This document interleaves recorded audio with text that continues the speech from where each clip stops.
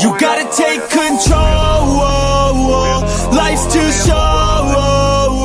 Get out of your head, make a better life instead. You gotta give it all your best. So put your hands up to the sky and live your best life, alright. Don't just let it go by, just try, oh my. Got only one life, got only this time. We gonna get it right. You gotta let go of those who don't belong in your tribe. So cut the bad out of your life. Yeah, do it one time. You gotta work till you're winning. Yeah, take control of the system. When you invest, it's addicting. No time to rest, let's go get it. Not gonna stop till I'm finished. Not gonna drop to my limits. Deep in my chest, I'm inhaling. Believe in testing and failing. You gotta flip everything in your mind. Take the limiting thoughts and turn them into your why. Prove to yourself you're worth it. You deserve it. Push past all the hurt and find your purpose. You gotta take control. Life's too short. Get out of your head, make a better life instead. You gotta give it all your best. So don't let go. Take control. Get out of your head, make a better life instead. You gotta give it all your best. Give it all your best. Yo, never gonna stop, no way, no. Yelling out, hey, yo. Headed to the top on our way, yo. You gotta make change. Yeah, there's gonna be a little pain, but nothing's worse than staying the same. So light that flame, put the work in, go claim everything you want in this place.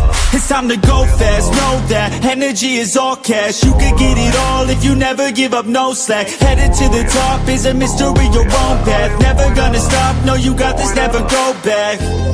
I know it gets hard, you gotta love it. You gotta recharge with what you want and think of your dreams. Get that energy to go and get everything. Let's go. You gotta take control.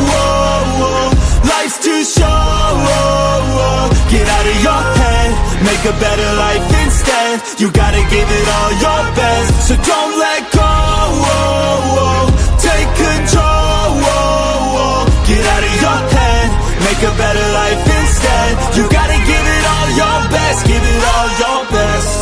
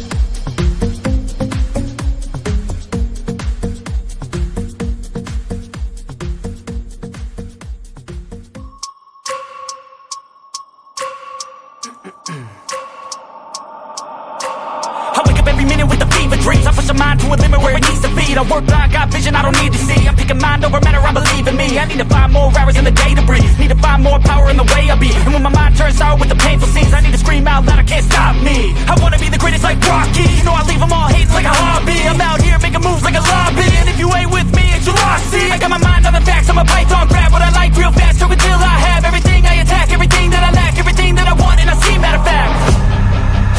Cause I'm my own worst enemy. Only if I let it be. I can control anything if I can just think carefully. I control my destiny. Deep up in my mind I manifest it. Every morning I wake up obsessed, and everything I do the best. And deep within my mind you know I'll always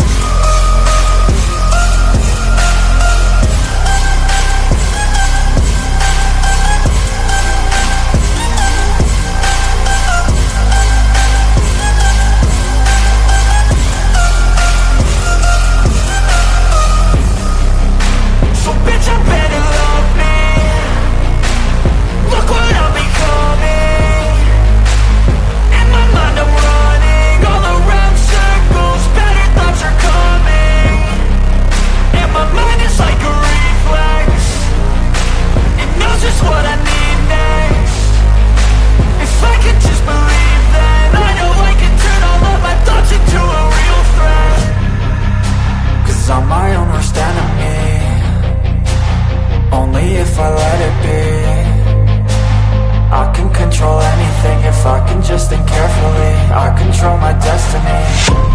Deep up in my mind I manifest it. Every morning I wake up obsessed, and everything I do the best. And deep within my mind, you know I'll always manifest it.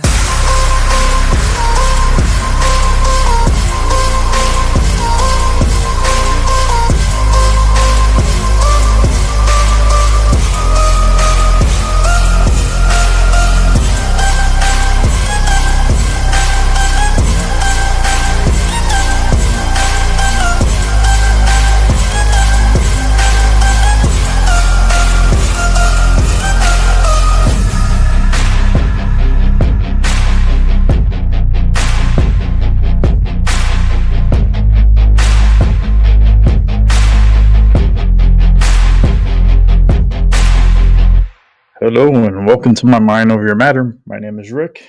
Turn this camera's on. I hope you guys had a good day today, because I didn't. But that's okay, because I feel like shit and I don't want it to rub on you guys. So let the shit just fall on me. It's just been one heck of a day today and yesterday, but today was like the after effects of that EMG that I had done on me, and all my nerves were going crazy, and I'm well stimulated all around, and my neck is going crazy. But let's just bring more crazy into the show. Why not, right? Let's bring in Tyson DeLacruz, buddy. How you doing? What's up, man? Dude, I'm here. What is going on? What is up? What is up? What's up, chat? Albie got the new profile pic. Shout out to Albie, man. Albie, what's up? And Chloe. What's up, Chloe? Oh man, how you been, Tyson? Oh man, I'm blessed, man. I'm blessed, dude. It's been a beautiful day. What's going on, man? You know you had a crappy day today, man? Yeah, it's just the after effects of the EMG. It's a test that they do to stimulate your muscles and check your nerves and your strength with they poke needles in your muscles, and then they have you do certain moves to stimulate it to see how strength and all that bullshit. It's just a lot. And it overstimulated me, and my neck is just driving me crazy all day today. Oh, they did it up. Where'd they place the patches at? Well, it's needles. They do. They get what they do is they certain areas all around where they're like muscular areas, and they stick a needle in it, and then they have you like move it a certain way, and then they pick up like a frequency within the muscle, and they'll tell you what's wrong and so forth. Yeah. They did it all in my arms and in my shoulders. Yeah, how many more of those you got to do? No, it was just yesterday. I got to do a CT scan next week, and then we'll go over the results in about a month or a month and a half. Actually, I have an appointment on December 1st. Wild, man. Yeah. Wow. So love the background, man. Yeah, it was pretty cool, right? I have a big sign that doesn't even fit here right now. I like the colors too, man. The colors are cool. It offsets the desk. It's really cool. Yeah. Thank you. It's real cool. Thanks. You want to jump right? You want to jump right to the news? Sure, man. What you got? What you got? What are we gonna line up today? Oh boy, we got a good lineup of 1, 2, 3, 4, 5, 6, 7, 8, 9, 10 videos. We're gonna watch and then comment on it, and then I know you gotta leave at a certain time, so we'll try to keep just that for a couple weeks, because I got some stuff rocking on Tuesdays and Thursdays. Yeah, but yeah, back to school. That's pretty much what it is, right? Back to school. Back to it's getting educated. It's actually CE courses. So continuing education credits for some licensing. Yep. Back to school. Yep. All right. Let's jump into it. It's breaking news. This is what's going on right now. So let's head first. Jump right in. Right now, court appearances across the country for those indicted in a massive mob-linked sports betting ring. Current and former NBA stars, including Hall of Famer Chauncey Billups, among those charged. The feds say the operation stretched across 11 states. I can't believe it. Involved high-tech gambling and game rigging schemes. Correspondent Nate Foy has got the latest. He's live outside the Brooklyn Federal Courthouse. Wow, this is a big one, Nate. Yeah, it certainly is rocking the sports world today, John. As you mentioned, court appearances are underway right now, including with members of the Mafia and other New York-based defendants just across the street from where we are. Other court appearances set to happen soon across the country. There are two indictments at play here. One is about an illegal rigged poker scheme that involves two former NBA coaches and players. The other involves a current active NBA player accused of altering his performance during a game as part of a sports gambling scheme. That's a big player problem. Is Miami Heat guard Terry Rozier. He was arrested in Orlando early this morning after his team played the Magic last night. He did not play in the game.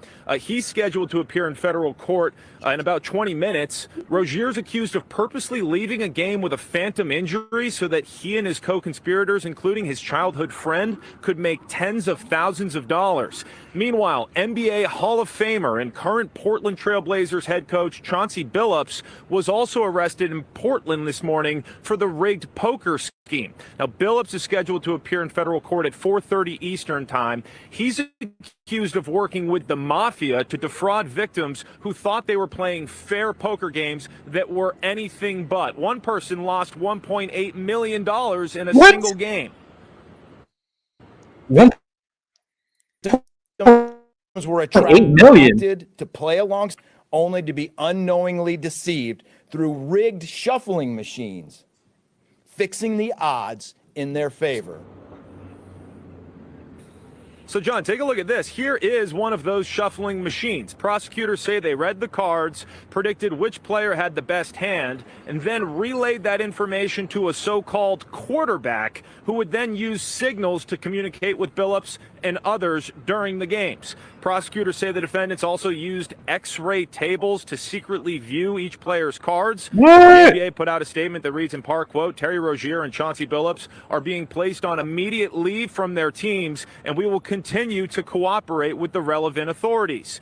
Now, former NBA player and coach Damon Jones is listed in both indictments. So he's accused of partaking in the rigged poker games and selling insider information to profit off bets on NBA games. Now, the allegations involve several NBA teams, and not every single person is named in the indictment, but one game that is in question was a 2023 Portland Trail Blazers game where there were a lot of bets placed on it, and the Trailblazers sat 4 of their starters in that game. Now, during that time, Billups was the head coach of the Trailblazers, but he's not facing any charges related to that game. This is an ongoing investigation, and it's part of the same investigation that resulted in a lifetime ban for former Toronto Raptors player Jonte Porter, who admitted to altering his performances during games so that people, including himself, could profit off of these prop bets. We'll send it back to you, John. You know, if you presented that to a movie studio as a script, they'd say, it's too far-fetched. Nobody will buy it.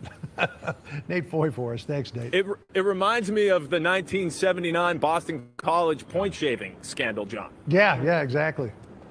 I'm not old enough to remember that. Thank you, Nate.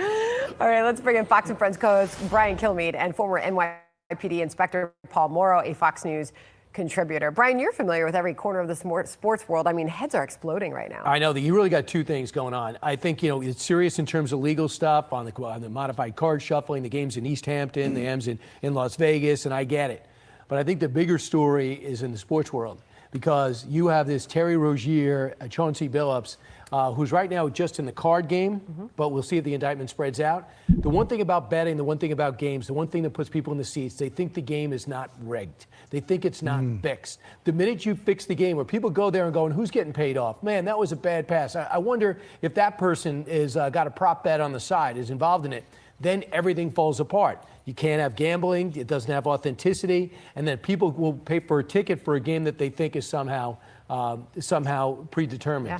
And now the betting falls apart, the game falls apart, the league falls apart. That's why I'm wondering if it gets bigger than this. Terry Rozier and Damon Jones, a former player, not the biggest names in the world. I'm wondering, because the day before we hear about the commissioner of the NBA saying we need more rules when it comes to gambling. Why was he saying saying that. So Terry Rozier's attorney just happens to be Jim Trusty, who will be familiar with many people who watch this program because we have him on TV a lot.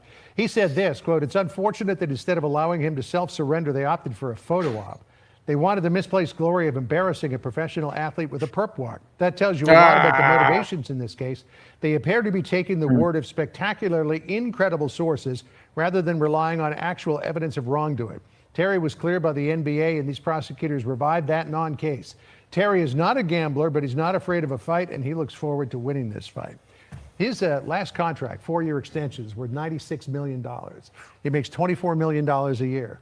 Why does he need a few 10,000s in gambling? Yeah, you got to ask yourself that. I mean, the reason, to be clear, and I know a lot of people are asking this, why aren't they not going to the legal outlets to make gambling bets? And one of the things that's implicated Because you here get is the taxed. fact that if you win from a bookie, mob get link or taxed. otherwise, you don't have to pay the taxes. Exactly. So it's, if you're really gambling a lot of money, but it's on the books with a service over the internet, you have to pay the taxes. The other thing is that if you're losing and you find yourself short, they will happily loan you money. Yes. And that's where we get into the extortion charges, which are in this indictment. Yeah, one could make the case that they were already deeply in gambling debt and trying to get their way out of it. I'm sure we're going to learn more details. This is the FBI Director, Kash Patel, really sort of, I guess, describing the vastness of this. Listen.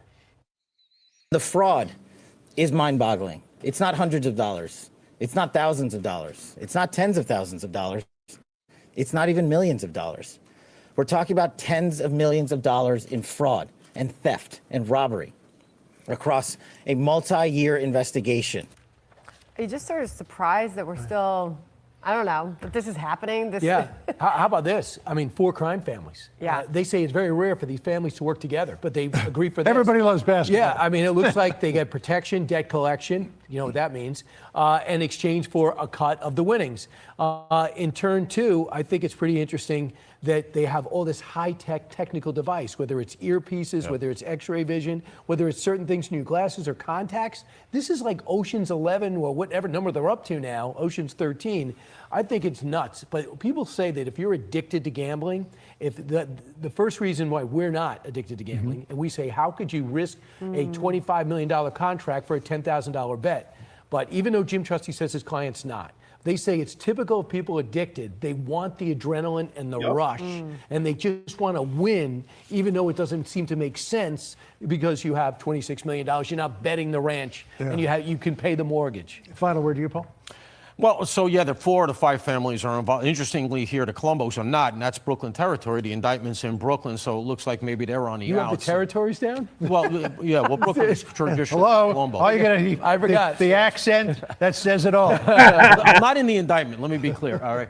There's a number of people who are not in the indictment who are not named. Those are likely going to be flips. Interestingly, no RICO charges here, but I'm sure they're working on trying to get something organizational here to get the big bang of the RICO charges. And look, what it really comes down to is we've had these before. There was a fixing scandal in the NBA just a number of years ago, Operation Apparently Flavor there was a Crown. point shaving in 1979. But Right, yeah, you too. And in fact, going back to Hollywood, in a Friars Club, they had a fixed poker game. They were watching with a camera through the roof, and they were ripping off big Hollywood names. They know institutionally, that is the mafia, they know how to do this stuff institutionally, and that's the big force multiplier for them, the organization. That's kind of what sets them apart. Hey, Gambling's gone mainstream. Every other ad is gambling with the biggest names in sports and celebrities. John Hamm, Shaquille O'Neal. A lot of money So it's to be made. amazing that anyone's not betting. You're bored, and you got money.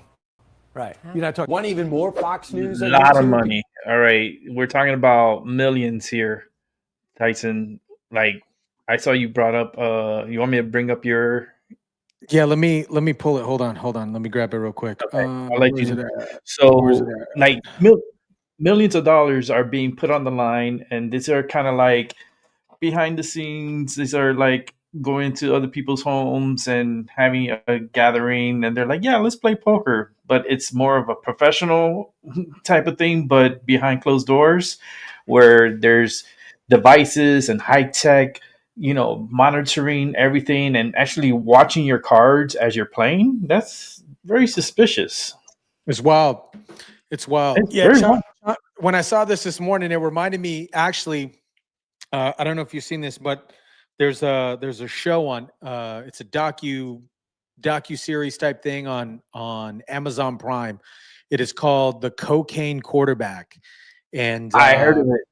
yes, it's good. It's like 3 episodes, super good. Anyways, he was selling drugs and anything like that, and then he got tied up with the Sinaloa cartel. But it just kind of reminded me of that.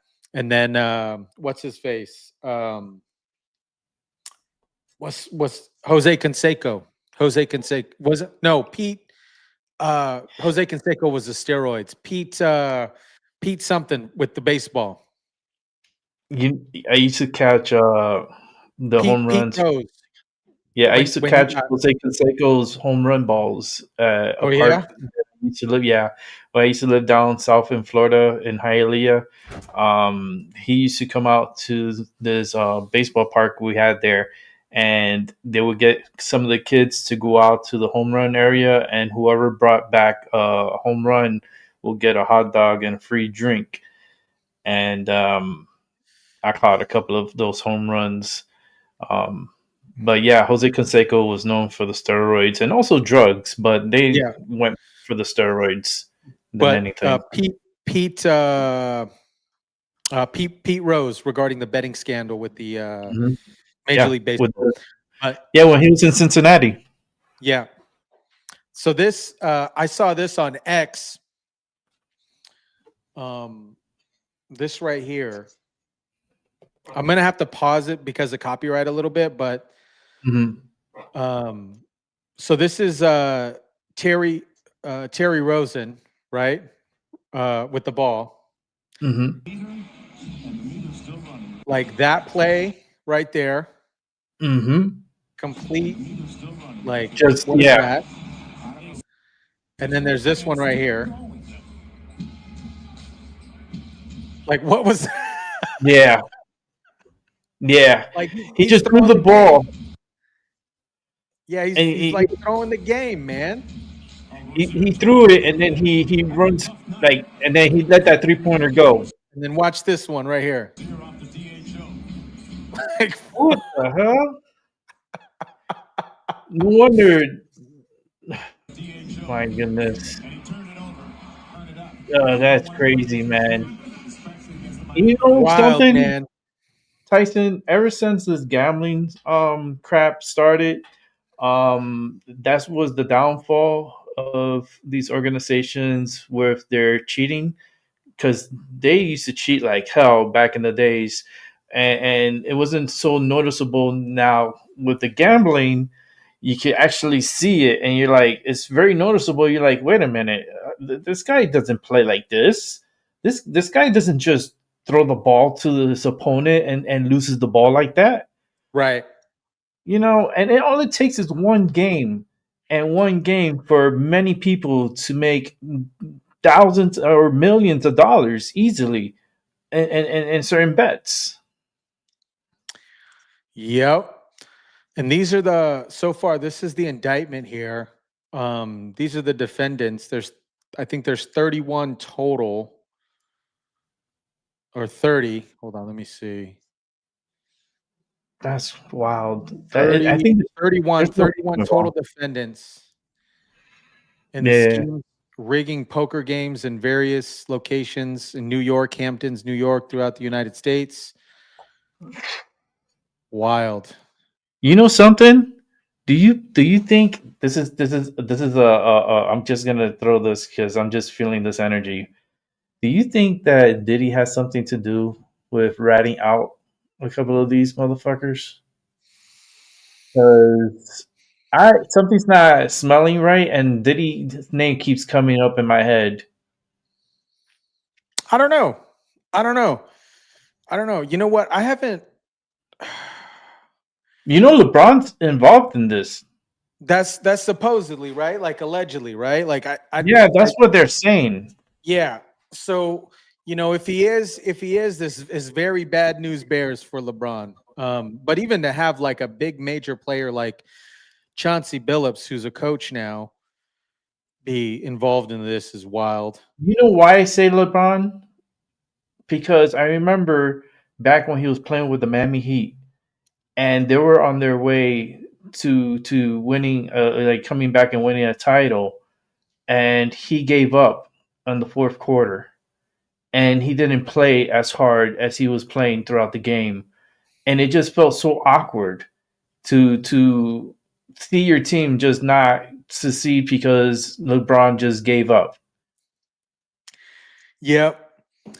Yep. You know, it's interesting, man. Sports betting like this, I'm always suspicious about it just in general, because how many of these players, there's probably a lot of players that do this, like, unfortunately, like they know that they're going to lose, they know that they're going to win, and maybe they give the bet to you or to me or whoever, and they say, hey, you know what, you're bet against us or bet for us, because we're going to smoke them.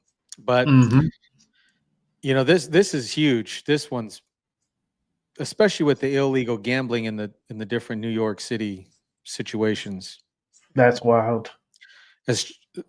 See, this is the big thing with the racketeering. The racketeering and extortion charges.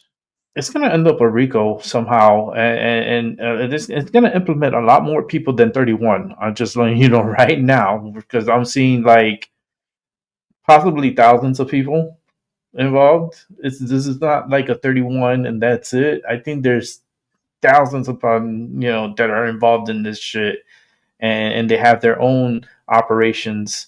And this one just so happened to get busted because, I don't know, I think Diddy is pretty bored at jail and he wants to just ruin people's lives. And from what I heard, I think Diddy got attacked in jail. If it wasn't today or it was just very recently, he got attacked in jail. Did he? Yeah. I'm gonna bring it up because I think someone reputable, I think it was on Jesse on Fire who's reported on that. So let me bring it up. Yeah, let me exit out of this. Hold on. There we go.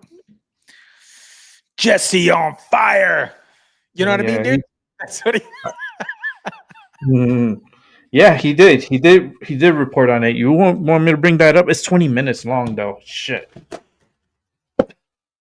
Maybe just play like a small portion of it. All right, we'll go for it. Oh, yeah, right here. TMZ. TMZ, Diddy reportedly had a knife held to his throat in prison 9 hours ago. On Fox.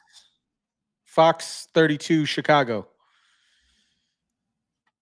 Nope. He got a knife to the throat. Let me work on this. See if I could bring up that video here.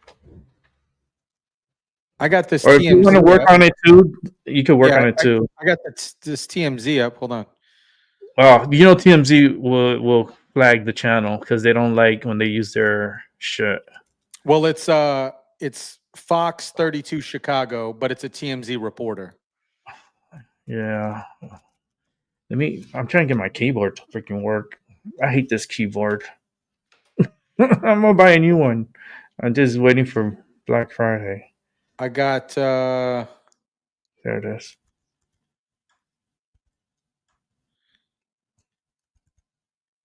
Here it is. All right, here we go. Diddy. I do got a video. Okay, so it is a TMZ, but it's coming from. I got a Fox 32 Chicago. Yeah, that's the one. Let's go for Fox 32 Chicago. Let me just set it up. I'm telling you, Diddy singing. It's like, tell me everything you know. They're gambling. They're doing all these gambling operations all around. Tell me more. Like Diddy's not having a good time, and let me resize this here. And here we go. It's so different live. Yeah, that's the one. That's the one I was looking at. Okay. Why it's not playing with me? Obviously, just starting out his time. Well, not just starting out, but starting out his official sentence since being sentenced not too long ago. And I think suffice to say, it's not going well so far. Yeah, I think this is a setup. right. I mean, he's got 4 years and change that he's going to ultimately have to serve. Although he has served already. I feel like this is a setup for him to try to get out early. And then went through his trial. So ultimately, I don't think he will. He's going to serve about 2.5 years or so. But it's still serious time that he's going to have to serve. I'm telling you, I think it's the setup. At least if you listen to people close to Diddy, been the victim of violence behind bars. So there was an incident that we first learned about 2 weeks ago during Diddy's sentencing hearing, and he said, I was sleeping in my bed in the prison. It's a federal detention facility in Brooklyn called MDC Brooklyn, and there are federal inmates who are in many cases waiting for their trial as well. And Diddy claimed that somebody held a knife to his throat. He woke up and this guy basically had him, and he had the knife, and Diddy was at this person's mercy. Now, it's unclear what exactly happened from there. Was there a guard that came in? Did Diddy somehow fight this person off? Well, it seems unlikely that happened. Or did the person just leave? Bottom line, this guy, I'm calling BS. at least according to people close to Diddy and Diddy himself, could have hurt him badly or even taken his life. I call BS. And I think that was something they wanted known during the hearing because they wanted the judge to take some pity on Diddy. It probably didn't help ultimately because he does get the 4+ year sentence. But again, this just is something that is the reality of life for Diddy right now. It's a guy who's worth hundreds of millions of dollars who is now living in a prison cell and will be at least, again, for the next 2.5 years or so. So, Michael, obviously it was kind of like an intimidation tactic, right? It didn't seem like they were actually trying to hurt them. One of Diddy's friends, and that's why the story is kind of has gotten a little bit more attention now today, because one of Diddy's friends has come out and spoken about it as well. And it according to the friend, it sounds like the guy said something to the effect of, I could hurt you at any time, in a little bit of that's bullshit. More threatening language. But he would have done it. Along, that doesn't make no sense. Vein. And it does seem like it was an intimidation tactic, and it sounds like the guy could have obviously again hurt Diddy very badly, but chose not to for whatever reason. But saying I can get to you if I want to, and I mean, you've got to imagine that's an incredibly disconcerting feeling then for Diddy to not feel safe behind bars where he's got nobody there, he's by himself, and to know that somebody could get you at any moment has got to be really scary. Michael, how is prison responding moving forward? Because I think it's fair to say that there's a good chance if Diddy's just out there, in Gin Pop, that he's going to be a target for the next couple of years just because everyone there knows who he is. But what is that balance of, like, you don't want to be in solitary confinement for the next 3 years? So what is that sweet spot? Right. I think that's a great question. And I don't think we have the answer to it yet because he is going to be transferred from this MDC Brooklyn facility likely to a federal prison that's more of a long-term facility. It's likely going to be a place in New Jersey. He wants to be close to his family, and there is a place there that fits a lot of the things that he's looking for. He has asked for a drug and alcohol treatment program, so he wants to go to a prison that has a program that he can take and hopefully better himself. So he doesn't have issues when he does finally get out. So he is looking for a place like that. So he will go somewhere else. But I think that's a great point. You don't want to just sit in solitary confinement for 3 years and not have any contact with anybody. That in itself is horrible. So how do you have the right level of interaction with other inmates to where he's safe, but he's not at risk? And I think that's going to be a hard balance to strike because he is so famous. Obviously, he's not the first famous inmate. Matter of fact, he's not the only famous inmate in that place where he is right now. Luigi Mangione is in that facility with. Why he has to bring up this motherfucker? So they've got experience with high-profile inmates, but Luigi's not famous. It's a hard balance to strike. Wait. Probably the answer. Oh Lord. One of the things I wanted to ask before we moved on, it's been a lot of back and forth as to will he, won't he, but any updates on whether or not President Trump is actually going to or not going to pardon him? No. Yeah, no clue. Don't pardon his ass. People who are familiar with at least Diddy's thinking here and conversations that they say have taken place, and they feel like there is a real opportunity, a real chance that Donald Trump could pardon or commute Diddy's sentence. No. Obviously, with a swipe of the pen, like that, Diddy could walk out then. No. And I suppose that would clear up a lot of his problems. But obviously, up until now, the White House has said, no, that's not true. The president is not going to take any action on Diddy. We will see. I think we obviously all know Donald Trump at this point. And, I think if he wants to do something, he's going to do it. And if he doesn't, he's not. And I think we just have to wait and see what he ultimately chooses here. I just think that's bullshit because this whole story sounds like shit. Someone's gonna go while he's sleeping and then go up to him and put a knife to his throat and says, "Bitch, I can get you anytime I want." That does not make any fucking sense because if you have him right there, you're just gonna put him out. Yeah. That makes no sense. Yeah, he probably got manhandled a little bit there. He probably got manhandled a little bit, Probably got a little Diddy. But the thing is, like, okay, if a guy got into where your sleeping quarter is and put we're talking about this is a detention center is a jail, and they put a knife and there's a hit for you, dude, you're not gonna be like, oh, don't worry, I can do this next time or anytime I want, and just walk out. Like, that makes no fucking sense. You if you have the opportunity, you take it and you're done. That's it. You did the job. Like, it just doesn't make any sense. That story sounds very fraudulent. Yeah, and the gentleman was saying that Diddy was like, he fought back. I don't think Diddy's going to fight back, especially if he's in a prison cell, with some other folks. Prison's not like a good place to be. Yeah, there's some high profile individuals at that particular detention center, but there's still some bad dudes up in there. And why the fuck would they bring up Luigi like he's famous or something? Like, the guy was not famous. All he did was kill a fucking CEO of an insurance company. That's all he did. That guy was nothing before. Sam Bankman's in there too, in that same spot. Yeah, Sam Bankman is the laundry one. FTC or F. Yeah. He did the it was that what do you call it? It's like money laundering type of shit. Yeah, crypto. Yeah. Mm-hmm. He also I know his company was part of the American Airlines Arena down in Miami. So it was a crypto whatever that I forgot his crypto what it was, but his name was on that building and they took it off.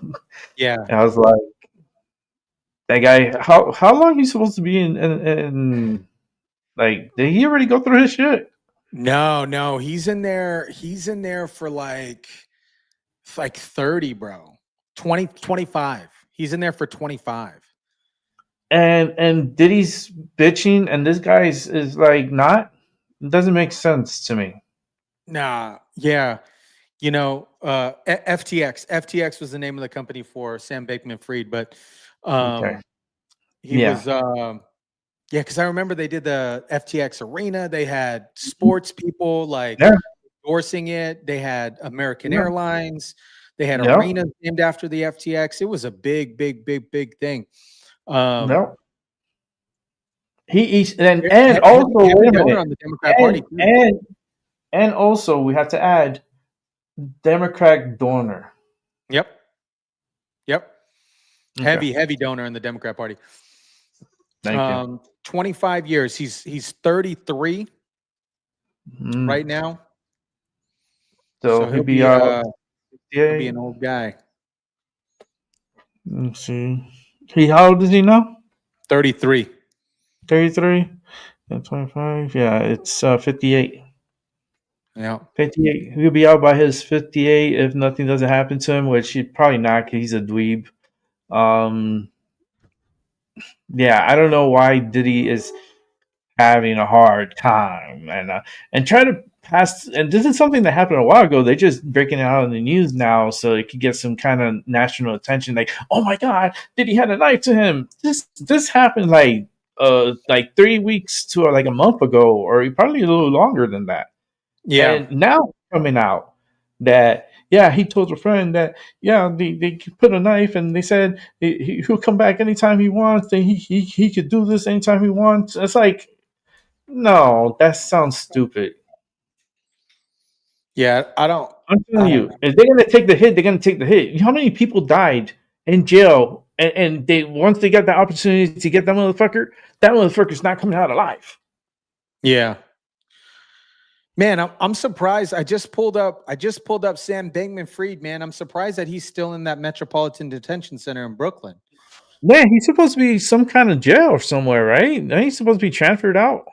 Oh, sorry. Currently being held at Federal Transfer Center in Oklahoma. Okay. Okay, yeah. So he's in Oklahoma, so he's already be transferred. Yeah. What was that? Oh man, I can't think of her name right now. Because she's in jail too. She did the blood thing. Theranos. I don't know if you guys remember the Theranos. Theranos. She was the blood lady and got like a bunch of money, and then she's in jail too. I think they're gonna go to the same spot. Elizabeth Holmes. Do you remember Elizabeth Holmes? I don't. It doesn't ring a bell to me. So Maybe pop it. Elizabeth Holmes was she was the founder of a blood testing company it was a startup back in the early 2000s, and she was supposed to this blood testing was supposed to determine any pre-existing conditions prior to actually being diagnosed. She got a bunch of money, good concept, at least in my opinion, but she just couldn't make it work. And then it just kind of stumbled onto this money laundering, racketeering type situation. But she's, I think her sentence is the same as like Sam. Hers is 11 years. Which 11 years. If she does good, she could probably get out sooner than that. Yeah, and she's being held in this like high profile prison. I think that's where Diddy will go, because he's not going to do well with General Pop or anything like that. Yes, she's at the federal prison camp in Bryan, Texas. So it's like a celebrity prison penitentiary. Okay. Yeah, I guess that's what you do when she embezzled like $450 million. So. Oh wow, that is a crazy amount of money. Yeah. White collar crime, man. BA, you wanna jump onto this next story? Sure. This is a wild one. It's a back-to-back video. So I'm kind of gonna go. Let me see which direction I'm gonna go. Give me one sec. Okay, this one's crazy. Okay, I when I saw this, I was like, "What the?" I'm trying not to use so much F words. I'm trying to be good, but I'm not good at holding back my my F bombs. I learned from Trump. Trump is a great inspiration to me. He says, "Go fuck yourself." It's like it has meaning to me. Like Trump brought back the curse words, and we're not going to be going to hell because of it. So without further ado, let's check out this story here.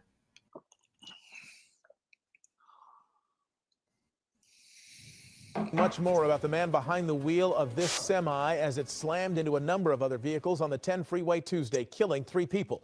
This dramatic dash cam video first obtained by ABC7 and now the subject of a number of investigations. The driver of that semi is 21-year-old Jashanpreet Singh of Yuba City, California. Of course. A law enforcement source confirms to ABC News that Singh is an Indian national who's in the United States illegally.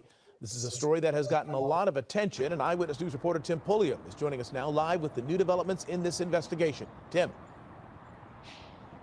Mark, investigators say the driver of this devastating crash was illegally living and working in California, and tonight, for the first time, we are seeing his face. This exclusive dashcam video shows the final seconds before 3 people died my in this God. explosive, chaotic wreck. This dramatic video on the 10th freeway in Ontario is from inside this red Freightliner truck, which authorities say was driven by Jashanpreet Singh. Investigators say the 21-year-old was driving impaired when the truck caused this chain reaction crash. A law enforcement source confirmed to ABC News that Singh is an Indian national who entered the U.S. illegally 3 years ago. The deadly crash turning political, with Transportation Secretary Sean Duffy posting on X, quote, "This is exactly why USDOT has withheld $40 million from California for failure to comply with our rules to protect drivers. We cannot allow our roads to be a dangerous place." 8 cars were damaged during the crash Tuesday, which happened in the middle of the day. The hardest part is knowing that at least 3 of these individuals will not have a Christmas, will not make it home as we're getting to the holiday season. One of the victims identified as a 54-year-old man from Upland. 2 of the other people who died were burned so badly in the fire they haven't been identified. 4 others were rushed to the hospital for treatment. This is sadly a reminder of how precious life is and how fast it could be taken away at the hands of somebody who is driving irresponsibly, somebody who is impaired. Yeah, the driver was living in Yuba City in Northern California, and they are expected to make their first court appearance tomorrow on several felony charges, including manslaughter and DUI. Tim Pulliam, ABC 7, Eyewitness News. 40. They've withheld $40 million because California is one of the only states that doesn't want to comply with the CDL English proficiencies. Figures. This individual is named. What was his name? Haji Singh. What was this guy's name? Let me see. Hold on. Shit, I closed out the window. What's his name?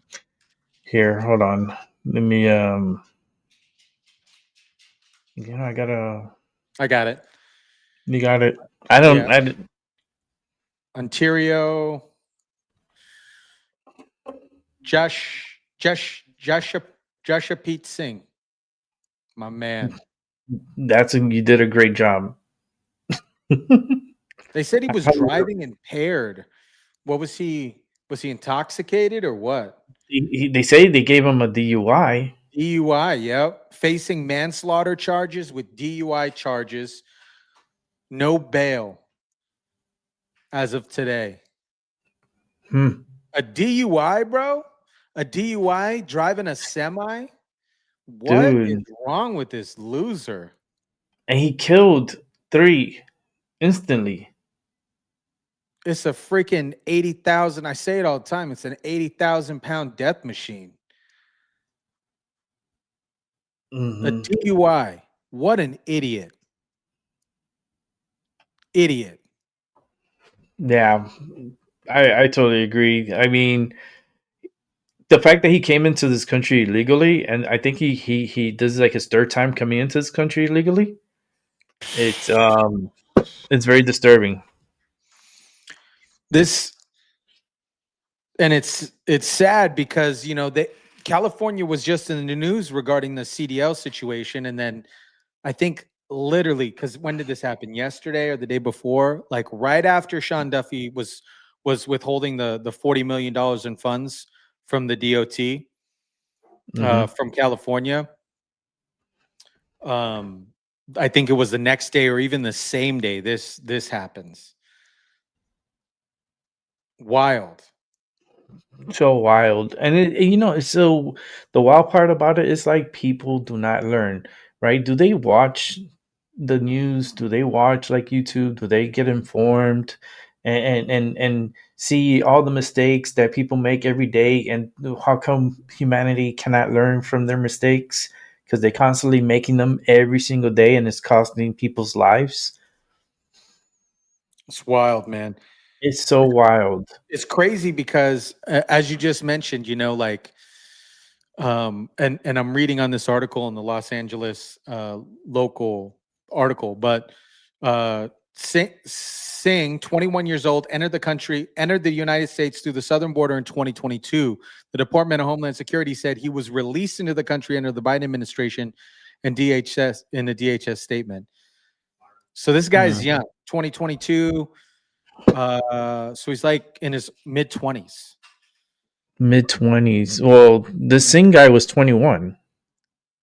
This guy. Yeah. Yeah. Yeah. Yeah. He's 21 years old. How the hell did he get a CDL license at the age of 21 and not know to not be intoxicated, behind the wheel? How long did he have his CDL? It can't be that long. He's only just 21. Yeah. So, like, are they just handing them out like coupons in California? Like, you get a CDL, you get a CDL, you get a CDL. Everyone gets a CDL. No necesita hablas inglés. Coge. Dude, it's wild, man, because it all started with that fictitious saying that we need semi truck drivers, but there's a lot of individuals that have CDLs that aren't active because Yeah. of poor pay and poor No. situations with CDLs and stuff. But Well, the these guys reason why can work, for pennies. the wild. poor pay is because they're hiring these individuals that are illegal, and they got to give that part of the money to them, and they don't have enough for the American to actually, that could use the benefits and the money and so forth. No, they give it to the illegal because we could shortchange him. We don't have to pay him the full amount. We could give him half of it, and he'll still do the job. Yep. Yeah. Yeah, when I saw this, I was like, man, this is sad, dude. Yeah, and he's so many mistakes, man. You had the one in Florida with the U-turn. Now you got this one just ramming into these cars. The lucky one is the truck, the white truck that it hit and it went to the left. He got so lucky. Like, he's not dead. But the others, they got crushed. Incredible. I got another story here, which is it's also another disturbing one. So if you want, let's jump right to it.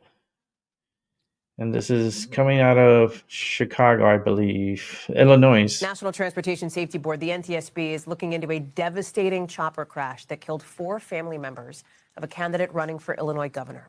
The son, the daughter-in-law, 2 grandchildren of former U.S. Senator and Republican candidate Darren Bailey, you see them here, were killed in this helicopter accident in Montana overnight, according to Bailey's campaign. You see photos of the scene here. That's the red chopper in a field. Details about the circumstances of the crash haven't been released yet, but Tom Costello has been tracking this. He's following us, joining us now. Horrific in every way, and a lot of questions on how this happened. Heartbreaking. This was a Robinson R-66 helicopter, a pretty well-known chopper, and it crashed in southeast Montana. It has Rolls-Royce engines, generally a pretty good reputation. We don't know what happened. We don't know why the helicopter went down in southeast Montana. We do have a statement, however, from Bailey's campaign talking about his son and his daughter-in-law. And here's what he says. On Wednesday evening, Darren and his wife, Cindy, received the heartbreaking news no parent ever wants to hear. Again, this is coming from the campaign. Darren Bailey being the candidate. Darren and his wife, Cindy, received the heartbreaking news their other grandson, Finn, age 10, was not on the chopper, is safe. Darren and Cindy are heartbroken by this unimaginable loss. They have lost their kids. They've lost Zach, his son, was flying. Kelsey, his daughter-in-law, was also on board. And then 2 other grandchildren, Veda Rose and Samuel. There are no words. It's absolutely terrible. This will take some time to investigate. The NTSB will be in on this, as you would expect, and so will the FAA. We have had a series of helicopter crashes this year. It's awfully hard, if not impossible, to draw any kind of a link between them. But here is the link, or here's rather the list of chopper accidents we've had. One in June, that was in Alaska. We've had one, a tourist chopper in New York earlier this year. In March, a medical transport chopper went down. And in February, a personal helicopter crash in Utah killed a CEO as a pilot there. Helicopters go down, unfortunately, and this is the season when this can be very volatile, flying into volatile weather.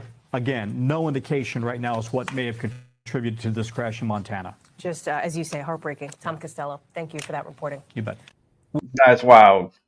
They had another one recently in California. I don't remember what the situation was, but I think it was like a demonstration helicopter. Yeah, it just kind of spun out of control and just... Yep, it was going to a car show. It was a car show, helicopter show, and the helicopter was going for a landing, and something on the tail rotor broke, and the helicopter lost control, went up, came down, and crashed. I covered it on my show here, and very dramatic, very lucky too, very freaking lucky. Yeah, because nobody that, died in that one, right? No Nobody one died. Yeah. Yeah, everyone survived, and thank God for that. Yeah, it landed on like a set of stairs, but there were people on the stairs. Luckily, they were safe on that one. Yeah, I saw that. Yeah. Actually, a buddy sent that to me, and I thought it was originally when I first looked at it, I was like, "Is this AI?" You know, and then I saw some different angles of it, and I was like, "No, this is legit." Legit. Crazy shit, man. Crazy. I got another one. So want to knock him out? Let's knock him out, because this one here is gonna get under your skin. Cheryl, it was a quiet decision released last month that could impact millions of people in the country. A change to how immigration laws are enforced could mean anyone arrested will remain detained until they are deported. That's But what some it needs to be attorneys done. are now pushing back. This week, the federal But they're government pushing said in back. court that since July, more than 1,800 people have been arrested in the Chicago area. But having their day in court is not a guarantee. The immigration court is convoluted. It does not fall under the judicial branch. It falls under the executive branch. Separate from criminal court, a person's rights are much more limited. ABC 7 chief legal analyst Gil Sofer. The proceedings in an immigration court, they're not criminal, they're civil. The question isn't whether someone has committed a crime. The question is whether they can be deported. And the rights are different. Now, a new immigration court directive could keep people detained much longer before they're deported. In September, the Board of Immigration Appeals, the top administrative body which interprets and applies immigration laws, released a new decision. For the first time in American history, the court ruled immigration judges can no longer grant bond for undocumented immigrants who enter the U.S. without authorization, all but guaranteeing mandatory detention for those detained. It is a monumental decision. It's a change in approach for sure. DHS calling the ruling, quote, a big win for our ICE attorneys, securing our ability to detain illegal aliens until they are deported. But immigration advocates and attorneys say it's a total sea change. It overturned decades of case law, of regulations and laws. Judge Payton is a former assistant chief immigration judge who was fired by the Trump administration this past July. She says without cause. Now she's in private practice and says undocumented people seeking a bond hearing have to hire an attorney like her to file petitions in federal court outside of immigration court to try to get relief. Demanding that the federal courts review the decision of the immigration court and tell them that they're wrong and they should hold a bond hearing. It's all very dehumanizing. Tonight at 10 p.m., the I-Team looks at one family challenging this new court directive, all to release their father. The moment they put him in a van, we didn't know where he was going. Now, the ACLU has sued the Trump administration over its no bond policy from being enforced. A hearing in that case is scheduled a week from today. All because these immigration courts are under the executive, not the judicial branch of government. Absolutely. Different set of rules, different set of evidence, and different rights for the people coming before the judge. Of course, you're going to hear much more from Judge Payton tonight at 10 o'clock. Yeah. Well, you should have got your paperwork done. You should have got your paperwork done. You should have came here illegally. You should have came here legally. Exactly. Like you broke the law. Like this father right here has two kids. They look grown, 18, maybe early 20s or whatever it is. He had plenty enough time to get his paperwork in order. Plenty of time to get his paperwork in order. Just get your paperwork in order. Come here legally. It's simple. Yeah, and here are the girls. Like, I mean, they look like, and they're around 18, 17, 18, maybe? Yeah, this one in the white looks, 18, 20. This other one looks early 20s or something like that. I don't know. Yeah, so but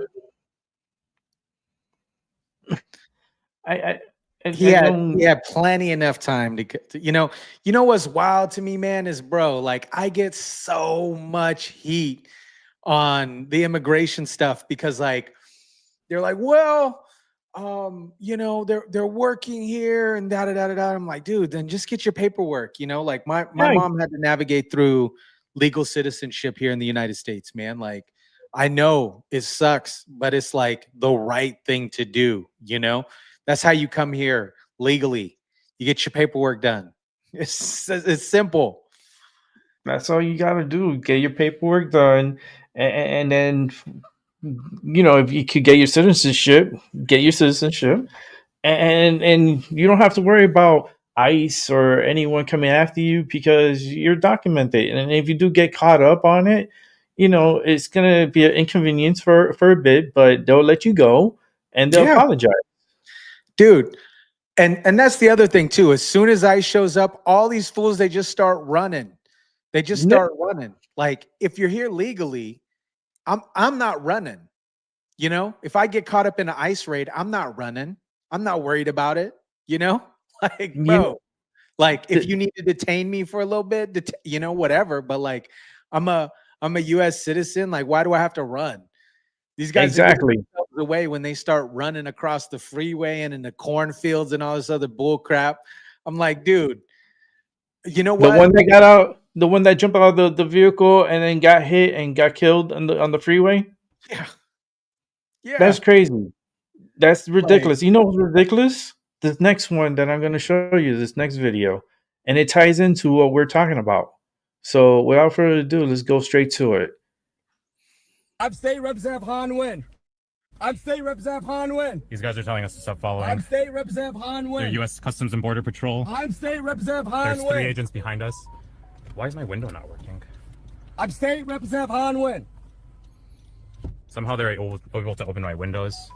These people are. There's 3 officers in front of us. 3 officers I'm State behind Representative Han Nguyen. He has. I'm State Representative Han Nguyen. There's 3 I'm officers State behind us. Representative Han Nguyen. Okay, I'm gonna keep following this guy. This other car behind us. They just put a gun. Yeah, they just had a gun. That's bullshit. We're at Montrose and Kimball now, telling us to stop following them. I guess the other car behind me was following me. I didn't realize, but now we're at Montrose. Okay, we're heading west on Montrose from Kimball. Hey everyone, it's Han here. This morning we were going door to door to our local small businesses to make sure that they know their rights. Whenever there's interactions with ICE agents, we then received a tip from the rapid response team that there were ICE agents in our neighborhoods on the north side of Chicago. We went there to investigate and make sure that we are protecting our neighbors from being abducted from ICE agents. And when we were behind these ICE agents, they sandwiched us in our car, and then they went to the passenger side and pulled a gun to my face and to my colleague's face. And they threatened us and wanted to bash in the windows. And in 2025, are you lying? They can do this to an elected official. Yeah. Where's I want to see the gun. Hold on. Everyone and all of us, and that's fucking Where's the video with the gun? And we got to make sure that we fight back, and we got to make sure that we protect our neighbors. And in that interim, they were literally trying to find hardworking Americans, people who were out there working their jobs in landscaping, in construction. And that is horrific, that they're targeting immigrants and refugees right now. So we have to fight back. We got to make sure we protect our neighbors. We got to make sure that everyone here know their rights. And we got to get rid of this fascist regime and these ICE agents that are terrorizing our streets. So I say to you, I want you all to look at this number below. Please contact this number if you see ICE sightings in our neighborhoods, because we have to keep ourselves safe. And we got to make sure we take away and fight back against this fascist regime. Thank you so much, everyone. Please stay safe out there and take care of one another as well. Stay safe. I let you take the first word. Couple things. He was like, they're trying to attack hardworking Americans. First off, they're not Americans. They live in America, but they're not Americans because they're illegal immigrants. Okay? Like, what this is obstruction, man. These people going door to door telling people about their ICE rights, their rights. They don't have any rights because they're not American citizens. They're not Americans. I mean, when are they going to stop these individuals, right, and arrest them for obstruction and take them to jail? Because at this point, they're interfering, Oh and yeah. this is they could be charged, and I don't understand why they continue to let these individuals go like without consequence. Okay, like you're interfering. Why you're not like being put in handcuffs and taken to jail? Like They should be. They should be 100%. They should be yeah, because just pop a couple of them in jail, pop a couple of them in the detention center. Yep. Because like the stuff that I'm seeing, like in Chicago and Baltimore and San Francisco and all this crap, these people banging on the vehicles, throwing rocks at vehicles. Like what? These people have lost their freaking mind. Like lost their mind. Like yeah. and I say this a lot, but like it gets me so pissed because like where is this same energy when people are getting like mugged and murdered and raped and all this other stuff, drug-ridden communities? Where is this same energy for like the people in San Francisco is a perfect example because the National Guard situation in San Francisco. But where is this same energy about the citizens, American citizens that are homeless, that are addicted to drugs? Like, where is that same energy for them? Mm-hmm. I don't see it. No.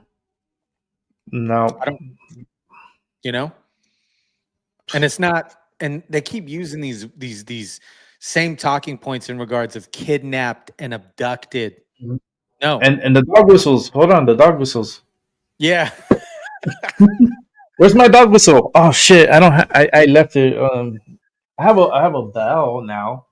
I was given a bell, so I'm like next. But like, what the fuck is going on in this world? I don't get it, man. I don't get it. I don't get it. It's so it's That energy wild, that energy is so weird. You know what I mean? And I feel like I think they're projecting this energy for a reason, and it's to attract something towards us, to bring something closer towards us from out in the universe. And I just feel like such negative energy and spikes in energy, and you gotta understand, when we get together like this and then we just attract this negative energy, it's not good because it brings more problems. Yep. And it's weird how it's happening all throughout the world. And I don't know. What do you think, man? You know what? You don't see like if you did this in Mexico, because they're kicking out illegals in Mexico too. Mm-hmm. Yeah. And you don't see this, happening like you're getting kicked out of Mexico or you're going to disappear. Like those are the two options. They actually started closing the border in Germany as well because Germany had let in a bunch of illegals as well. So I think they just closed that like 2 weeks ago or a week ago, something like that. Mm-hmm. There's a lot of places that let a lot of illegals in that ruin communities. If you look at like Minnesota, for example, Minnesota is like little Somalia. Yeah. They let so many Somalian immigrants in. Yeah. They're taking over small towns. Are they gonna be deported? I mean, I would hope that they would deport them soon. Yeah, you would think so, unless they married their brother. Oh shit! Like this Omar girl. She married her brother and she runs Minnesota, I guess. Yeah. That's I don't know, man. I mean the energy is very weird. Why they're project and something, I knew all this was gonna happen. I knew when this was gonna happen when Kamala Harris went to South America. She went to, I think it was Peru or somewhere. She had a meeting with with some of the leaders from South America and stuff. And after she did that meeting with them, she gave them kind of like that green light to go ahead and let these people in and let them go. And they just came to like through walking. It was like it looked like ants, and they were just coming up to America and just storming the border. And America at that time didn't do nothing. They just let it happen. And Washington didn't even step up to do anything to block it. Like they were like, if they were doing their job, they were either getting reprimanded or fired. You know, with that one picture with the guy with the horse, and they like, and he was like with the lasso like this, but they were saying, "Oh, they're whipping the migrants! Look, they're whipping the migrants." Don't get in a conversation with an Obama lover, you know, because they totally neglect the fact. What's up, Rob? What's up, White Alchemy? They totally neglect the fact that Obama was the deporter in chief. They totally neglect that fact, and they totally neglect the fact of regards to the Democrat talking points back when Hillary was looking to run. Even Bill was president, you know, talking about legal immigration. Biden was like the only administration that just let the open border just kind of flourish. Yep. They just let them all in. It was like it's like a lot of dangerous people are here. Yeah. There's a lot of dangerous people. Like these people are too like Americans are too gullible right now. They're too like they feel like they're safe all the time and you're not. There are terroristic individuals that are in this country. As I'm speaking to Tyson right now, they're planning on something big to happen. Like and they know they got the World Cup and they got the Olympics coming up. And any event can happen, something. The world is watching and they're here. It's wild, man. These especially like in see you turned me on to Seattle, like what was going on, not Seattle, in Portland. You know, they're over at the ICE facility like every day, man. Just protested for what? With the inflatable dummies. Yeah, for what? Why are you over here protesting? Same thing with, you know, what I really liked about the situation that's happening with San Francisco, but it got delayed a little bit. They said that they're delaying the National Guard, the immigration enforcement with the National Guard. But yesterday, the way that Trump had set that situation up is the National Guard was going to be set up at a Coast Guard base, so which is a federal property. So there's no interference allowed, and it's surrounded by water. So, you know, no protesters, and then no state government interference, which is a good move, which is very smart. Yeah, very. For some reason, right before we jumped on, I was wondering why they paused it. I don't know why they paused it. Okay. But there's troops already ready to be mobilized there. Yeah, because they were given the green light for Portland, or it was Oregon's National Guard instead of California or Texas. They went with you know, they got the green light for the Oregon. Yep. So it looks like Trump calls off the search to San Francisco as legal battles over the guard continues across the United States. This is for San Francisco particularly. So, okay, so it's San Francisco, not Portland. So Portland's like the inflatable bullshit. Yeah. That was wild to me. San Francisco Bay Area immigration operation canceled for now, but they're still there. You know, there's like 300 National Guardsmen there. And they're stationed at the Coast Guard base. Let's see.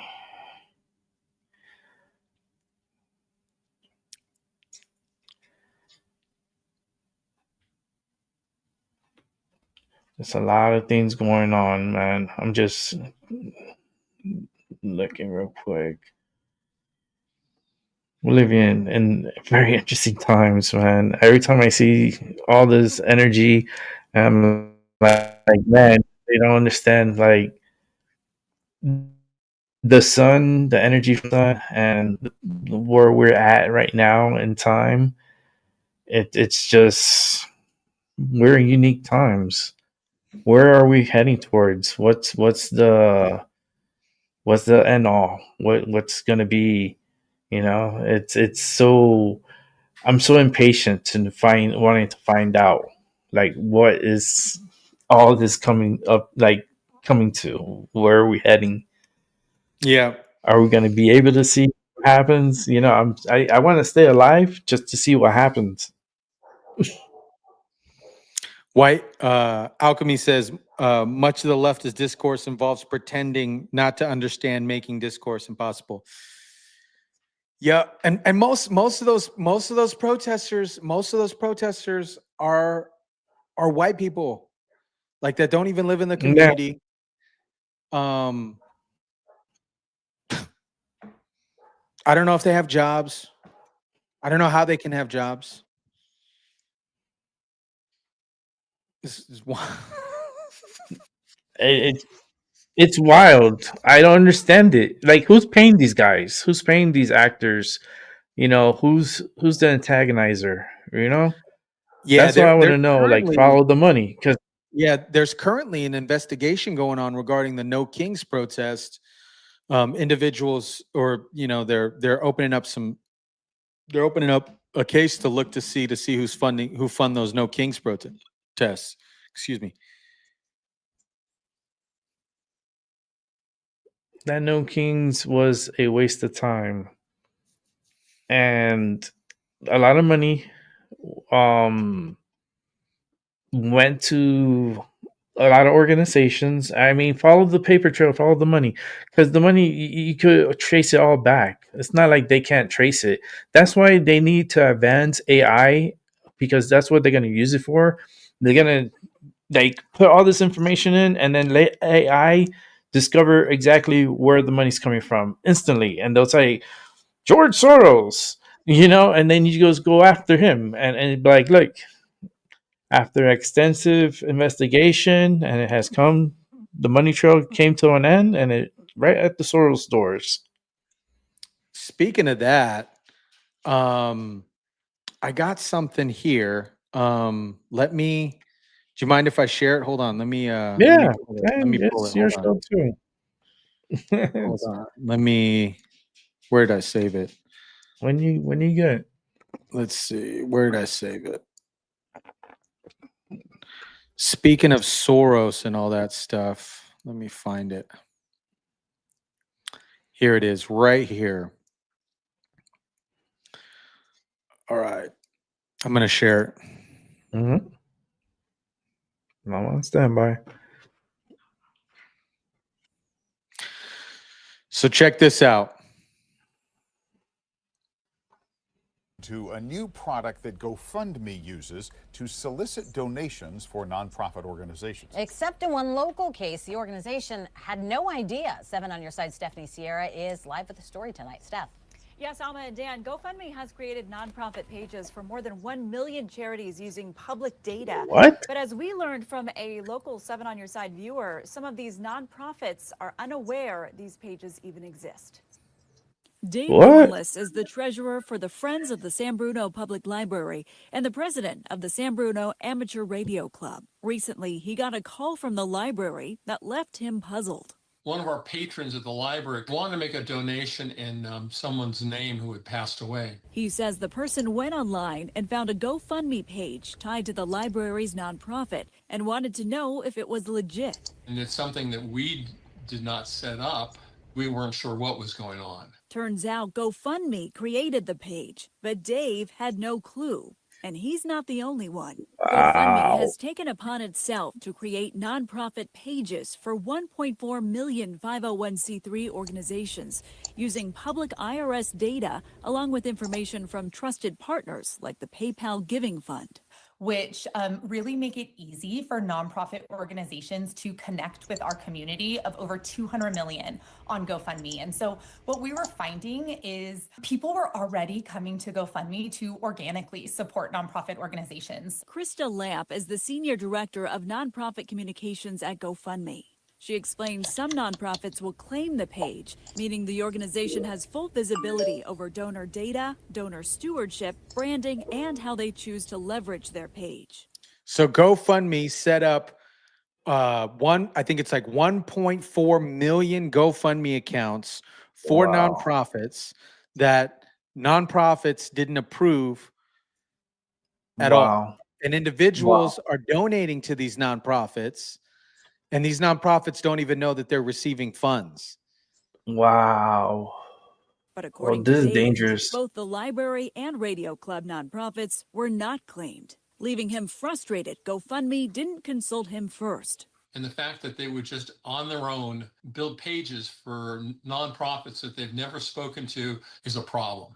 I'm a believer in opt-in, not opt-out. Based on his comments to us, is there an opportunity in the future for GoFundMe to contact these nonprofits directly prior to creating the pages? I think the more we can communicate and speak to the nonprofits directly is always beneficial for us. We plan to do even more communication directly to But who's getting the money? He says he struggled to find GoFundMe.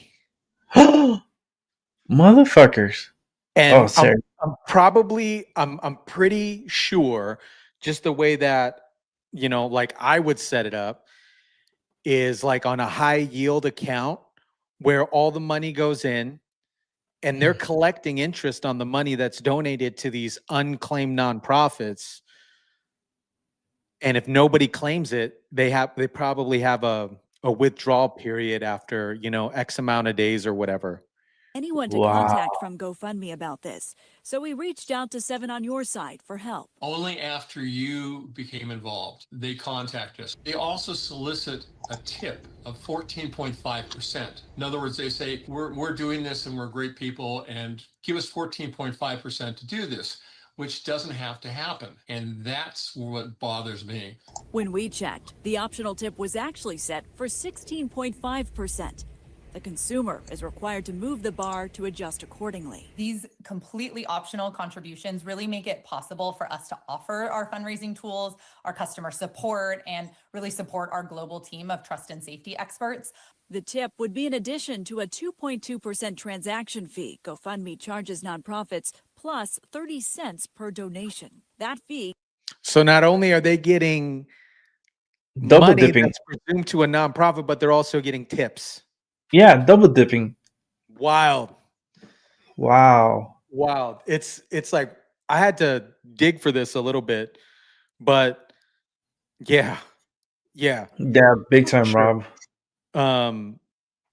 I was digging for this a little bit. This is a local news story that it was actually sent to me, and then I was looking for it, and there's really nothing about it yet. But I see, like, I was looking up all these other additional scams similarly in GoFundMe.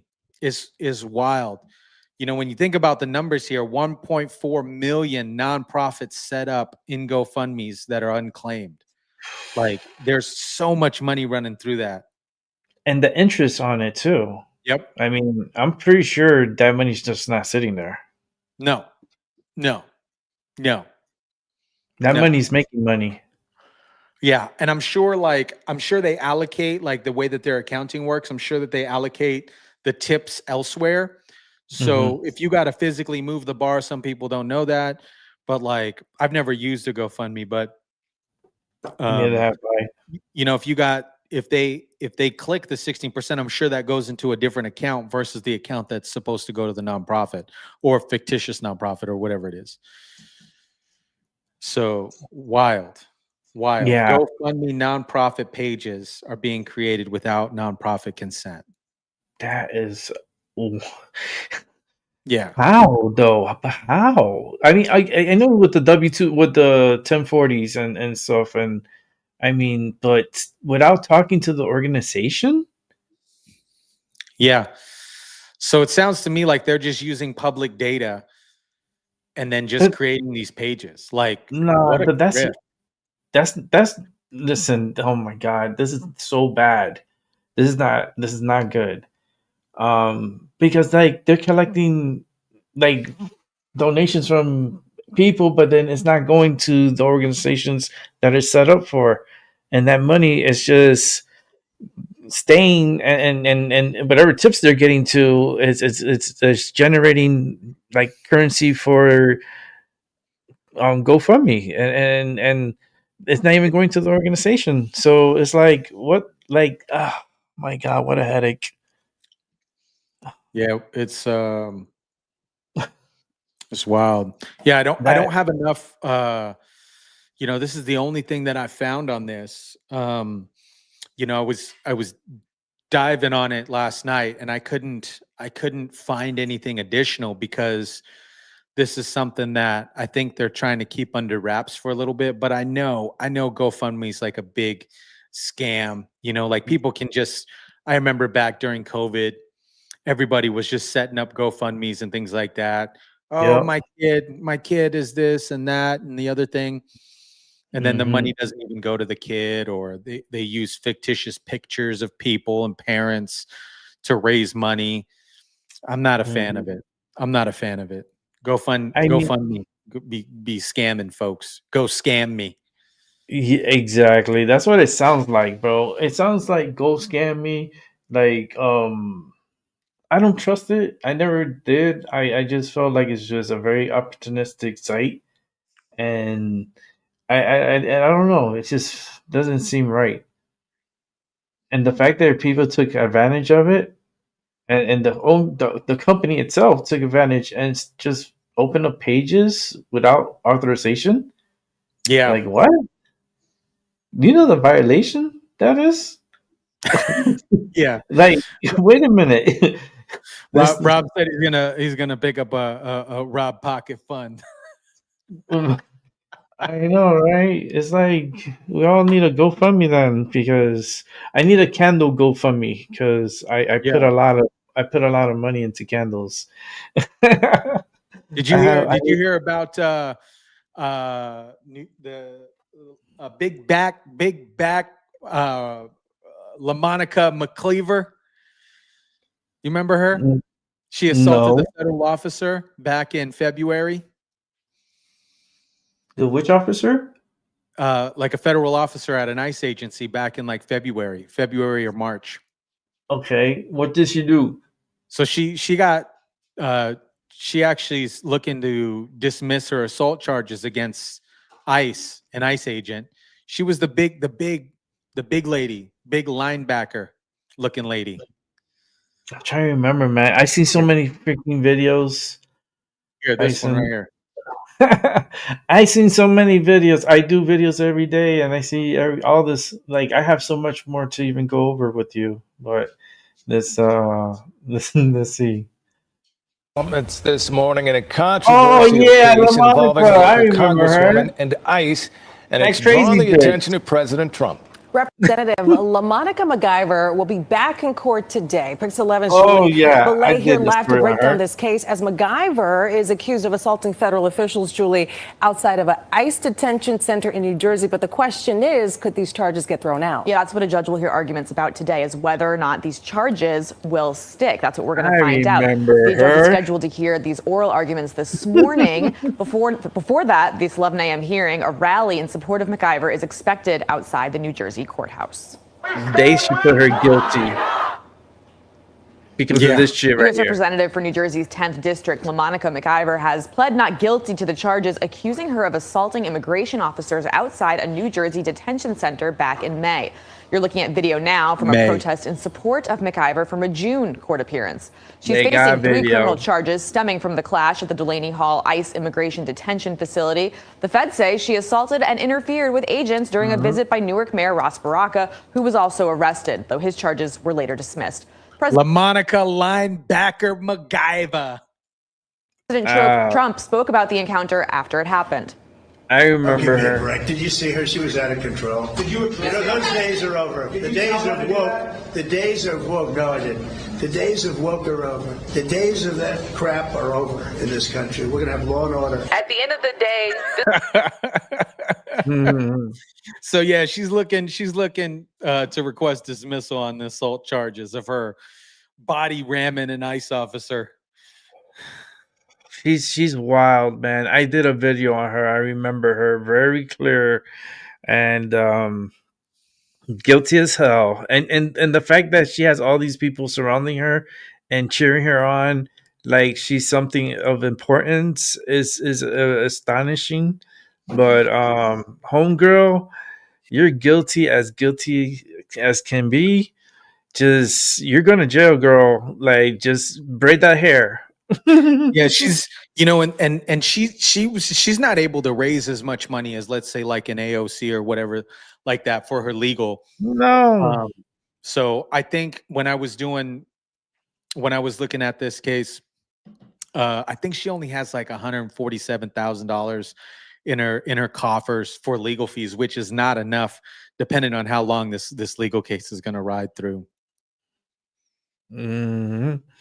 She's something else. This girl, the way I remember that day clear because I reported on it. And I remember I was like, what the fuck she was doing? Like, she was just pushing the officer like it was all good. I was like, you gotta be kidding me, right? And then the fact that she doesn't understand her being there, her presence and the energy she's bringing there makes her guilty as fuck. Yeah. And and the officers are working because that's the facility they work at. You know, you're bringing the energy to them. They didn't bring it to you. And then you come in pushing your way like Kool-Aid. Like, bitch. And you were wearing red too. So you did look like Kool-Aid. Yep. Kool-Aid. What's her name? She's something else, man. She busted out like Kool-Aid. Right. Oh man, crazy. What else you got? Oh man, let's see what else I got here. Where we're gonna go? Oh, I mean, as a Jason A, I love Jason A's videos. I'm a big fan. Yeah, let's watch it because it's very interesting, and the fact that we're in a blackout pretty much with NASA because of the shutdown, the supposed. Hold on, let me set this up. The fake government shutdown that the Democrats are procrastinating on, that they want this to go close to Thanksgiving so people can have a fucking cow with the Democrats. That's on them. But I feel like they doing this on purpose because of 3i Atlas and what it's doing. That the cameras, they're like, oh, we can't take pictures because we're not getting paid. That sounds stupid. You know, they're taking pictures, they're taking information. They got all the information on 3i Atlas, and they're not going to share it with us with us. That's none of our business, and whatever it is, they don't want to tell us. So with that said, that's a good setup for Jason A. So let's bring it up. Jim, thanks for coming on. It's aliens, right? Thanks, Andrew. Well, no, it's not. But it is a super interesting object. So I think we should keep our eyes open and not assume anything, because it could be a black swan event where something that looks natural at first ends up being like a Trojan horse, you know, and because the implications are so huge for humanity, we must consider it seriously. And you just put an article at it, like literally just posted a few minutes ago. I wonder, the last line of this article you write, 3i Atlas will get closest to Earth on December 19th, 2025. Here's hoping that by then we will know more about our dating partner in this interstellar blind date. You know, Are you the only person? Are there other people who are sharing your concern about what this object is and about the possibility that it could be something that is not natural? Oh, definitely. There is a huge amount of interest. I was just invited to Washington, D.C. to speak with congresspeople and others. I'm speaking with Joe Rogan in a couple of days on his podcast. There is a lot of people who really want to learn more about it. There is also misinformation, of course, but the beauty of science is that we should be guided by data. And this is an excellent opportunity also to attract young people to science because it's exciting. And the implications of the findings that we will have in the coming months could be very significant. I believe you mentioned it there. This is the only the third object, I believe, that humans have discovered that is believed to have originated outside of our solar system. Do you expect to see more objects like this? Yeah, it's absolutely possible, and it's a great example of taxpayers, NASA funded. This was discovered from a NASA funded global telescope observing program. We're out there looking for the kinds of objects that could pose a hazard to the Earth. This one is not going to pose a hazard to the Earth, but there's tens of thousands of asteroids in our own solar system that make close passes by our planet, and we rely on NASA and the funding for NASA and the astronomers that work for NASA to keep an eye on these things, to track them, and to allow us to have an early warning if any of them are on bad trajectories. It's great to have you back, Dr. Loeb. So at this point, there's worldwide interest in this thing, and NASA still hasn't released the photos. How is that possible? Well, either NASA is not functional, or there is a reason for that. And it's really unfortunate because that should have been the sharpest image we've got of this object with a pixel resolution of 30 kilometers. It was taken on October 2nd, 2025, and here we are, haven't seen it yet. The best picture we have so far, Hubble Space Telescope, 3 times worse in resolution. And what we noticed from the Hubble Space Telescope is there is a glow extending from the object towards the sun. This was confirmed in an image that was released just yesterday from a ground-based telescope. And it's very puzzling because this extension of the object towards the sun is 10 times longer than it is wide. It's not like nobody is working at NASA because the government has been shut down for the past couple of weeks. So I'm sorry, I don't buy it. Do you think it's suspicious that NASA hasn't made an effort to put these photos out there?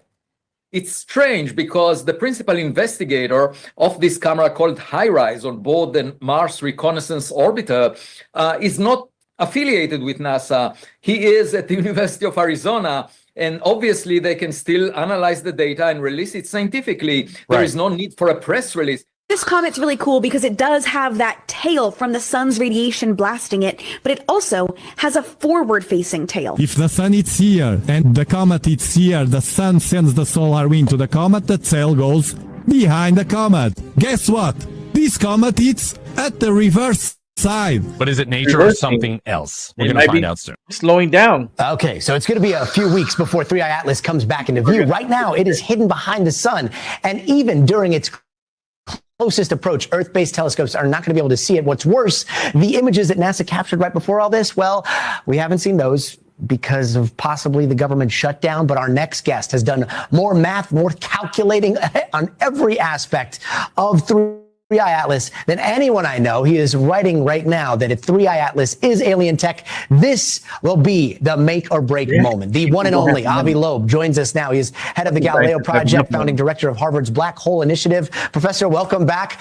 So starting with these new images, what's going on with the tail? Is this now just a normal comet off-gassing, or as at least one of your colleagues has suggested, is this thrust from some sort of alien tech that's like maybe stepping on the brakes a little bit? What do you think?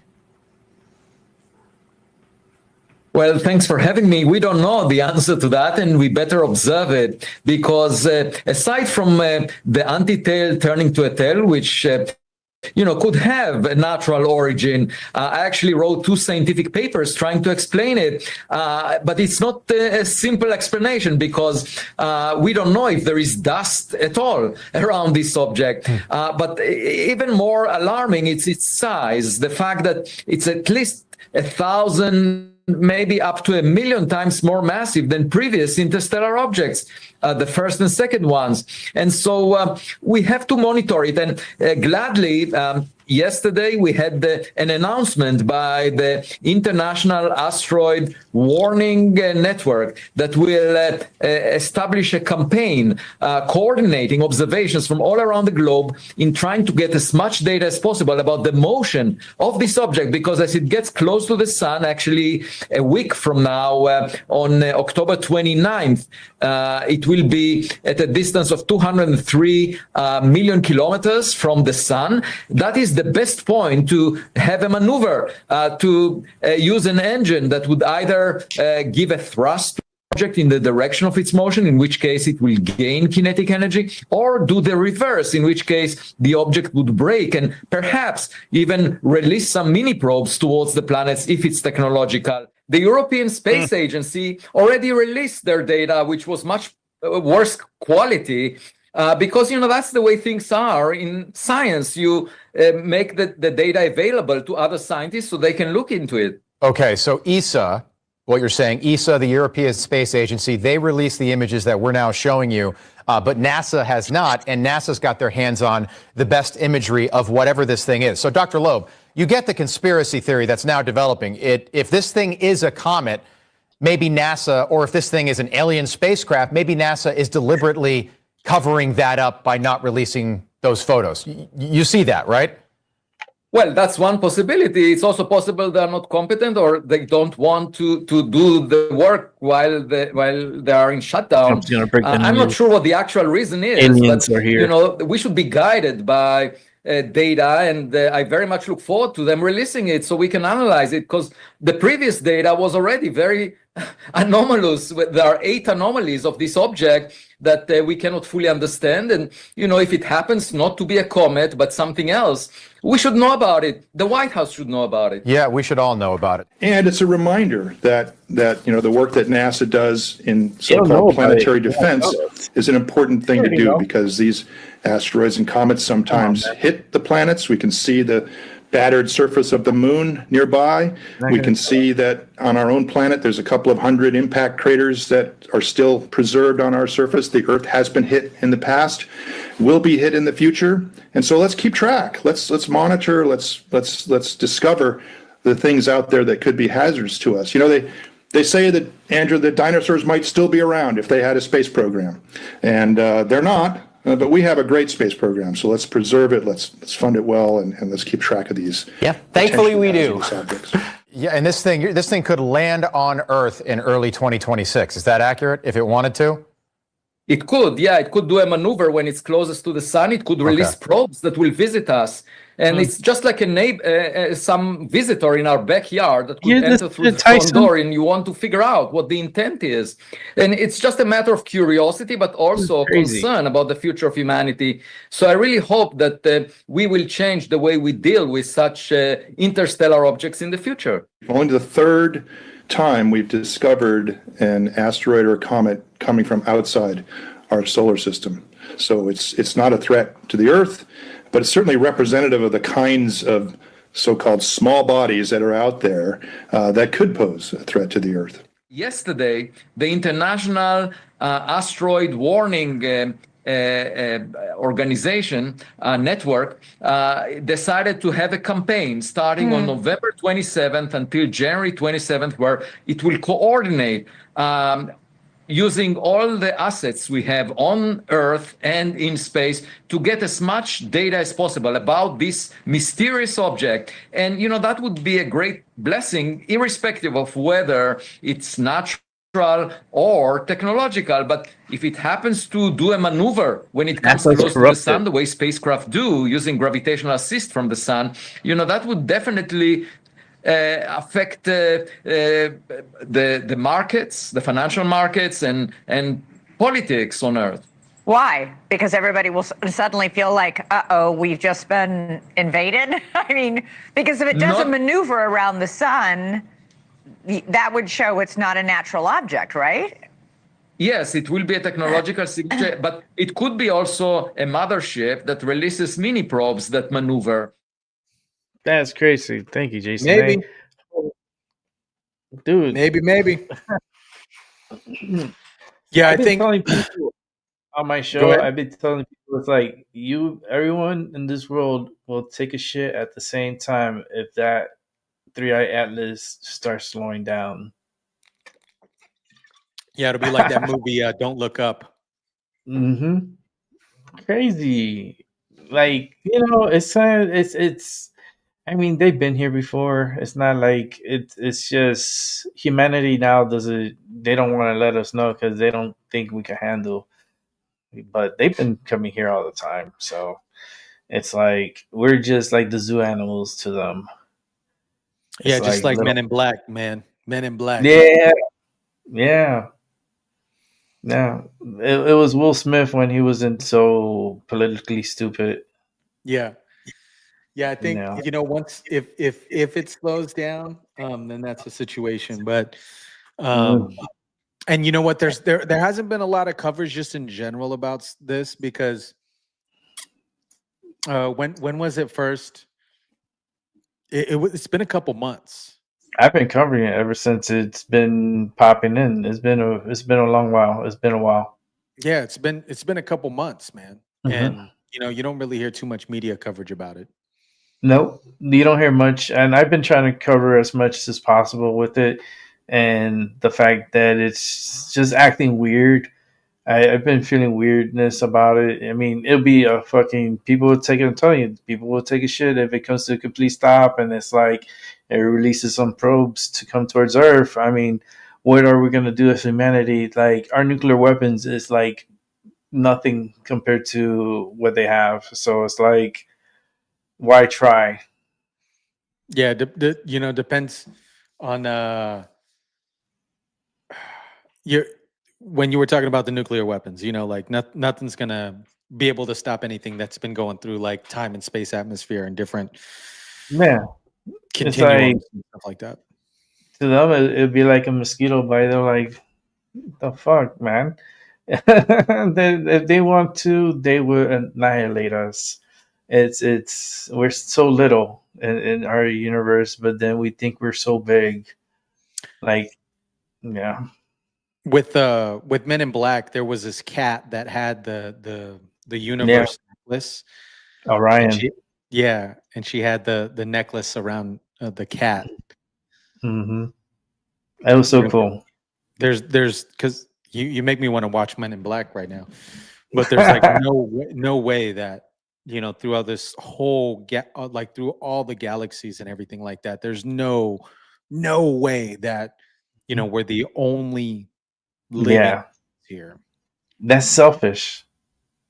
That's so like you can't think that way. You have to think there's so much life out there that it's like it's everywhere, but it's just we're so selfish here and we think we're the only ones and we're the giants, we're the big ones, but we're like not even ticks. They're even the size of a flea compared to them. Right. It's like if they wanted to come, they'll come, and they just if they wanted to take us, they'll take us. Yep. What are you gonna do about it? What your weapon's gonna do to them? They're gonna be like, "Are you kidding me?" Like, yeah, it's over here. Yeah, like Mars Attacks, man. Yeah, that's such a good movie too. It's a That was a classic. fun My one. favorite.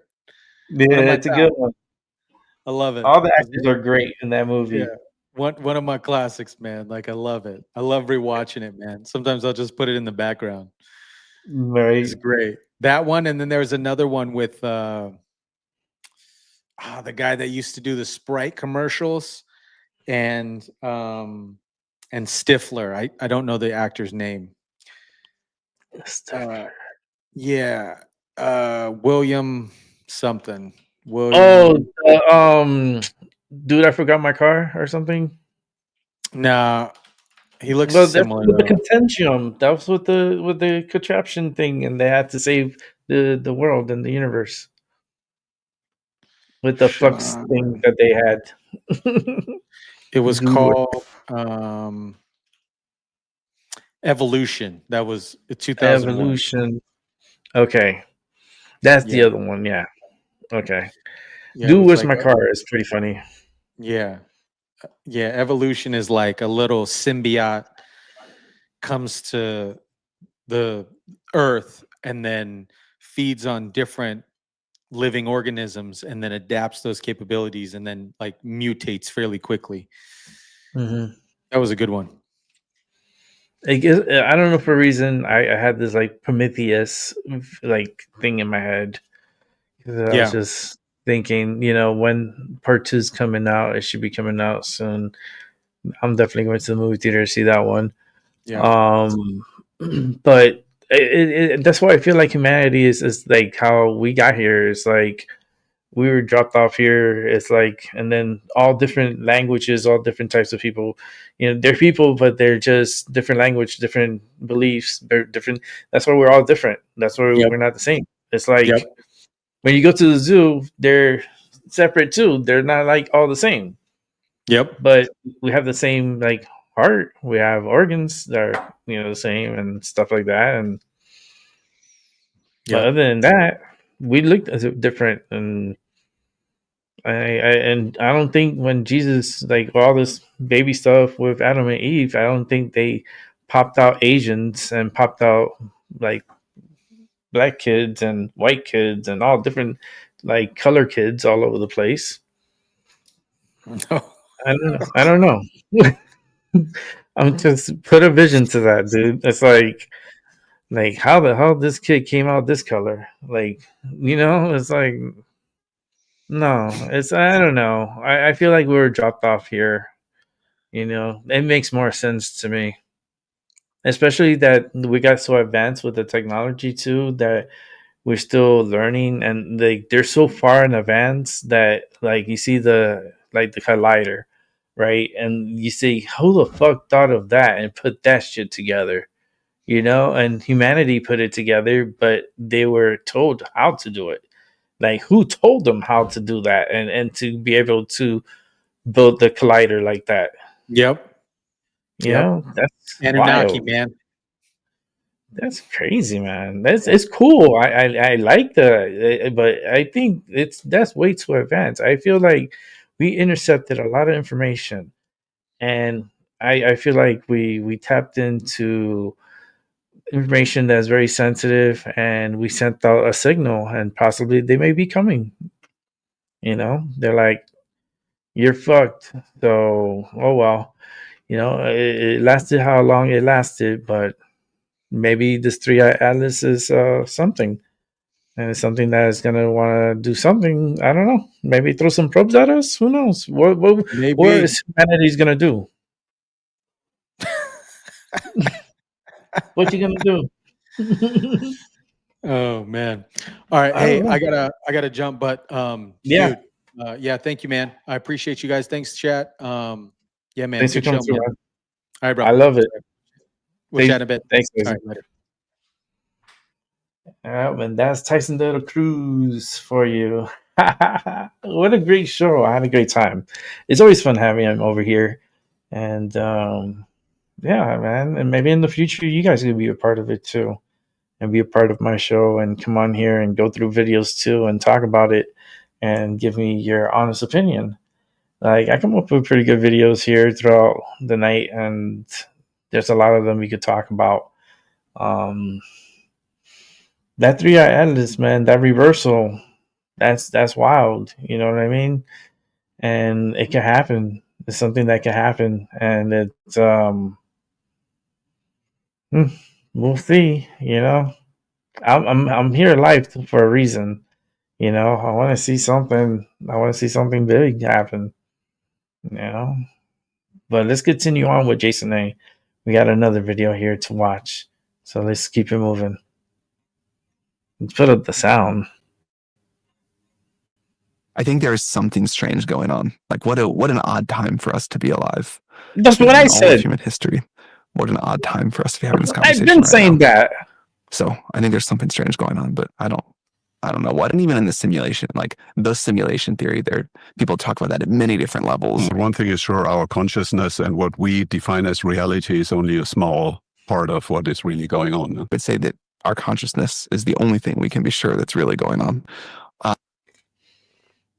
And it's certainly the most important thing going on to any of us. But yeah, it's an unusual time to be alive. And guys, just to put into perspective how advanced this technology already is, the network says the host was created without a single frame of real-world filming, making a completely digital human that capable of delivering a nuanced on-camera performance. We're in the early innings of what's going to be some big changes. Scary. That's why when we flub all the time, you know that we are real. Yes, upside.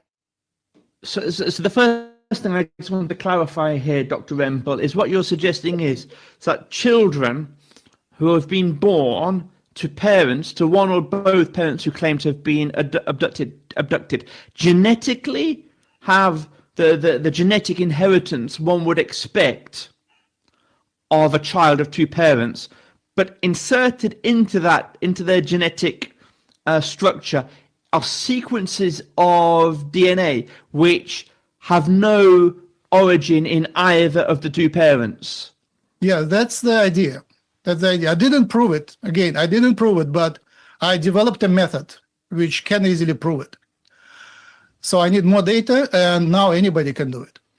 So essentially, the idea was that if there was a genetic manipulation, it seemed like a normal news report until the end. Because I'm not real.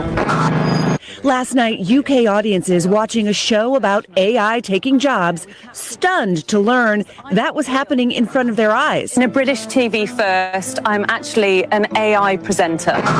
I wasn't on location reporting this story. My image and voice were generated using AI. Before that point, the documentary had shown the host reporting in multiple settings, explaining it was part of a deliberate on-screen stunt to show just how convincing artificial intelligence has become. The dramatic reveal, just the latest demonstration of AI's growing influence. 3 seasons. That's just what they told you.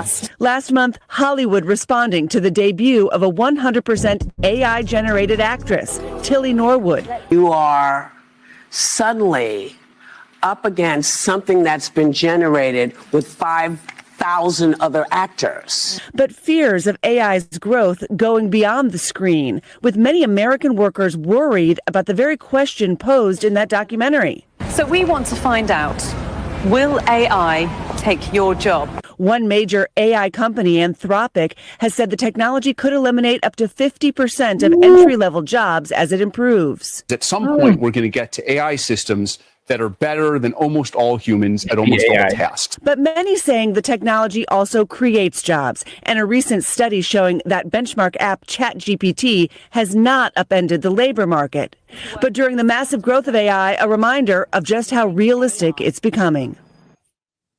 the idea is that we were manipulated by the aliens all through history from ancient times. And but there is also recent abductions, recent manipulations. So we are hybrids, ancient hybrids, but also we're continuously being upgraded, improved, changed. So in recent manipulations, the story of lots of abductions is documented wonderfully. I don't need to prove. There is a lot of books, a lot of evidence now with artificial intelligence. You just ask artificial intelligence, you will be pointed to proper books, proper YouTube channels, and proper interviews and testimonies by people who were abducted. Now, a space professor who helped design a groundbreaking satellite has said it will profoundly change our understanding of the universe. The Euclid satellite is now 2 years into a 6-year mission, gathering images that will help better understand dark energy and dark matter. Our reporter Joe Palmer has more. Professor Adam Amara is part of the team who made it possible. Oh, wow. What are we looking at here? So this is our university telescope. It's a 16-inch reflecting telescope, and it's where we bring our students, we bring the public, and they get to get a hands-on experience of what it's like to do astronomy. We can't do it tonight. Tonight it's too cloudy. Well, that's a bit disappointing. So we can't see anything tonight. Yeah, sorry, Joe, to bring you all this way, but yeah, that's a problem we often have in this country. In fact, ground-based telescopes are always limited by weather and other factors, including light pollution. Those amazing photos were actually taken by another of Adam's telescopes, one which isn't affected by clouds. It's called Euclid. It took 20 years to plan and build, and 2 years ago it was launched into space. It was taken to a particular place called a Lagrange point, where the gravitational forces of the Earth and the Sun are balanced. It's a parking spot almost 1 million miles away, giving Euclid an uninterrupted view of the universe. It'll see everything. It'll see stars, it'll see galaxies, it'll see deep into the universe, and it does it to this exquisite resolution. So if you look at one of the Euclid images, it starts off big, and then you zoom, and you see a lot, and you zoom, and you see a lot, and you zoom, and you just keep on zooming, and this detail just keeps popping out of these images. And that's the thing that we haven't done before in space. My personal passion is, what will Euclid tell us about dark matter and dark energy? 95% of all the stuff that exists in the universe is referred to as dark because we can't see it. But we know it's there because it affects the things we can see. And Euclid might help to solve the mystery. We've got 2,000 people across the world working every day, night and day, to process these images. There's a team down in Portsmouth that are world class at finding these objects called strong lenses. And so they go through and they find these very rare objects where gravity itself bends. We can see the effects of dark matter in glorious detail. We might be close to a paradigm shift in our understanding of the universe, which would be quite profound. So yeah, in the University Space Lab, Adam's students are the next generation of cosmologists and astrophysicists. For understanding the dark matter, we are trying to look to very, very small galaxies in the universe. They are called dwarf galaxies for their name. And I tried to see what chemicals these dwarf galaxy has. Many people would be curious about how the universe actually came into existence, and to find answers to that would be very interesting. We have so much technology here that we can use to disposal and computers and stuff and computing power to do simulations that you wouldn't have access to anywhere else. My greatest ambition is to make sure that UK scientists, especially the young ones, have more opportunities going forward.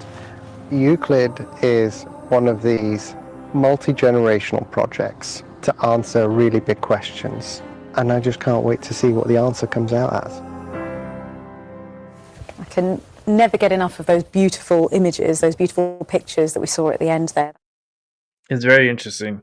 It's very beautiful, but it's like, what made him design or come to that mindset to make a telescope on Earth a certain way, to see the universe a certain way, and design it a certain way to fit it to, and it was pretty big size, and to put it in space using SpaceX, and now it's up there, and I'm pretty sure it's taking pictures and it's doing whatever it was supposed to be projected to do.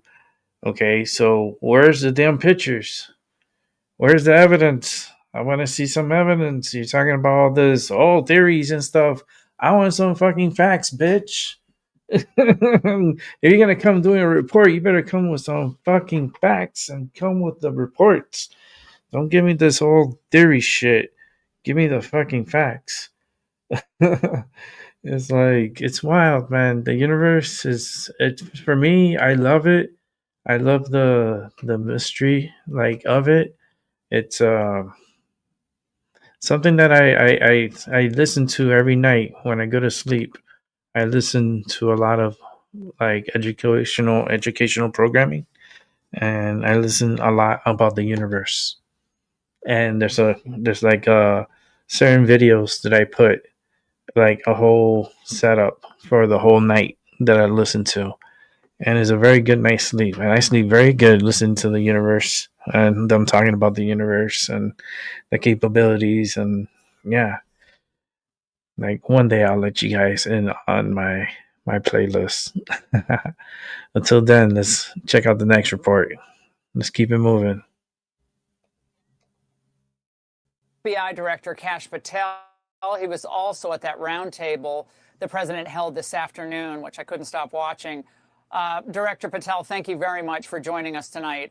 We're going to get to this bust of this gambling ring in a moment, but Governor Pritzker and others are creating these apps and databases to track ICE agents. Is there any movement in the administration to pursue, prosecution or charges against individuals who are impeding law enforcement to that capacity? Hey, Lord, it's great to be with you. And absolutely. And because of the power of President Trump and the team that he has built, just in the public sector, in the government sector, but the private sector, he and our attorney general have been able to go to these application companies and have these apps actually deleted and permanently removed. That's the immediate solution. But if these people continue to endanger the lives of law enforcement, you bet this FBI is going to chase every single one of them down. No one is allowed to buy an app or otherwise that does so. They will find themselves in handcuffs, just like so many of those that have tried to hurt law enforcement in the past. But now law enforcement is so well respected thanks to President Trump's leadership and the establishment of this Homeland Security Task Force. The American people are seeing what cops can do when you let them be cops. What do you think Governor Pritzker's motivation is here? I mean, he's lying when he says that ICE is just indiscriminately picking up anyone who has brown skin or just because they look a certain way. That's not happening. But he repeats that over and over again, along with the Hitler and the Holocaust references and so forth. What do you think his goal here is ultimately? You've been watching this for years. Politics. It's just politics. Having to spend most of my time in D.C., you see that people will make political pot shots and go on the fake news and try to drown out the facts, which you highlighted, some of the great work of this Homeland Security Task Force, because they have Trump derangement syndrome. They want clean streets. They want a safer America. They want our kids to be free from the savages of this criminality that has drowned our country these last 4 years. But they just don't want President Trump leading the charge to do it. And that's how superficial and shallow these guys are. But thankfully, the FBI doesn't work for Pritzker or any one of these other politicians, for the American people. And we're going to be on the streets like we've been on the streets. Places like Memphis and Virginia and Chicago and St. Louis and so many other places, Dallas and New York, where we're getting the job done. Remember, this FBI has arrested 28,000 violent felons this year alone. That is double from How the it's same made time period last year. when I go to And bed. that's I just love the watching that result show. of law enforcement, state and local, I used to being led watch by that this show a FBI lot. to get after this problem. How it's made. Such a Now good. we found out it's that really- yes, I former agree. Chicago mayor, who would have thought that she would have come back, but Lori Lightfoot is teaming up with other attorneys to launch something called the ICE Accountability Project. Director, watch this. We want to unmask the ICE agents, the CBP agents who are committing crimes in our city. We have an absolute right under our Constitution to be able to document what's happening. Every single one of those agents, height, weight, hair color, have a right to compile that information and put together a profile. She reminds me of Master Shredder. Committing crimes, and it needs to be Not Shredder, investigated. the rat. Director What's Patel, the at a rat's time when name? threats against agents is up like 1,000%. She looks like a rat. What can be done here with what they're launching? We have the rat's name. The good news is they don't have any evidence of any crimes being committed by law enforcement. It's the same Pritzker grab bag of politics. They want to throw out these epithets and think they'll land with the American people, but they're not landing. The men and women in federal law enforcement and ICE and FBI and everywhere else, they are so supercharged by this administration's prioritization of law enforcement and backing the blue and giving them the funding and resource that they need that we are shutting down actual criminality. And the only thing that the Democrats and these crazy liberals have is this paper tiger, and they want to create a fake pinata to go after. But here's the thing, the American people aren't going to swing at that because they care about safety for their kids, their schools, their communities, and that's what President Trump's delivering. Nice. Everyone I know in D.C. who goes out regularly is so happy. I mean, they might, even if they don't like Trump, they just like what's happened in D.C. Ditto in Memphis, and it would continue if this was allowed. I mentioned this in the angle, Director Patel. U.S. forces continuing to strike these drug smuggling boats in the Caribbean and now in the East Pacific. So what is the FBI doing Master for its part Splinter, to there track you go. those I knew on Splinter. U.S. soil who would have received those shipments, given the intel But the that I rat, know we're Master learning Splinter from looked these? awesome compared to her. We are taking them down. She Just look at what looked like we've a done in these busted 7, rat. 8 short months that we've been in charge here. We've seized 1,900 kilograms of fentanyl, enough to kill 125 million Americans. We've seized something like 50,000 kilos of cocaine. That's just the FBI, not the task force, not other agencies at the DOJ, just the FBI. We're working with the military and the Secretary of War and the intelligence communities to track and reverse engineer where these drugs are supposed to be and stopping them not only at the source, but the destination. And then we are arresting every single person in between that the Secretary of War doesn't annihilate in the open ocean to make sure that our communities are safe and free of this poison that is killing hundreds of thousands of Americans. We have been over this with our entire interagency partner working group, and it is being borne out in the meeting you saw today at the White House, the results. We've been covering all the out-of-control Antifa protests in places like Portland for months now. And we exposed this safe house last night that's just a 2-minute walk away from the ICE facility. Is the FBI looking into the funding of all of these kind of support groups and networks that are making this a constant disruption threat to ICE possible? I'm glad you asked that. One of the cornerstones of my leadership at the FBI has been simple. Follow the money, not just for narco-terrorism, not just for international terrorism, not just for human traffickers, but follow the money for everything. And what we've done is built out an enterprise network investigation using law enforcement and search warrants to go out and trace who's funding these people, because it doesn't happen automatically and overnight. It is organized, and we are going to start charging and arresting people who funded these Antifa groups and other groups like Antifa because they are domestic terrorists, and we will treat anyone who participates in that scheme as such. And Director, I want to turn to this massive mafia-linked NBA gambling ring. That was so out of pocket. Like, it surprised me today. You announced it today, 2 operations, Nothing But Net and Royal Flush, they were called. It almost kind of sounds like a movie script. So Miami Heat, their guard Terry Rozier and former player Damon Jones involved. Also, Portland Trailblazers head coach Chauncey Billups, dozens of others arrested in connection with this. What do the American people need to know about this? And sports betting, poker, the mafia involved? What do we need to know? It's simple. We follow the money. And look, while the NBA is a piece of this, they are just a piece of that. And what the American people should know is this FBI has no business in being the morality police. We are the police and the enforcement of the laws. If you break the law, we're coming for you, whether you play in the NBA, coach in the NBA. And these individuals got in bed with La Casa Nostra and 4 of the 5 major crime families in New York City to create gambling empires, to rob people of their money, to extort people, to commit acts of wire fraud, to rig games and poker games and basketball games just so they can make a few extra bucks. And then they had the protection of the mafia in New York around this country so that they could continue the scheme to fleece innocent victims of tens of millions of dollars. That's what the FBI and the American people need to understand, that we showcase today a nationwide takedown of over 30 individuals involved in this scheme. And we are doing it because they committed acts of illegality. It has nothing to do with legal gambling, and it has everything to do with those in positions of power in places like the NBA getting in bed with La Casa Nostra and committing acts of extortion, fraud, money laundering, and wire fraud, and so many other crimes. And this investigation, by the way, today, this massive takedown that the FBI led in multiple jurisdictions, coordinating arrests across dozens of cities, is just the start. This investigation is very much ongoing. And as I said at the news conference in New York today, if you didn't do anything wrong or illegal, there's nothing to worry about. And so when people start chirping at us that we're coming after them for sports betting and the like, they're sounding to start like Governor Pritzker, who's just looking for a pot shot on TV. How long has this investigation been going on?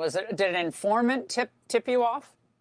Well, I can't get into the nature of how we got onto this, but it's been going on for some time. As you can imagine, ferreting out a system where they literally had scanners at the poker tables, where they literally had professional athletes in the NBA walk off the court so their proposition bets could be met is a coordinated scheme with La Cosa Nostra and the individuals that we arrested today. And it's been going on for some time. And we are going to continue to work this investigation and those that have been arrested today to make sure that illegal gambling empires embedded with the La Cosa Nostra are brought down, whether they're in the NBA or anywhere else. Yeah, down the street. By the way, this was so wild. Stephen A. Smith, the sports commentator, suggested that this was revenge from the president for all the kind of left-wing activism of the NBA. Your response to that, 15 seconds. I'm the FBI director. I decide which arrests to conduct and which not to conduct. That may be the single dumbest thing I've ever heard out of anyone in modern history, and I live most of my time in Washington, D.C. It's right up there with Adam Schiff. We arrest people for crimes. All right, Director Patel, wonderful to have you on tonight. Thank you very much. Hey, Sean Hannity Well, here. then, Click if here that's to the case, subscribe to Fox News I tell you YouTube right page. now, he needs to get Adam Schiff and throw his ass in jail. I'm just saying, because you need to show the people that you're working and you're doing what you say you were going to do. So far, I haven't seen many people getting arrested. Maybe this is the beginning of the accountability, to make accountability great again. And you could buy that shirt at TysonDeLacruzStore.com. It's around $30.69. What a number. But got to bring back accountability, because a lot of people, they're taking advantage, and it's not good. It's not a good thing. I got some videos here. I'm just resizing them. So give me 1 second, because I got to resize them all. But I hope everyone is having a good night. How are you guys doing tonight? We do got some information across. So, no. And good lineup of videos. So I'm going to be here for a while tonight for sure. But we do got important stuff, so I could move it up.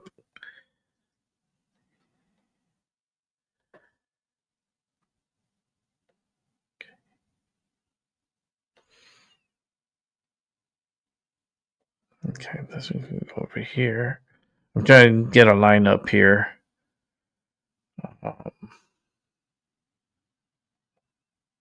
We can watch this one. So that would bring this over. See what happened to some high school kids out here. See if what happened to them here in Connecticut. So, and we're gonna go nonstop, okay? So I'll comment on it during the video. You guys can hear me during the video, right? When I'm commenting on it, I'm sure you can hear me. If I sound low and stuff, just let me know. But I think I'm a little loud. I'm actually gonna roll me a joint, because one joint is not enough, especially for tonight. I had Tyson DeLacruz here. My medicine went quick. Having Tyson makes you smoke more. And when you're having good conversation with someone really cool and someone really authentic, you smoke faster, because you're getting that medicine inside of you, like, and it's like, I'm out. So I gotta roll up another one, which is okay. I already skilled out this one. I just gotta grind it up and then roll it up. But I'm gonna start the video in a sec. It gives you a moment to get your drink or get something to snack on, smoke on. I don't know. Whatever you do is your prerogative.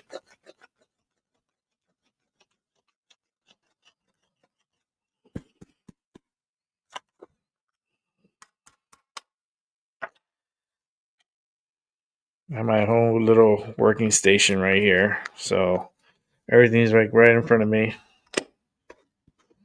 I should do a video of what I do. I'm gonna do that once I get the rig. I should get it next week. It's a rig that I'm gonna attach to the corner of my desk, and it's gonna bring it over, and I'm gonna attach my cell phone to it, and my cell phone is gonna be recording and showing what's here on my desk, so you guys can see that. I think that would be fun because you can see when I'm rolling and how I do it. It can be like a tutorial too.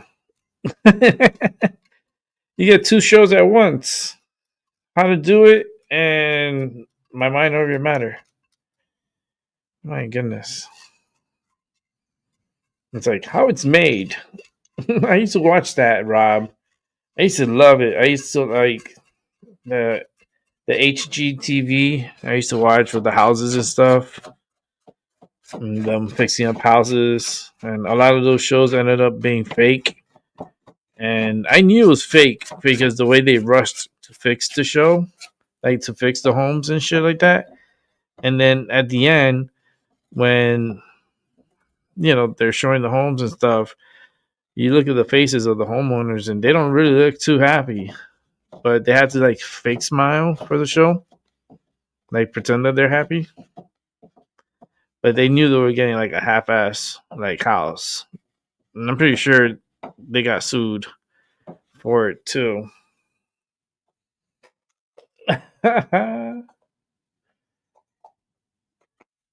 You can hear me fine during the videos? Alright, thank you.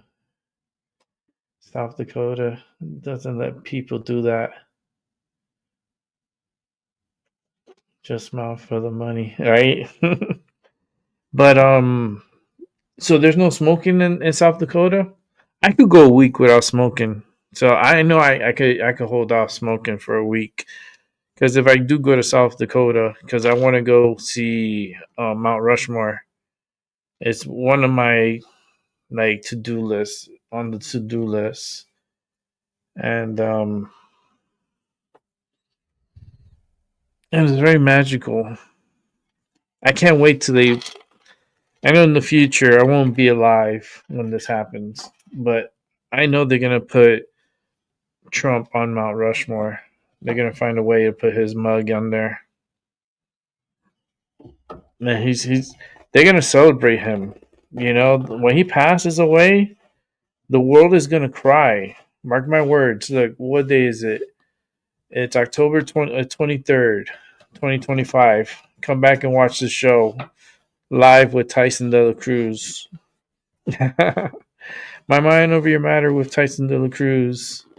And remember the picture, because every show is a different picture. So it's kind of like a catalog, but it's not the same picture. So you could always like, okay, it wasn't that picture, wasn't that picture, wasn't that picture. Oh, it was under this picture. Let me watch the show.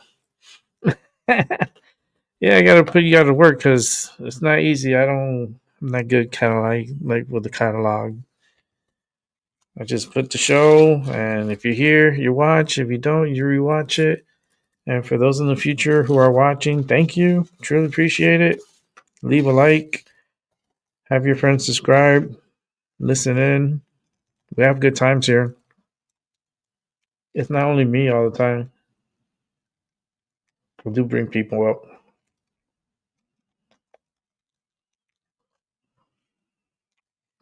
It's like a tutorial on how to lick your paper and make your joints.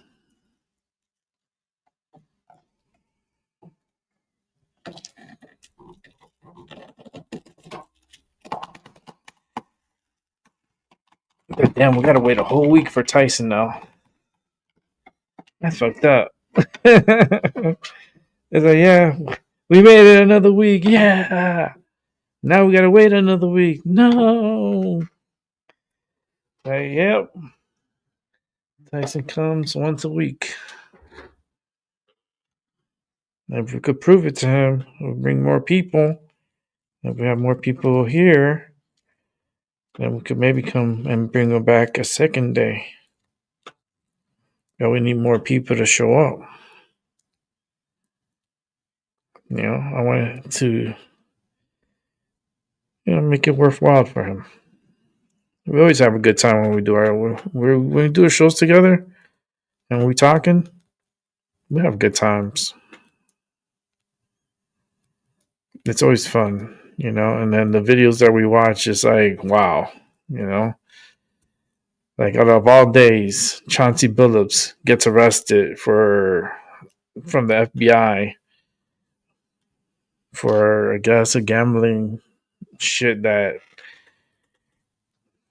it's crazy. That whole world is exploding, and it's not looking good. Okay, let's see where I'm at.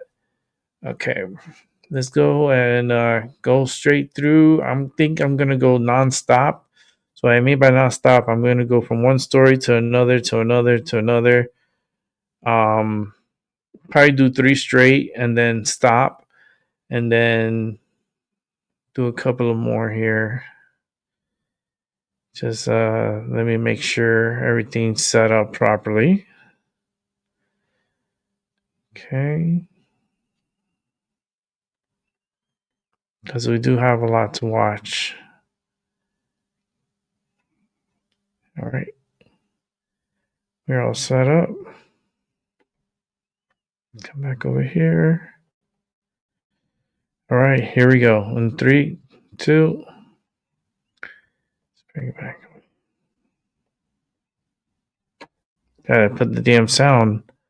Damn YouTube. Is in the hospital following a fight inside Wilby High School. Thanks for joining us here on Eyewitness News at 6, everyone. I'm Stephanie Simone. And good evening. I'm Erin Connolly. Multiple students have been arrested. Your reporter Owen Kingsley joins us live with some brand new information from that school. Owen. Well, guys, Superintendent Darren Schwartz offered some important details late this afternoon. Now, a student did suffer some injuries to their face, but this actually happened after this reported fight. He says that the student was avoiding staff and police and lost their footing and fell. Now, that student was hospitalized and was one of 3 students who were arrested for fighting. Angry, upset, scared. That's how many people are reacting after hearing a fight broke out at Wilby High School yesterday. Kids need to be kids, and they need to learn and grow, and not with violence. 2 17-year-old students were charged with inciting a riot and breach of peace. A 16-year-old student was also charged with third-degree assault. I mean, we want to I'll donate like $500-$600 for them to be safe, and that's not a safe environment. Waterbury Superintendent Darren Schwartz tells Channel 3 in a statement, quote, "We continue to prioritize comprehensive safety planning, alternative placement for students in need of additional supports, student mental health and counseling, professional learning for staff, positive and engaging school climates, family engagement, and timely communication." In the spring, Superintendent Schwartz said assault and weapons in school were both down last year. The district also added far more security cameras last year, which police can view in real time. Waterbury schools have seen fights of this scale before. In May, 11 students were arrested for fighting at Kennedy High School. In September of last year, 6 Wilby High School students were arrested during a football game at Municipal Stadium.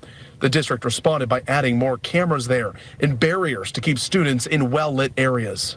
School is supposed to be a safe place. How do you deal with this? How do you sit down and talk to your kids about this? Superintendent Schwartz also telling Channel 3 this afternoon that every teacher and student in this district deserves a safe space and that he's committed to providing that. Your reporter live in Waterbury, I'm Owen Kingsley, Channel 3 Eyewitness News. All right, so let's keep it moving, right? What the fuck happened here? Sorry for my French. It just comes out. Oh my god. That's the mailman's truck? No. Okay, I don't see the phone, but holy shit. Is the mailman okay? Oh no, he was killed. Postal worker killed in high speed. So this truck with the high speed?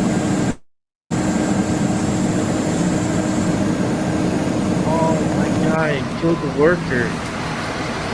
Oh man. Those vehicles are not made really strong. It's like aluminum put together. That's all it is. The vehicles are not like strong like vehicles. Damn, look at that. It sliced the vehicle in half.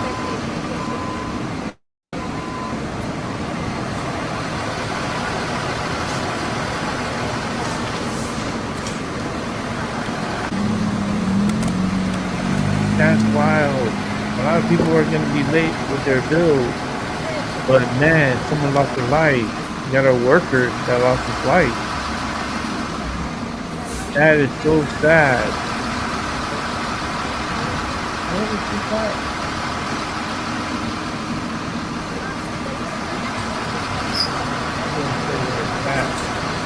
I think it's here in Connecticut. I don't know, but look at this. You know, these vehicles, they're little chunky cars. They're like golf cars. They don't run super fast.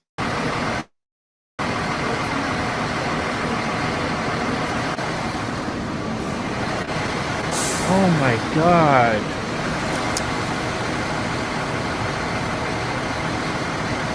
That is crazy to see.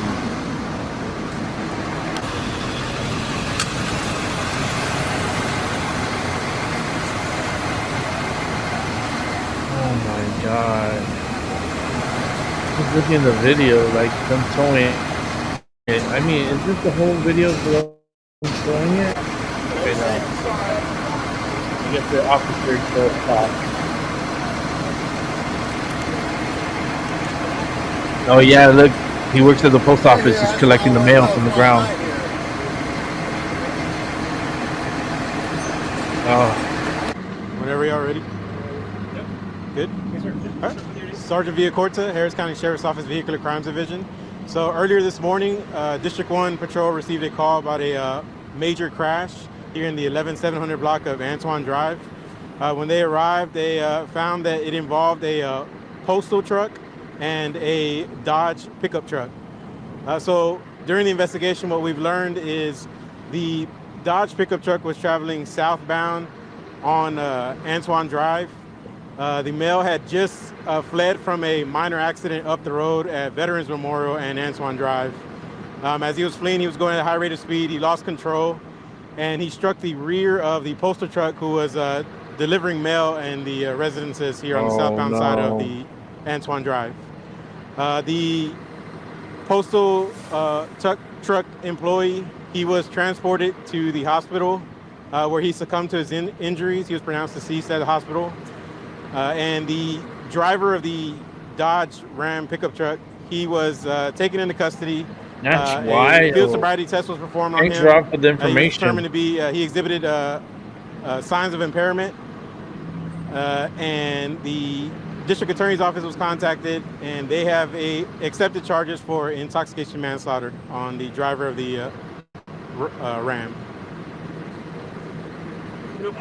So you said that he also was involved in an FSGI, so a failure to stop and give information as well. Was he charged on that as well? Yes. No, at this time it's still, he's only being charged with the intox manslaughter at this time. Obviously, we're talking about a federal employee, so there may be federal charges coming as well, correct? There may be, yes, sir. You've seen a lot of crashes in your day. Have you ever seen a postal truck sustain this kind of damage? I have. Yes, this one was a pretty violent crash. Like we said, we do have evidence that, and we have witnesses that did observe the vehicle going at a significant high rate of speed, and it was a pretty violent crash that occurred. Was the wreck down the street just like a minor fender bender? Yeah, it was just a minor fender bender, yes.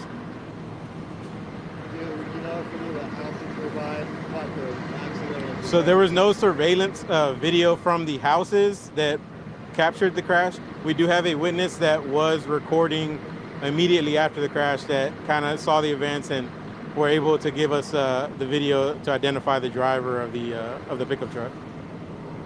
Was he listed here on the scene, I'm sorry? Was the driver of the truck arrested here? No, he was heading home to a different location. Oh, okay. Yes. Was he like on foot When deputies arrived, when he was arrested? he was inside or kind of outside of his truck. He was near the truck at the time they arrived. So he remained at scene. Yeah, he was still on scene. Just a minor facial injury, but nothing significant. The victim, he's approximately 58 years old. I'm not sure on how long he's been an employee with the Postal Service. The defendant in this case, he is 48 years old. So actually, the HOA president had showed up on scene, and she knew him by name, exactly who he was. So he's well known in this neighborhood.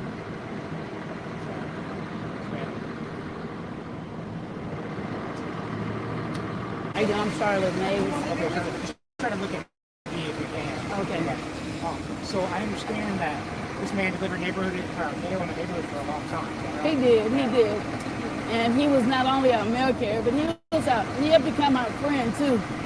Because he was the one male, aside from the other mail lady, Ms. Davis, he was the one mail guy that would call you, and then anytime he'd see us, he let us know if someone left their mail in the mailbox for a long time. He said, hey, you may want to go by this house because I've been delivering mail there and no one's there. So he would be the only one that would alert us to let us know so we could tell the sheriffs to go by and check on the house and find if someone died in the house. He was always he was more than just a mailman. He was our friend. They're not safe at all, Rob. He would be truly missed, and they're not like suited to take kids like that. Yeah, we know him. Not just the mailman. He was. They don't have roll cages. He was. Steve, I don't believe. And Steve was a great guy. They may have like support bars, but I don't think they have the proper like roll cage. He was a devout Republican. And he didn't mind who knew it. He didn't care who knew it. He was always going to tell you. He was going to make it known. Oh, he was a Republican. And he certainly didn't like drunk drivers. So it's just a sad, horrible, tragic day for me, my family, for everyone in my community, and the people with the post office, because they loved him. They loved him up there, and they knew how Steve was very vocal about his route and about his job. They're gonna miss him. I've been here for over 18 years. I've been here over 18 years, and he wasn't our initial carrier. We had Davis was our initial carrier, but we didn't know who would replace her because she was great. And then Steve came along, and then they do the food drive. Yeah, they do the food drive, and he would always make sure to say, "Hey, make sure you leave your food in the mailbox. I know you're going to do a donation." So he was always real good about making sure that you. Yeah, I do that. Did your part I put cans in the mailbox. Community to give back. So I'm going to miss giving him the Long Island tea that he'd like to get for Christmas. I'm going to really miss handing that to him. So for real, you gave him a Christmas present. Every year, he knew he was going to have that Long Island tea waiting at the mailbox for him. You know, you're looking at this scene. You know, this is horrific and tragic for you, but when you see this and you see the level of destruction in his vehicle, what goes through your mind? Well, what goes through my mind is just that it's a small community, but we're a very close community. It's just so tragic. I have two years ago, I've been trying to get him off of the straightaway, because I knew how fast the cars go, and the officers are real good about usually manning this area. They put signs out to show the speed limit. They try to ticket the drivers, and so we were gonna set up the UMB box on the side street, and I sent everything to the post office, and they did me the drawing of it. So we're definitely gonna push harder to get that done in memory of Steve, so that the next carrier just don't have to deal with that. It's just pretty tragic. Drinking and driving is horrible. They already said the guy was going 90 miles an hour. And this is not his first visit with the police. He got stopped recently for speeding, but this was one that cost our friend's life. So do you know the driver as well that struck him? I don't personally know the driver, but I do know that truck, and I know that truck speeds through the neighborhood, and I do know that he has been stopped previously for speeding. But you know, you can't very well arrest someone for speeding. But today was one of those days that all the neighbors and all the people before Suttonford were saying that he was 90 miles an hour. He knocked the other man's mailbox down. If you look further down, he knocked that guy's mailbox down and ran in his yard. So it's very tragic, and you know, everybody's working together. Thanks to our sheriff department that's doing a wonderful job too out here.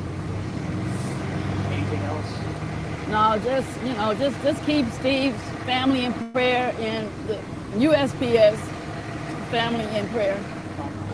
How long do you think you delivered mail in the neighborhood? I know Steve worked over there, for us about 15 years, but Steve worked over there about 27 years at the post office. He'd always brag about how long he was at the post office. He's also a retired Marine. So he knows the whole Marine pledge and would make sure that I knew that too. I can't remember it, but he was a Marine also. And well, I'm sorry this happened. Yeah. Thank you. Thank you so much. That's just wild and sad, man. That's just really sad. To get hit like that? That's crazy. Let's keep it moving. Learning new information about a homicide investigation in Bridgeport.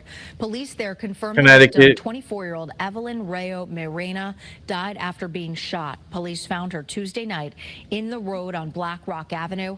Her 1-year-old daughter was found on the front porch of a house. She is okay and is now with a family member. Police say the victim was from Nicaragua but lived on Black Rock Avenue with her daughter. Police don't have a motive just yet, but investigators believe it's an isolated incident. As soon as Immigrant crime. Let's keep it moving.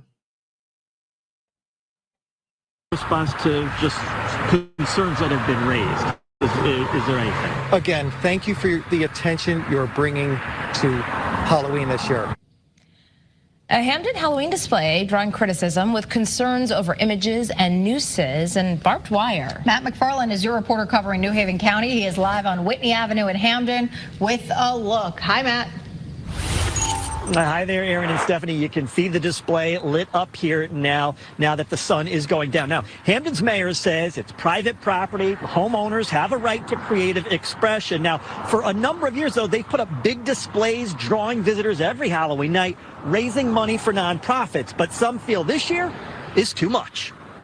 Plenty of Hamden homes have some pretty creative Halloween displays, but it's this elaborate setup on Whitney Avenue that's stirring up talk around town. They have wonderful Halloween decorations and set up every year, but this year it is a little bit concerning. I could see where it'd be very offensive to some people passing by. The theme this year, the asylum for the criminally insane, and it's the hangman's gallows and nooses to the guard towers and barbed wire that's causing some controversy. Some feel those images recall lynchings and concentration camps, with the Greater New Haven branch of the NAACP calling it offensive, insensitive, harmful, and triggering. Imagine if somebody sent a noose to a school. We would all sit back and recognize that as being racist. Halloween is not an excuse to have racist displays. Hamden Mayor Lauren Garrett says she sent the letter in, talked with the homeowners, asking them to consider the meanings and alter the display. When people bring this to your attention, you can think, should I change this? And if you know better, you can do better. Anything you want to say about what the mayor's letter or anything like that? Hang on by the feet. Opportunity now. It's all been said. Homeowner Eric Andrewson didn't want to answer any questions about the theme or the concerns being raised, only commenting on the annual display's purpose. All I wanted to say was thank you so much for bringing the attention you are giving to this Halloween display. Together, we're raising a lot of money for the Hamden Police Department, which is PAL, Police Athletic League. It is freedom of speech, but however, being a part of a community, with community members being offended, I would think that they would have a little bit more sensitivity. Again, the display sparking plenty of discussion. As it stays up, again, it'll be open on Halloween night, and Eric says they will be collecting money for the Hamden Police Activity League. Your reporter live in Hamden, Channel 3, Eyewitness News. Should I pass by there and check it out? I'm not far from there. Oh no, Rick. Yeah, I gotta do, but my muscles are killing me right now. It's like, ugh. All right, let's see. Let's go to. Oh, let's check out the weather. We haven't done that in a while. Let's check out the weather. And we are back here on Weather Command. We're watching the Caribbean closely as Melissa continues its journey through the warmest part of the Atlantic. The wind is going to be just one issue that many living in Jamaica, Cuba, Haiti, the Dominican Republic will face. Flooding, landslides also going to be a growing concern.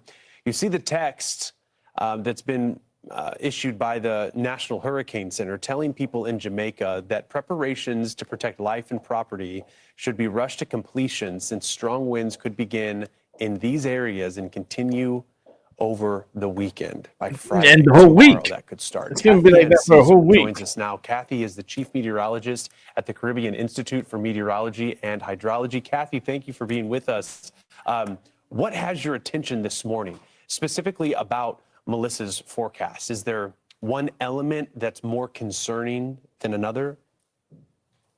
Yes, thank you, Stephen. Yes, that element would be slow movement and the amount of up-level wind shear that we're seeing, the strong winds that seems to have been eroding the northern part of the storm. But more concerning is this very slow movement, which is actually giving the models a lot of problems in actually projecting the right path. And as you correctly said, look at the range of countries that are under warning, all the way from Jamaica to the Dominican Republic. And so we expect this weekend for the system to move very slowly.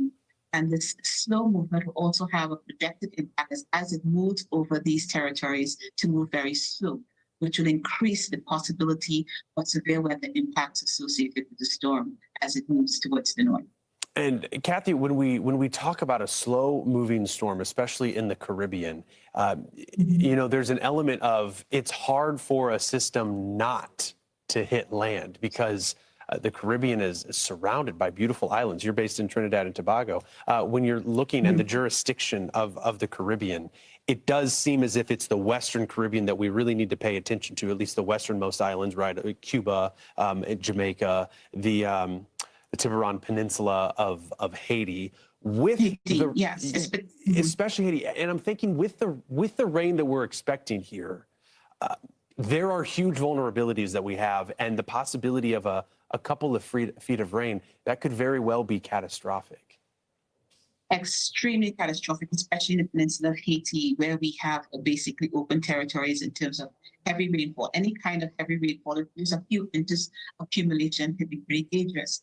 But now you have possibly long periods of this continuous rainfall. And I know as this system was developing, it moved across the southern eastern Caribbean, and the rainfall was tremendous. And you can see there on your image, those really colorful black colors basically tells us that this system has the possibility of very heavy rainfall, some as much as maybe 4 to 8 inches of rainfall. Look at 40 inches over a rainfall over an extended period of time over areas such as Haiti can be tremendously impactful with flooding, landslides, exposed areas. And also we could actually have some lightning too as well. And these systems now, once weakening the ground territories and buildings, now expose those areas to any kind of winds that would be associated with a tropical cyclone, which will make the system more impactful. So this is going to be a concern, especially for an extended period of time. I'm wanting to find some sort of silver lining, because when we talk about impacts, especially with a storm in the Caribbean, and we look at how slow Melissa is going to move, it really has the makings of what would be a world make a run Category 5. And then with the amount of rain that we're expecting in a place like Jamaica, we have elevation that ranges from sea level, Kingston, Jamaica, sea level, all the way up to 7,400 feet. That is going to enhance. And being a meteorologist there in the Caribbean, you know it better than I mean, storms of reference. I mean, this could be in the leagues of storms that have been historical for an island like Jamaica, if the forecast we see plays out. Yes, we're going back to possibly storms like Gilbert, and that was pretty catastrophic for Jamaica. Right now, what I'd be more interested in looking at is the heavy rainfall impacts.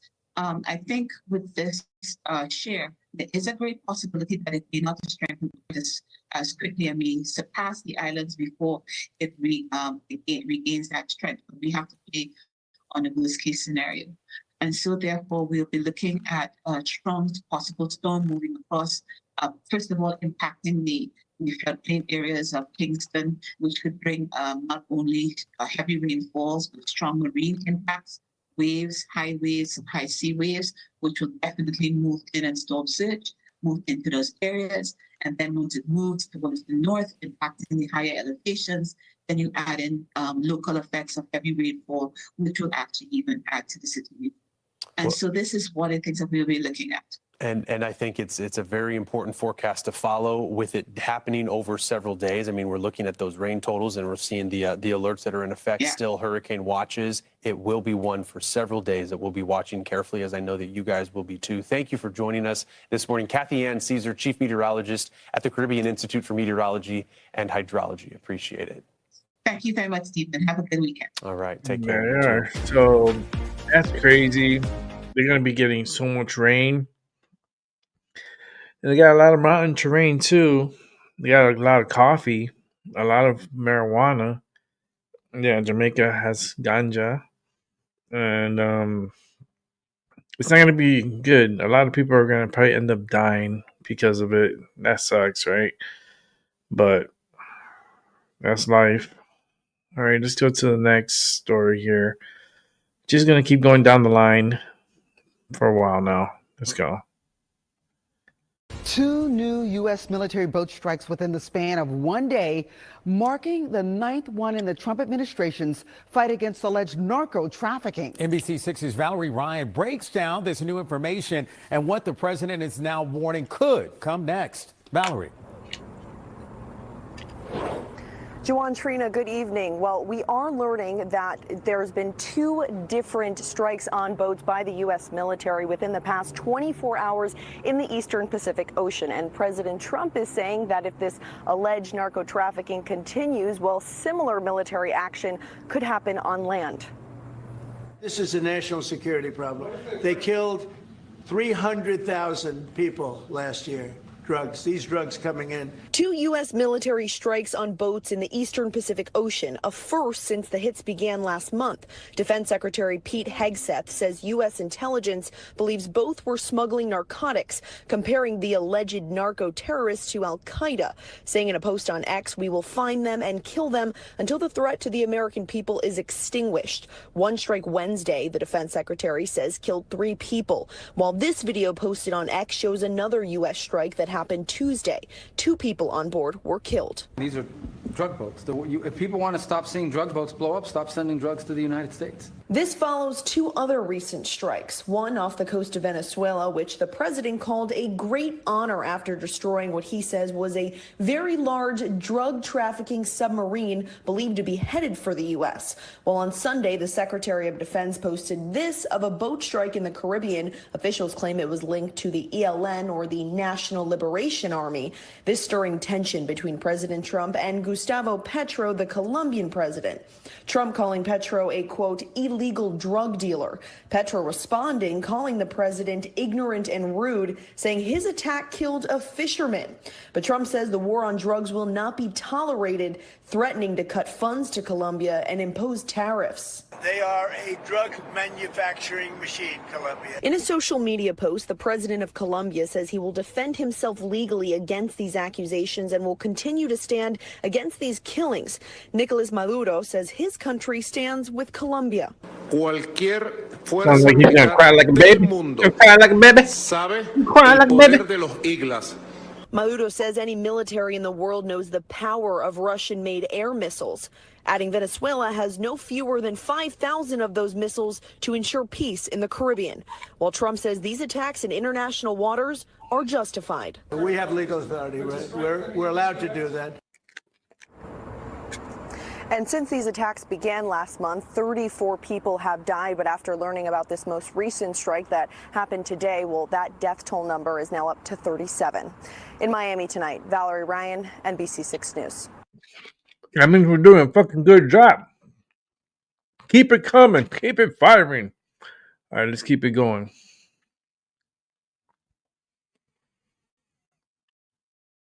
The man at the center of ICE's latest controversy, shot in the elbow by authorities and now charged with assaulting a federal officer, is a prominent TikToker who's been documenting ICE raids all around the city. Carlitos Ricardo Parias, known to many as El Señor Richard or TikTok Quero, has been posting videos of local police activity since last summer. But recently began highlighting ICE operations, all while building an audience of more than 100,000 followers. But there was something many watching didn't know. Prosecutors say Parias, a 44-year-old father of two, is undocumented himself. The criminal complaint says federal agents had him under surveillance and tried to arrest him on an immigration warrant.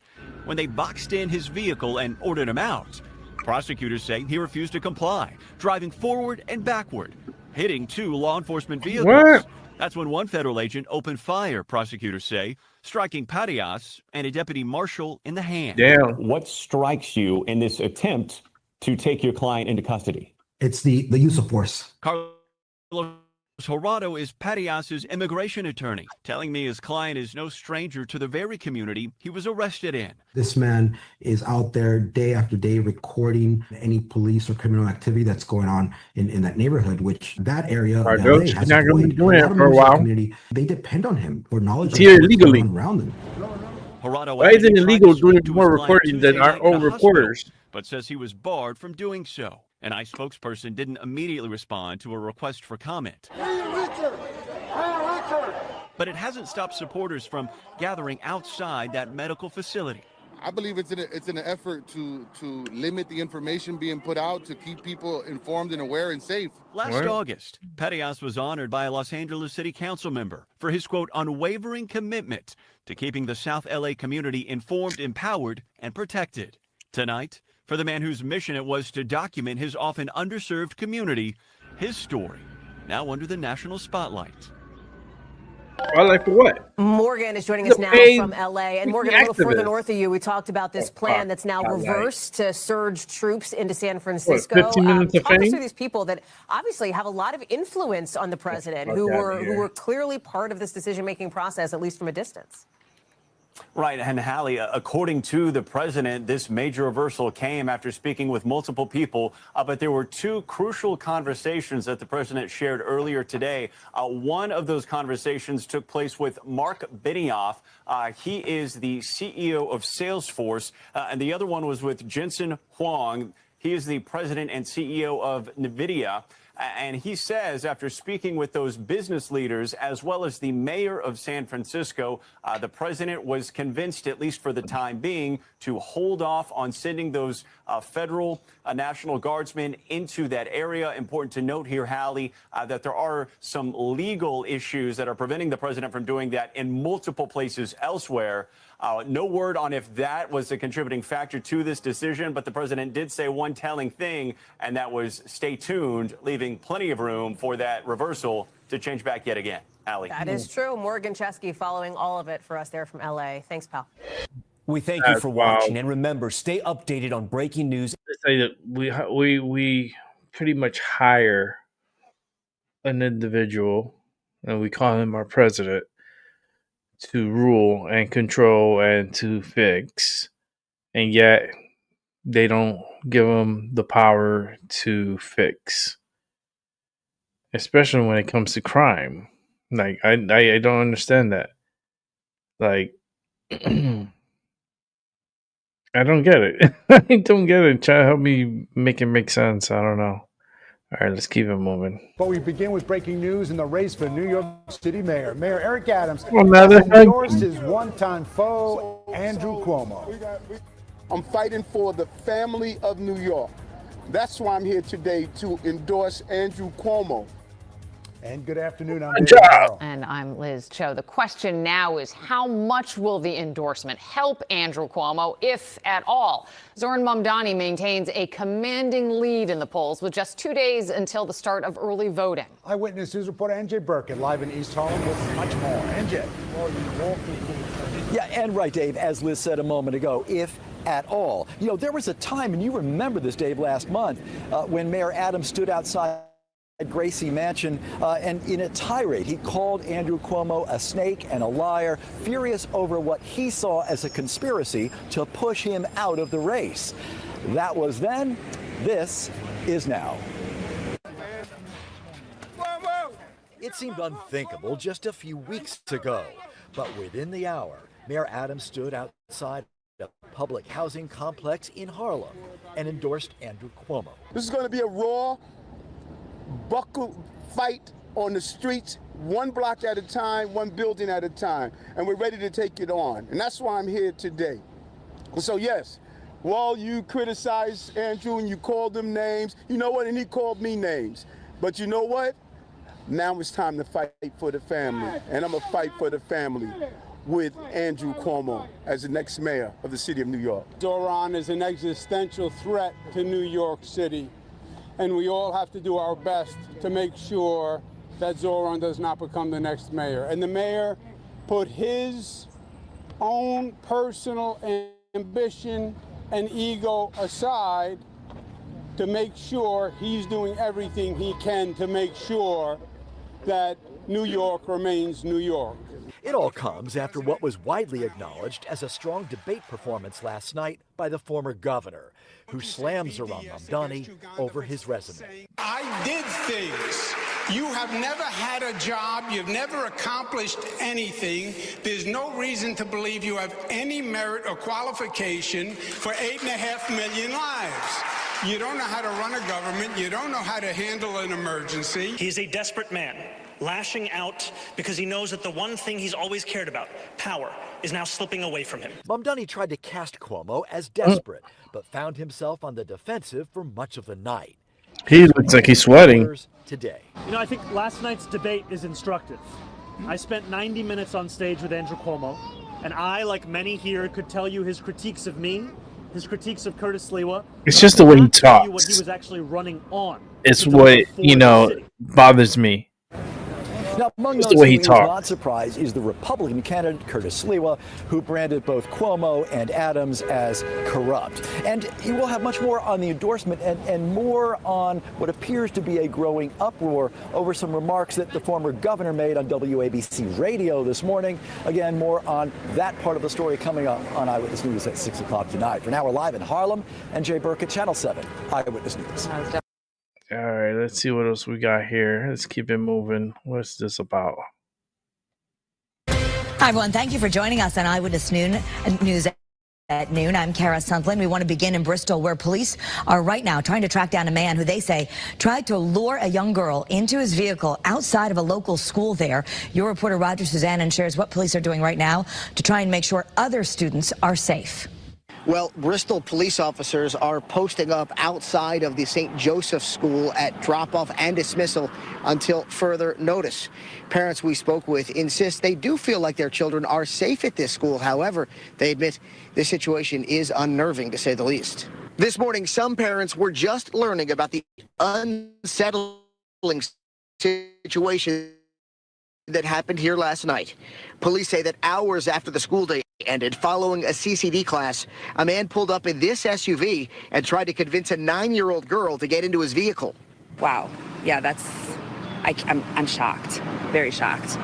Luckily, a staff member stepped in to protect the child, and police say the driver, who had been repeatedly calling the girl's name, took off as soon as they were confronted. They are very, very protective of these kids. Everybody's a family here at St. Joe's, and they protect everybody. Erica Rosado and her daughters say, despite the creepy interaction, they have full confidence in St. Joseph staff members and police to make sure every child is safe and secure in school. All the teachers, principal, parents are very vigilant with all the students. If we see something, we say something. I just didn't really expect at our school. Like, I feel like we were like, I don't know, I just feel like no one would do that, like religious ed. But I think like overall we're safe here. Police believe the driver is in their 20s or 30s and has tan skin and dark curly hair. Investigators tell us the little girl's family does not recognize him or the SUV he was driving. Happens all over the place, and it's sad. Minutes after learning the news, Faith Scanlon had already calmed down, but she will have a serious conversation with her daughters about stranger danger. Always know who you're going home with and pay attention and never go with strangers and stay with your teachers all the time. Bristol police hope that someone will recognize the vehicle in those surveillance photos and, coupled together with the needs to suspect get description, out of point here. police in the right direction. Definitely needs to Reporting get in Bristol, deported. I'm your reporter Roger Suzanne, Channel 3 Eyewitness News. That's crazy. Mondani, like, favored to win. That's crazy. Nassau County Police called to a home to find a woman dead with mysterious chemical burns. What? Those in this normally quiet area of Herrick's tell us that they are shocked tonight by this news. Eyewitness News reporter Stacey Sager live at the scene with why police have just ruled this case a homicide. Stacey. Oh, wow. Well, Mike, you know, this neighborhood in Nassau County, Herrick's, it's about as quiet as it gets. And so hearing that a woman was found murdered here in her home was very disturbing, but it's also how she was murdered. And here's what police are now telling us. They say police were called to her home on Larch Drive on Friday to do a wellness check, and they found a 46-year-old woman, Alina Asif, unconscious with facial burns. Now, according to the medical examiner, this was a homicide due to asphyxiation from some sort of chemical that was put onto her face. Neighbors immediately noting the large police presence last Friday and Saturday, and then wondering who did this and why. Looked down the street and saw that there was a large vehicle, lots of lights, and police on the property. It is bizarre. It's heartbreaking.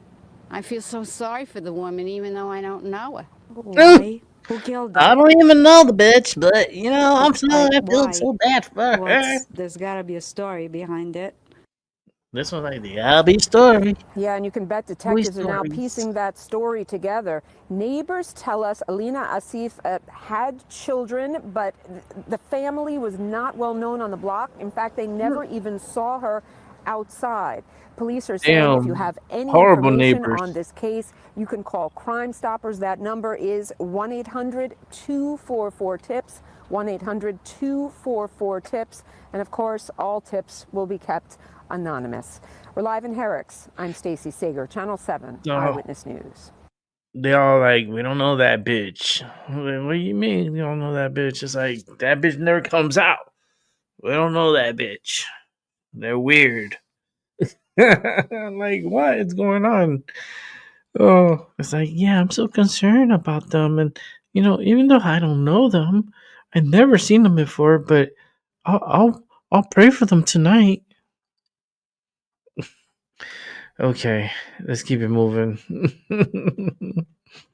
Oh no, let's see what's happening in Washington.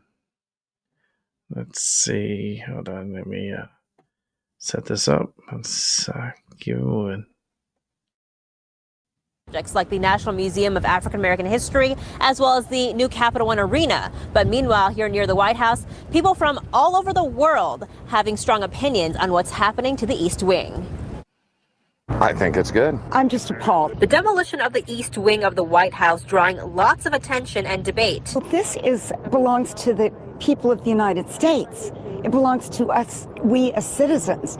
It's not Trump's home to just say, I think I'll renovate this and just tear it all down. I just feel like he's putting his own little touch on the White House, and I don't think that's a bad thing. Steve Thompson, visiting from Nevada, says President Donald Trump's renovation isn't unprecedented. Barack Obama, he made the basketball court, or the tennis courts into basketball courts, and I believe it was Kennedy who put in the indoor pool, and so it's happened plenty of times, and Donald Trump isn't even spending our tax dollars to get it done. Sandy Lessig is in town from Houston and thinks there's a better use of time and money right now. Why are we spending the money on this instead of feeding children?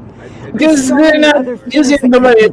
These ladies from England say President Trump's actions have been making headlines there too. He feels, as a president, and as I understand, I wonder how they would feel. The public was paying for this. It wouldn't happen in our country. They just did a tour of the People's House exhibit and hope the new East Wing additions are for the people too. Let's hope he opens up the ballroom for all the visitors to come and have a look at and for the, do some line dancing. For your people, for the people. Is he Yeah, for the opening it people. up for the people, the people's house? The people own the White House.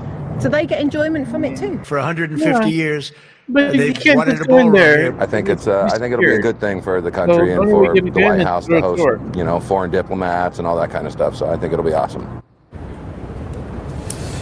Now, according to the White House, the new East Wing ballroom will be around 90,000 square feet and hold up to 1,000 people. We're live near the White House tonight. I'm Melissa Kim, WUSA 9. That is wild. Let's keep it moving. White House today to see for themselves the demolition of the historic East Wing. The president admitting the entire East Wing is going bye-bye.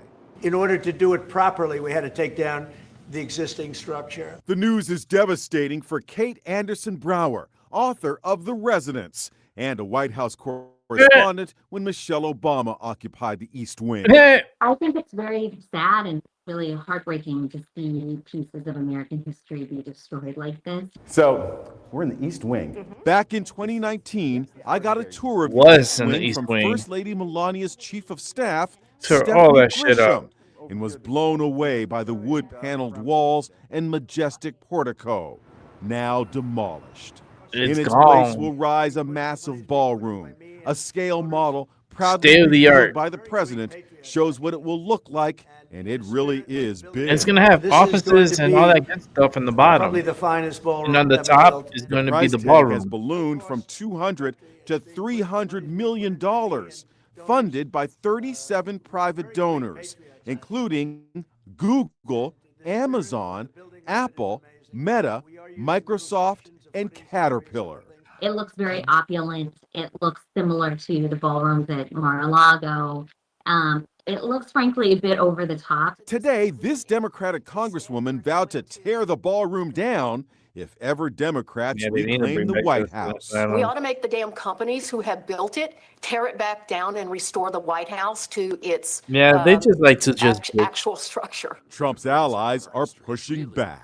These are the same people who tore down every statue they could get their hands on in the last 4 years. They didn't have any concern for history then. Now all of a sudden, like, oh, the facade of the East Wing is iconic. Oh, give me a break. Let's keep it moving. That was perfect ending. I like that one.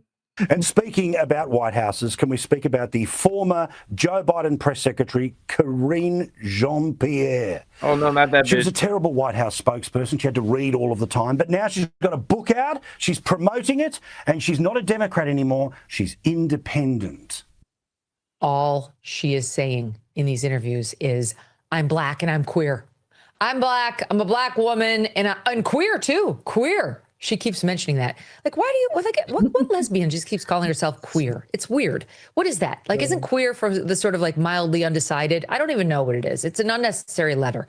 LGB. We all get that. They're divorced from the QT because those things have totally different agendas. LGB we get. I think she's L. Why doesn't she just say she's L? Why does she have to put the Q in there?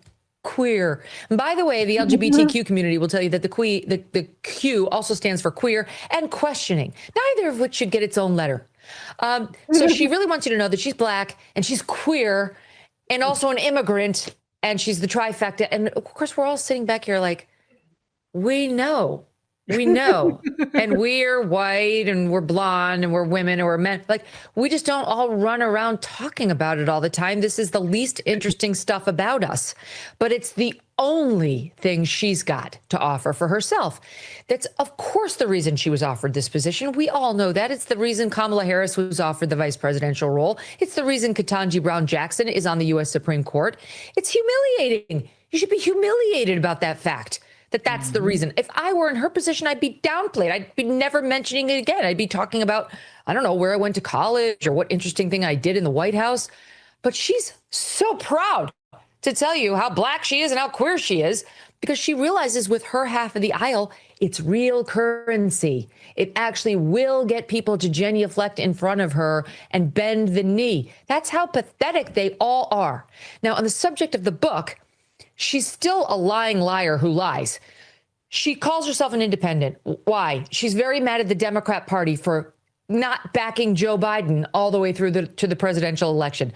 What a farce. She was part of the cover up. She knows damn well he couldn't have done it. She was part of the reason that they had to scramble to replace him in, June, July of 2024. But the lying as she's promoting this book about how she had no idea, she didn't see him on the plane ride over to the debate, so she just wasn't near him, as if it was just a one-night thing and she just missed it in the lead up. And then secondly, she's getting guff from Democrats for being such a turncoat. And the subtitle of the book is It's Independent. You're funny that tonight, insiders look at the White House. So people are giving her a hard time, like, you're such a turncoat. The Democrat Go Party around made tell you. The only everybody, reason "I'm people white know and your I name is like because kids." of this party you're ripping on. Why would you betray like the Bidens too by giving the insiders account of the White House? And she actually is peddling the lie that she's talking about the Trump White House. That's how dumb she is, Paul. She's so dumb. It's like when your kid comes downstairs with the blanket over his head and he thinks because he can't see you, you can't see him, and you can all play along. And that's fine when they're two. But this woman is a grown adult, and she actually is too stupid to realize we all know that's a lie. What do you mean? Why would you subtitle your book "An Insider's Look at the Trump White House," which, by the way, makes no sense because you have no insider's perspective on that whatsoever. So I don't know who's buying this book. Probably not many people. And I guess my only thought on it is it's been good for the laughs on the identity politics reminder.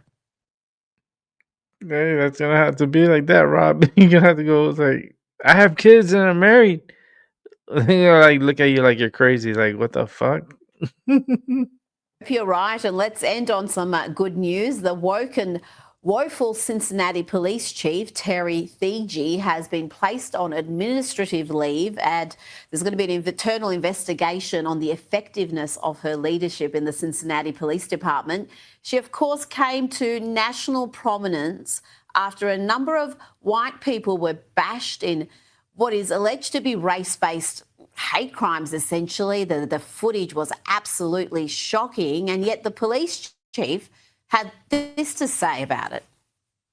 Social media and journalism and the role it plays in this incident. And yes, guys, that's you.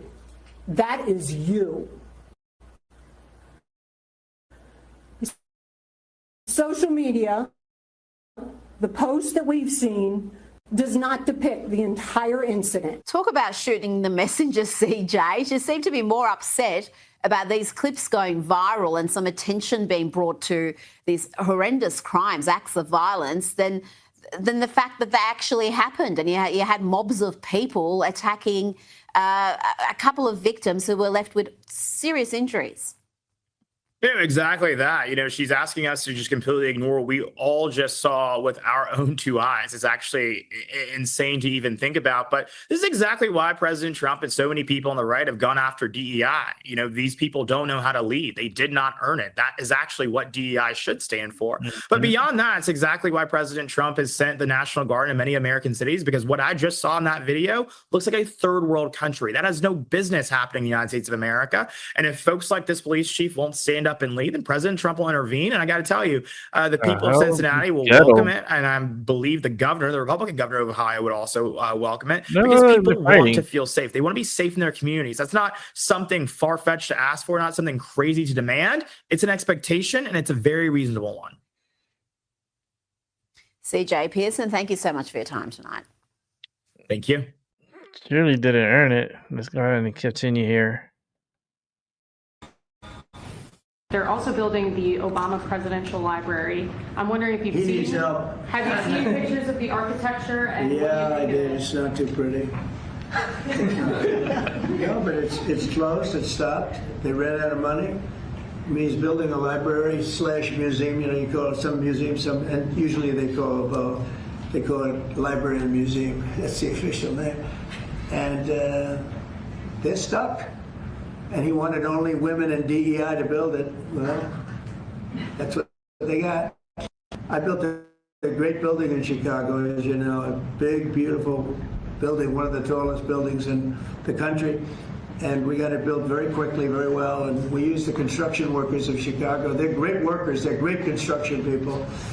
And I suggested he get them involved, but they're hundreds of millions of dollars over budget, and I think it stopped. I'm reading these terrible stories, but that's the way our country was run under President Obama, too. Nobody knew it. That was President Trump joining in on the growing consensus in Chicago that President Obama's new center there is a major problem and an eyesore. Costs have more than doubled to $830 million from $330 million. The president is saying that's the way our country was run under President Obama. Look who's here. Let's welcome back to the show Chicago resident, Chicago Red member P. Ray Easy. P. Ray, we're excited to talk to you again. What do you make of this? Because costs for Obama's center to taxpayers like you in Chicago and Illinois are now soaring to $224 million for upgrades around Obama's center. How do you guys feel about all this? Once again, we're talking about something that isn't fair in the city of Chicago. The Obama Foundation was supposed to create an endowment that was supposed to be funded with $430 million in order to make sure that the taxpayers were not given a bill. Well, friends, the Obama organization has only put $1 million in that endowment, which means that they're $429 million short. And this is how things go in Chicago. You plan things, you tell people how it's going to go, but then you never fulfill what you're supposed to do, and the taxpayers are once again left with the bill. We didn't ask for this at all. Once again, Melanie Hobson and her husband, George Lucas, wanted to build a museum on our lakefront. They were not allowed to do that because you're not supposed to use public land. They changed the rules for the Obama Foundation, sold them the land for $10, and now we're being stuck with the bill, and we still haven't seen any proof of public good. So we'll see how it goes. For $10, they got all of that land. Senator Ted Cruz says it looks like Star Wars Death Star. Let's take a listen to what your fellow Chicagoans have to say about Obama's like from Lord of the Rings, where you put the eye on the top. Like a jail.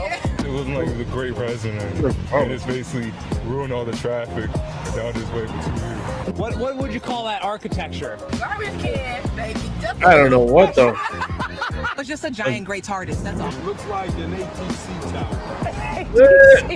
I don't know. It looks like an asteroid. What do you think? Isn't this supposed to be for Chicago residents? But, you know, people there are saying it's an eyesore. It looks like a giant mausoleum.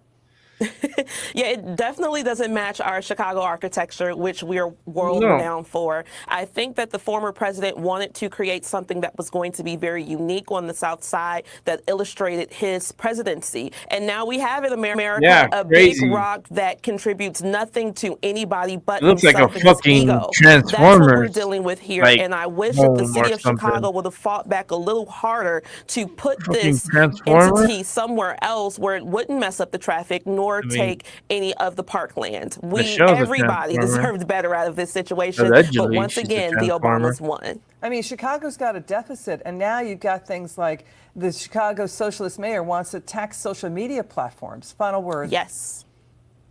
50 cents a person. That's what they want to charge people here in the city of Chicago. But they voted for, again, Barack Obama to build this center. And now we get another tax bill on top of the tax bill for the illegals, on top of the tax bill for the pensions, on top of the tax bill for everything else. Got it. Welcome to Chicago. Thank you so much. We'll have you back on. It's good to see you. Only Chicago. Let's keep it moving. Matt Finn in Los Angeles with more. Matt. Harris, the Justice Department says the illegal immigrant from Mexico is 44-year-old Carlitos Ricardo Parias. He's in custody, charged with assault on a federal officer. Agents say Parias was their target in an immigration enforcement yesterday near downtown L.A. Agents say they boxed in the suspect's car, and then he rammed his vehicle into two agents' cars, spun his tires, spewing smoke, and sent rubber flying into the air, hitting agents who also worried the car would dislodge and strike them. The feds say Parias refused to comply. Ultimately, an agent opened fire, hitting Parias in the elbow.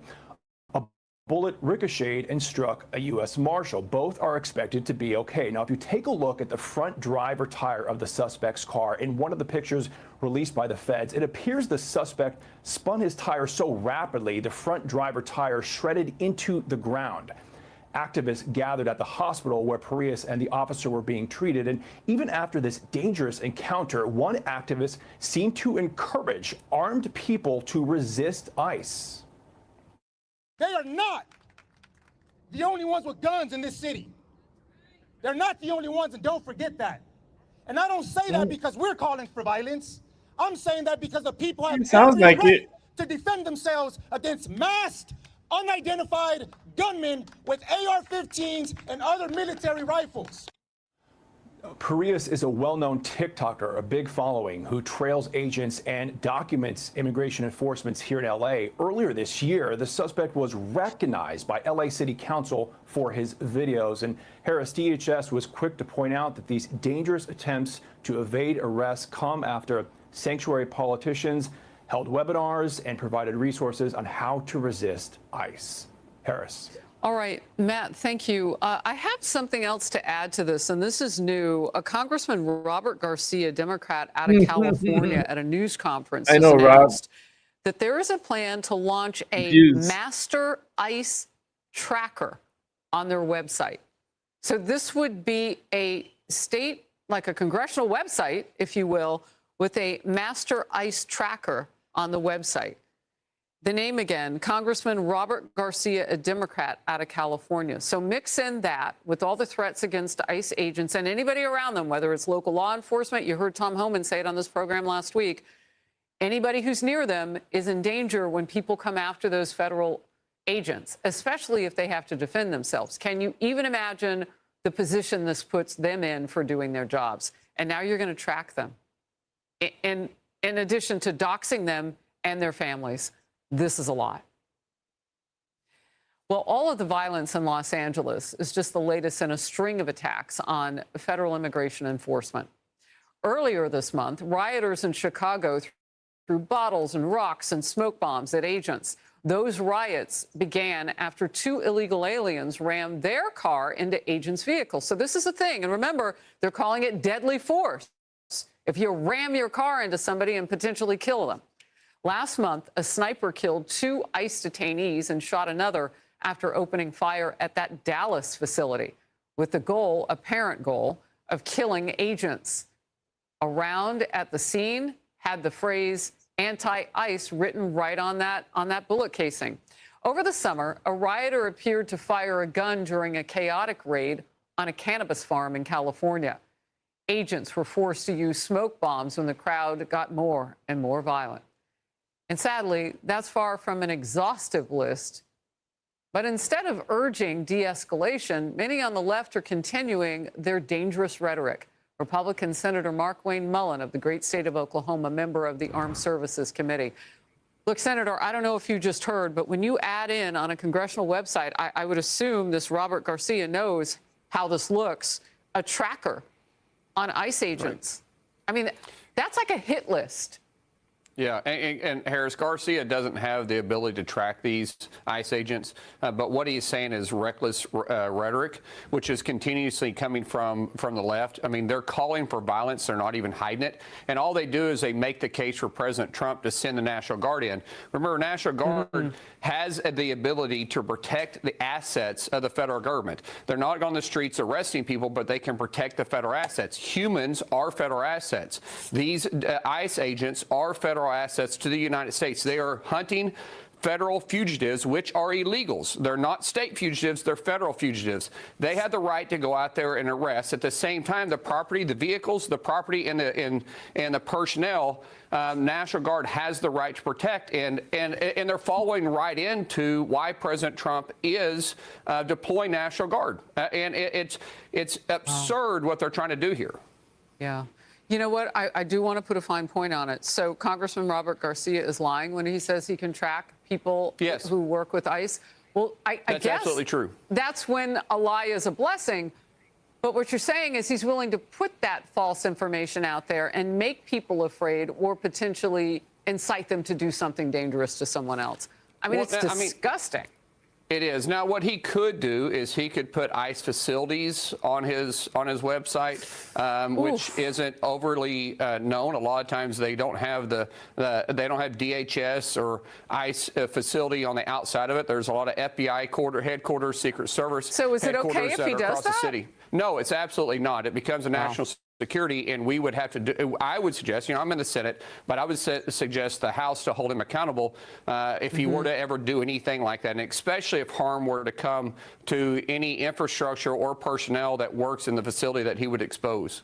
Wow. All right, we'll move to this. A chaotic and potentially dangerous scene right here in New York City when protesters decided to clash with ICE agents during an operation targeting the sale of counterfeit goods and other crimes.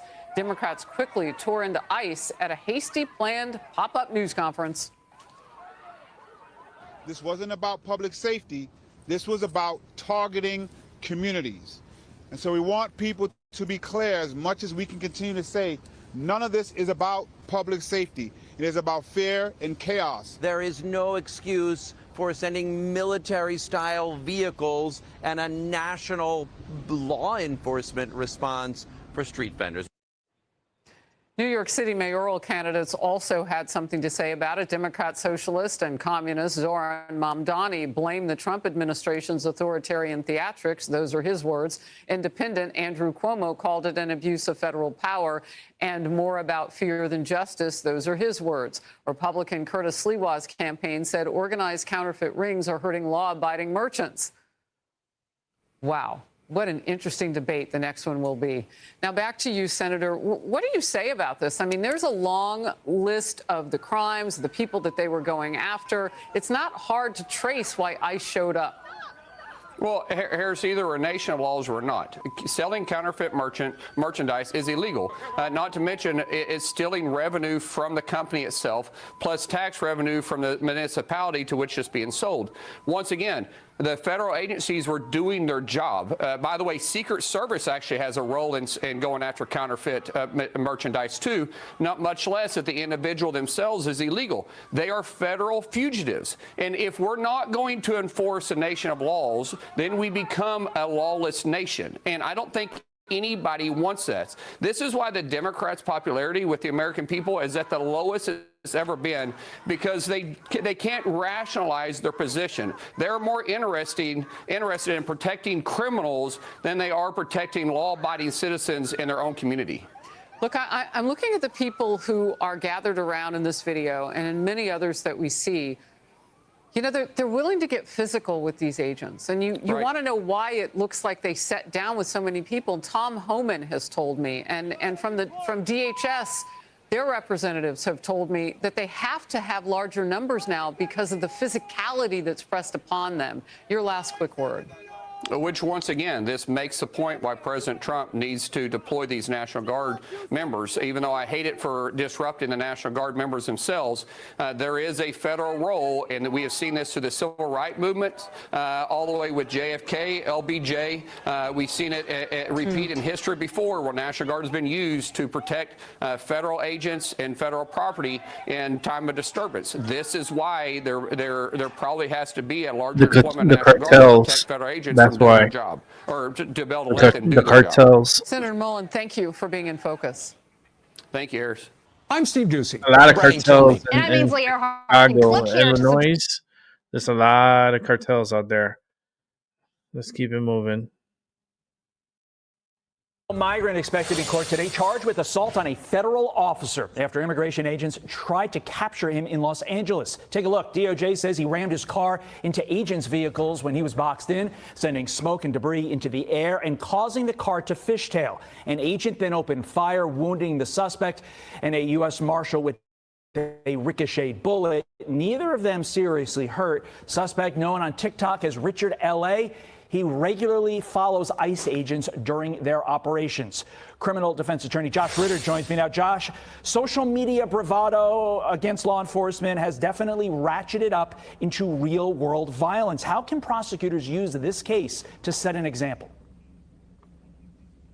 Well, I think they need to charge him with something far more serious. The idea that he's being charged with assault on a federal officer and he's looking at potentially as much as 8 years in federal prison is not enough, in my view. I think there's an argument that he could easily be charged with attempted murder in this case. He weaponized his vehicle. He used his vehicle as a weapon. He could have easily killed someone, killed an innocent bystander.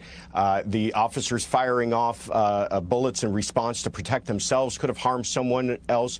Easily someone could have ended up dead here. So I think if they want to set an example, if they want to let others know how seriously they're taking this, then they need to charge him seriously. This is a guy that obviously stirs the pot on social media.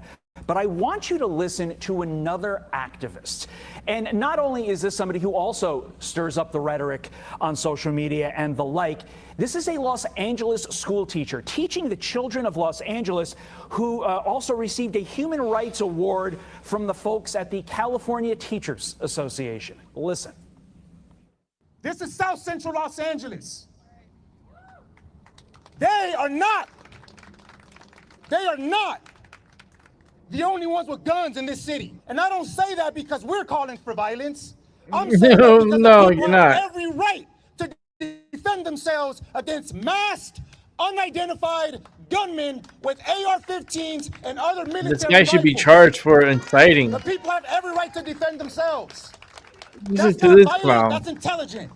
He does not get to qualify how we feel about a statement like that. If we feel it is calling for violence, then it's Yes, pretty calling clear for it violence. is. So at what point does speech like that rise to the level of speech that is not protected Yeah, by the First Amendment? that's not protected. Because it ultimately does incite violence. That is inciting violence. It's when it does exactly what you just said, when it incites violence. I mean, listen, the First Amendment is a huge protection, but it's not limitless. You know, we've all heard the example, you can't yell fire in a crowded theater, where you also can't encourage others to commit violence against law enforcement. I mean, this is incredible to me how reckless it is, because these officers are out there doing an incredibly difficult job, and it's obviously potentially very dangerous, and they're trying their best to do it by preserving the safety of others, including those that they're detaining. And when you've got someone who's out there encouraging others to weaponize themselves, you're going to get this kind of conduct that we're talking about today. You got more power than a Somebody horse, you uses a gotta be vehicle. They don't motherfucking need crazy. a weapon in the car. They don't need a gun in the car to cause harm and potentially death to others. If they're incited to this kind of action by the kind of words that you just played for us, it's incredibly reckless. Yeah, and I wonder at some point if the DOJ needs to make an example out of these individuals, not to quell free speech, but to stop violence, because ultimately that's what the DOJ is there for. Before we let you go, the suspect accused of attempting to rape and murder a jogger on a Florida trail just had his bond revoked after he posted a video on social media that the judge said was meant to intimidate a witness. That, of course, violates the conditions of his release. That's not the story here. The story is this guy who was charged with attempted murder was out on a $9,500 bond in the first place. How did we even get to this point, Josh? I have no idea. I mean, I understand things slipping through the cracks, but are you telling me that a prosecutor didn't speak up? The judge wasn't aware of what he was charged with? I just don't understand the circumstances that could lead to someone who, by the way, has a violent criminal history. They now want to charge him as a repeat criminal offender because he's committed 4 felonies in the past 4 years that are all violent. And you're going to tell me that that person, an attempted murder, a potential rape, and he's looking to get out with less than $10,000 in bail? I don't understand what leads to that. And for those who say this can only happen in New York City because of Alvin Bragg and DAs like that, Larry Krasner in Philly, this happened in Florida, one of the most law and order states you can have. So pay attention. A Democratic city in Florida. Your city, your town. Josh Ritter, thank you for your time this morning. Really insightful. Appreciate it. I'm Steve Ducey. I'm Brian Kelly. And I'm Ainsley Earhart. And click here to subscribe. Florida still has Democratic cities, okay? So don't get it twisted. It could have been a Democratic city. But the fact they just released them out on $9,500 bail is ridiculous. Ridiculous. All right, let's see what else we got here. Okay, let's keep it moving. And less than an hour ago, the Philadelphia The health department announced that Kata Scott died of a gunshot wound to the head. While we know how she died, there's still so many questions about why she was killed. NBC 10's Lily Zhang live for us in East Germantown with details and a closer look at what court documents show about her final hours alive. Zizi, Lily. That's Hey there, good sad. morning to you guys. The cause That's of death sad. was revealed after investigators had talked a little bit about the evidence that they've collected so far. So we're talking about phone activity, cell phone activity, surveillance video, all kind of detailing what we know so far about this case. You can see behind us there is a growing memorial for Kata Scott.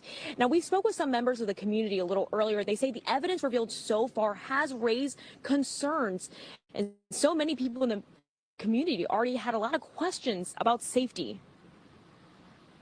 Looking, I don't know if you can pan over there, but you'll see how dark it is.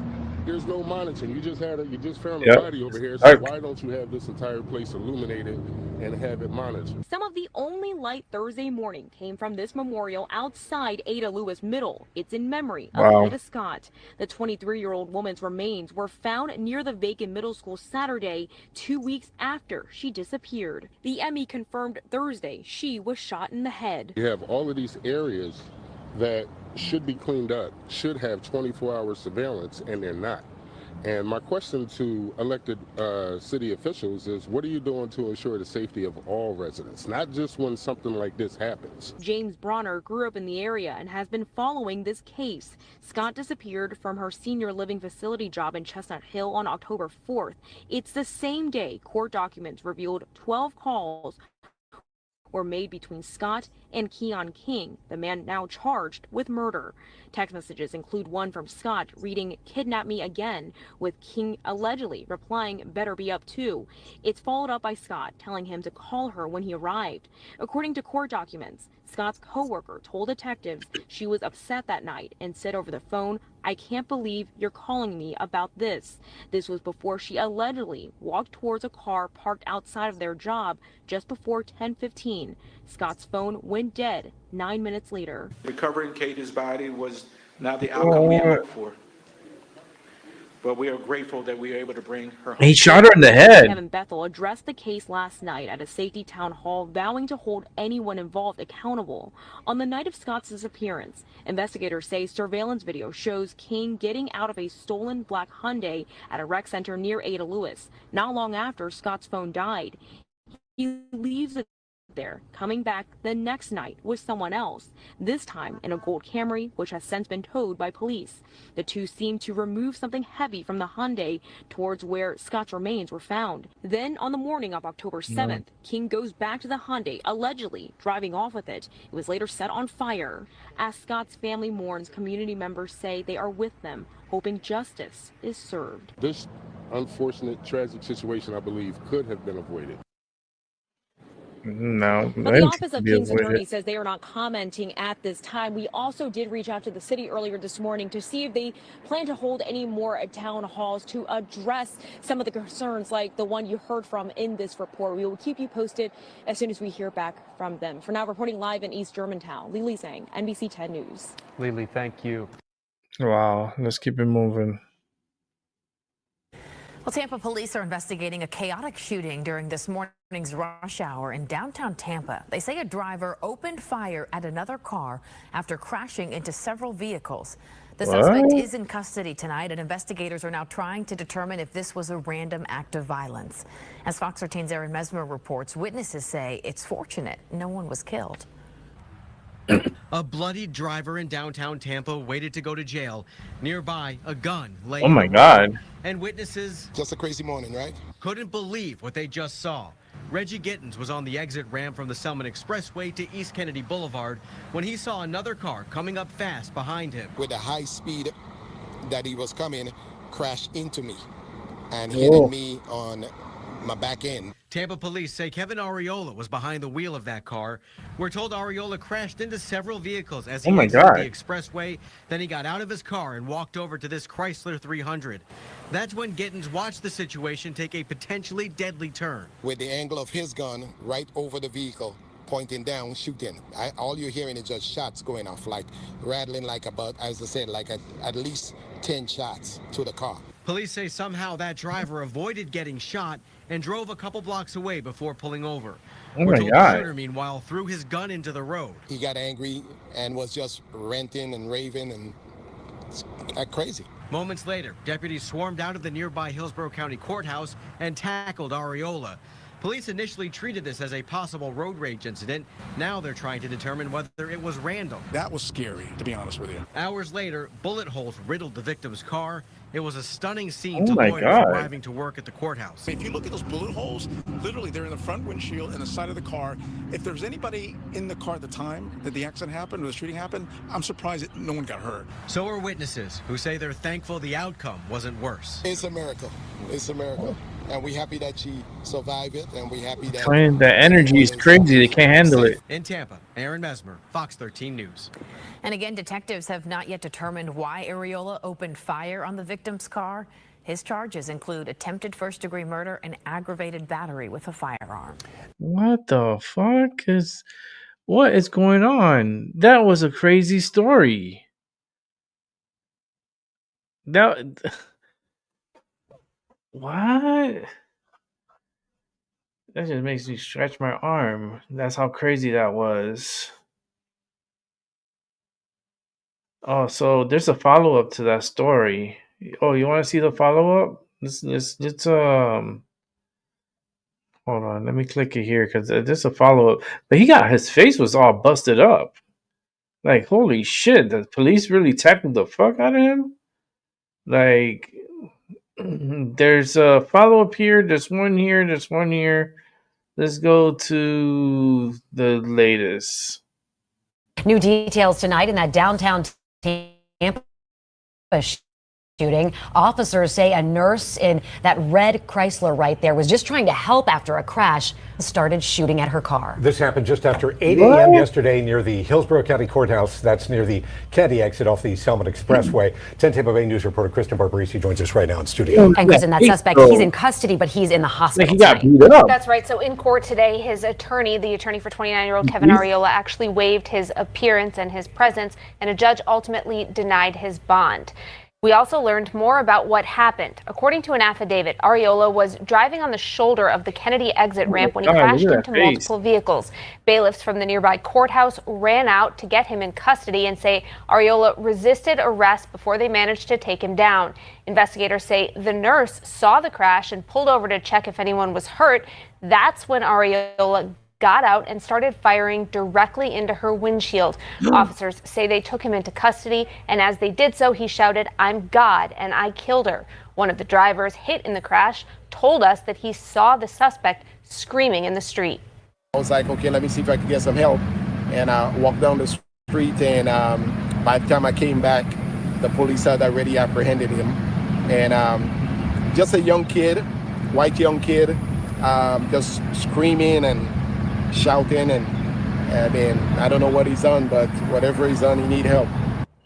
Police say there are 9 bullet holes in that nurse's car, but somehow she was not hurt. Court records show she was able to identify Areola as the shooter. And according to investigators, Areola himself later confessed, saying he didn't know her, but he was trying to kill her.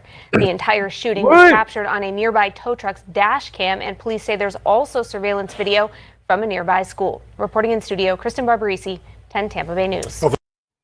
Oh, okay. Let's bring it back to me. Oh Lord, what? How are you guys doing tonight? It was a great show today, right? With Tyson. This world is going fucking crazy. What the fuck is going on? I don't understand why things continue to go like sideways. It's like we don't learn every day. It's always some shit.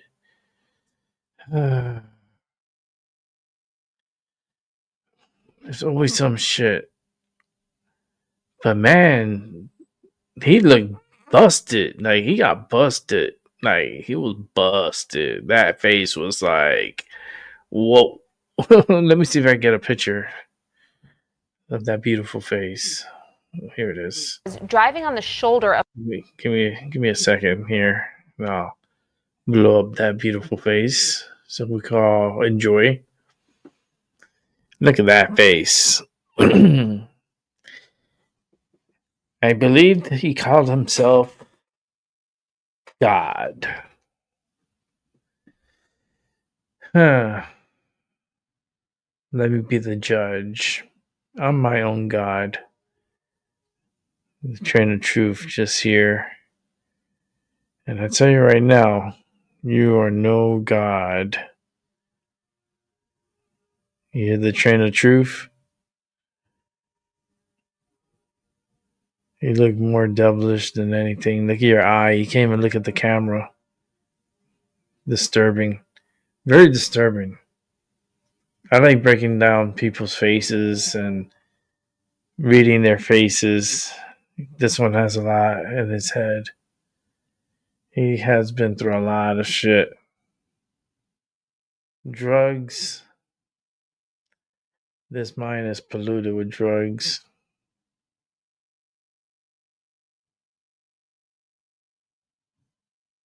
Yeah. Mental health issues. Yes, they will use the mental health to reduce, for him not to be like more serious. It will be more like medical, because he has a screw loose. I don't know what the fuck is wrong with him, but that's a messed up face right there. Let's see what else we got here.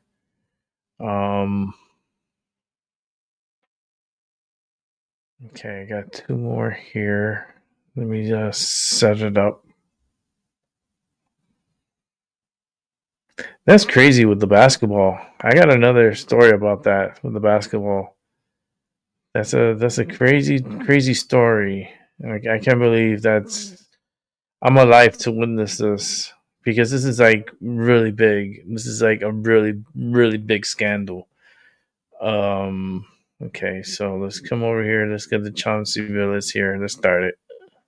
Tonight, NBA Hall of Famer and Portland Trailblazers head coach Chauncey Billups and Miami Heat star Terry Rozier have been placed on immediate leave by the NBA after their arrest today as part of a stunning gambling scandal. This is the insider trading saga for the NBA. Two schemes naming more than 30 people, according to charging papers, including 4 well-known mafia families in New York City. Your winning streak has ended. Your luck has run out. Violating the law is a losing proposition, and you can bet on that. The indictment involving Billups outlining a national illegal poker ring, wooing wealthy players known as fish into rigged games, stretching from the Hamptons to Las Vegas. Prosecutors say Billups and former NBA player Damon Jones were called face cards, using their fame to lure unwitting victims. But authorities say the NBA pros knew the games were a high-tech scam, rigged by the mob and cashed in. They used custom shuffling machines that could read the order of cards, barcoded decks, and hidden cameras built into tables and light fixtures. Court documents showing one of those shufflers disassembled, and this poker table taking x-rays to reveal cards face down. Defendants used other cheating technologies, such as poker chip tray analyzers, which is a poker chip tray that secretly reads cards using a hidden camera, special contact lenses or eyeglasses that could read pre-marked cards. Jones and an attorney for Billups not responding to requests for comment tonight. In a separate case, Miami Heat guard Terry Rozier now charged for his role in a criminal betting scheme. Authorities pointing to this game in 2023 where Rozier left early with an injury. Prosecutors say he had tipped off others first, so they could place bets on his stats that night. They placed wagers on unders on players to score less, rebound less, assist less, using information that was not yet public. Rozier exited the game after just 9 minutes. I knew it was going to happen. Tens of thousands of dollars in profit. The proceeds were later delivered to his home, where the group counted their cash. Rozier's attorney tonight saying he believed the feds had cleared his client. They took his phone, downloaded everything, and at the end of the day, they said there's nothing to see here, so we're going to fight it.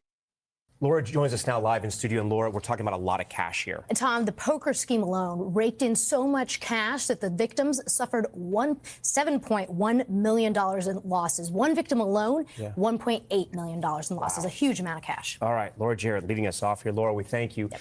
We thank you for watching. And remember, stay updated on breaking news and top stories on the NBC News app. Let's see what else we got here. I'm gonna bring it to me, and then I was fishing for another story, which is pretty crazy.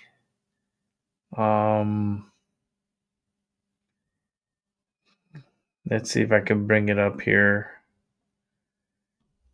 Actually, that's not what I wanted to do, but I get the picture. Go ahead and I wanted to see this one. It just caught my attention. It's like something weird going down. All right, let's just resize it.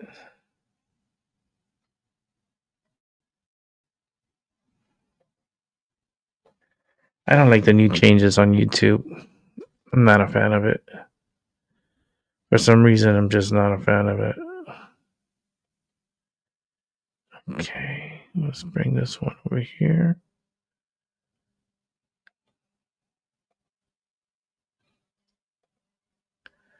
All right, here we go. It's worth the wait. It's Benny. It's Benny. We're gonna watch some Benny Johnson. Let's go. What's up, guys?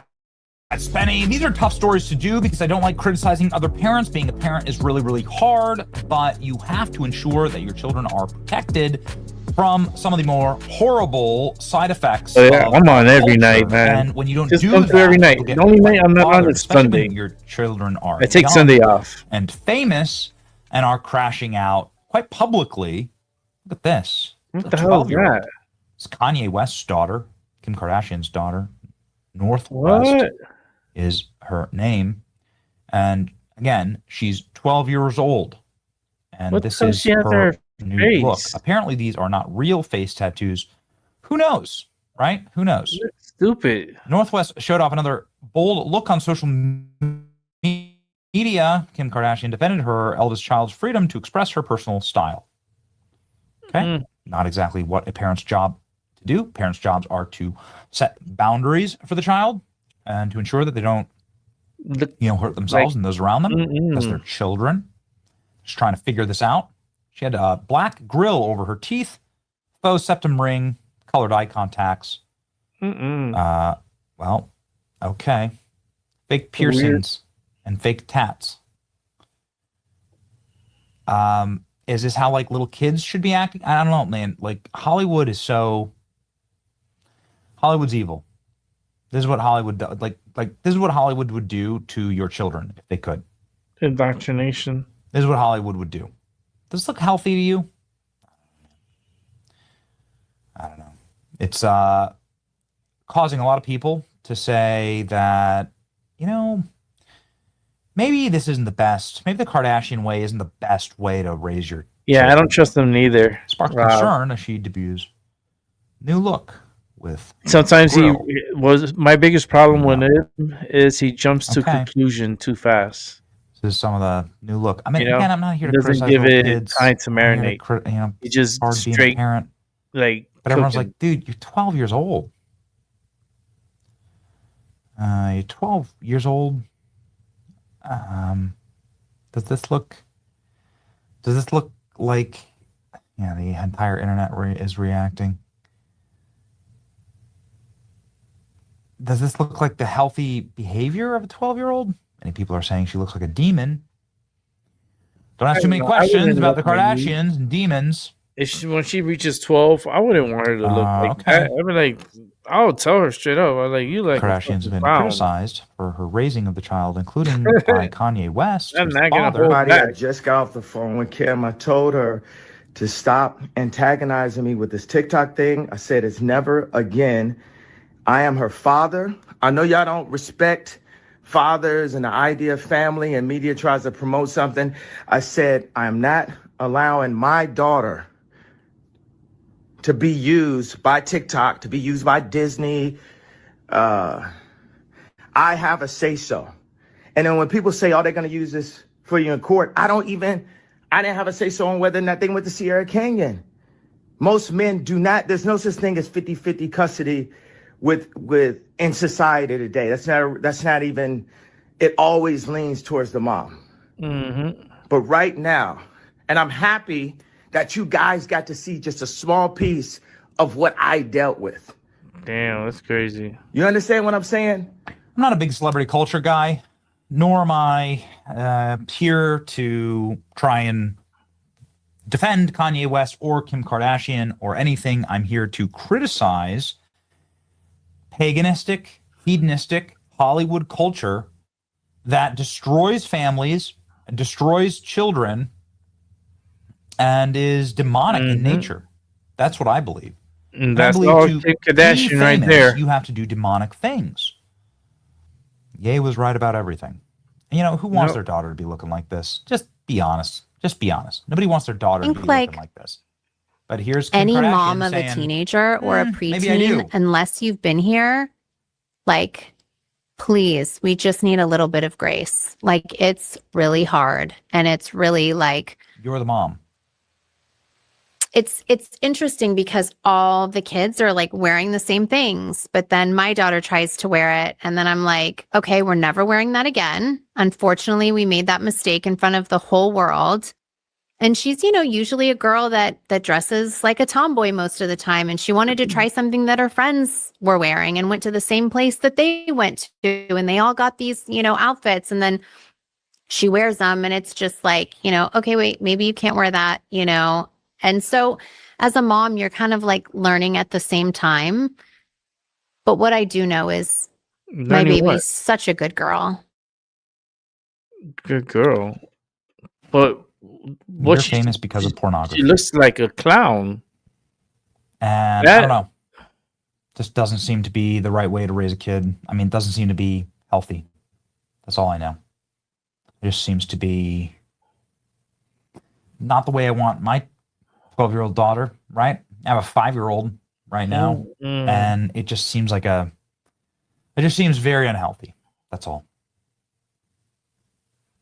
Just seems weird. Like crying out. I'm a parent of 4 kids, so I have a right and obligation to actually say something. I have skin in the game here. I also am an American parent doing my level-headed best to make sure that my kids are functional in society and don't have massive crises and problems throughout their entire life. Kim, why are you turning your 12-year-old daughter north into a troll? He just wanted to protect his child. Again, I'm not sitting here taking sides here. I'm not saying one side's angels, one side's demon, one side's devil. I mean, like, I think that everyone has their problems. I think Kim is the real problem is culture in Hollywood. This is going newly viral. After I'm sure Kanye would not let her shocking looks, all this blue shit and all this stuff on her face. He wouldn't have let her do that. Backlash for her daughter's new appearance, and you're saying Kanye was right. Kanye West complaining. Yeah, Kanye would have don't get anything done that. Don't get a say in these situations. Northwest, circa 2040. What the fuck? That's what she's gonna look like. Damn, she's like a gorilla. Okay. Apparently this was a tour they were going to. They were going to a tour, and this was them. So they're just trying to be cool, I guess. I don't understand this culture. I guess, you know. I don't get it. I'm not gonna overdo, but extremely degenerate to me. I don't think kids should be going to certain concerts. Kim Kardashian's 12-year-old daughter, disturbing new look, resembles abuse victim Amanda Barnes. People are missing. I mean, I didn't see Kim Kardashian in those pictures. So where was she? Bynes, who was abused sexually as a young child. North has a similar tattoo on her face. and under her eye and a nose ring as well. The reality of what happened to Amanda's physical appearance as a result of trauma. This is what Liz Crokin saying. Furthermore, we know Kim works for and with satanic pedophile promoting fashion house Balenciaga. Ugh. Yeah. She's taken North to Balenciaga fashion shows. Kanye West was right to be concerned for North, and he knows Hollywood does to children. It appears that Kim has no problem offering up her firstborn. See the post below. So it's just kind of like this crash out was wild. Damn. Jeez. The hell? That's your mom, bro. That's your mom. The devil targets parents in order to destroy the future generations. The kids of these messed up Smith, Kanye West, Kim Kardashian are an example. Yeah. I mean, these poor kids, you know, it really is just protect the kids. That's all I'm saying. Yeah, but Hollywood runs on a disaster. different... Don't let your kids be affected by this culture, is what I'm trying to say. Because it's toxic poison. Be present in your children's lives and guide them. That's the purpose of a parent. Say no. Put up boundaries. Put up walls. Kids actually want that. They're desirous of it. They need it. And more importantly, society needs it. This is how you actually run a moral and correct and functional society, is you have people that are grounded in something other than whatever the hell this is. That's crazy. Like, if I was the parent, no. If this was my niece, all hail to the no. Like, in a heartbeat. So that's crazy. Let's keep it moving. Got 2 more to go. Actually, 3 with this one. All right, here we go.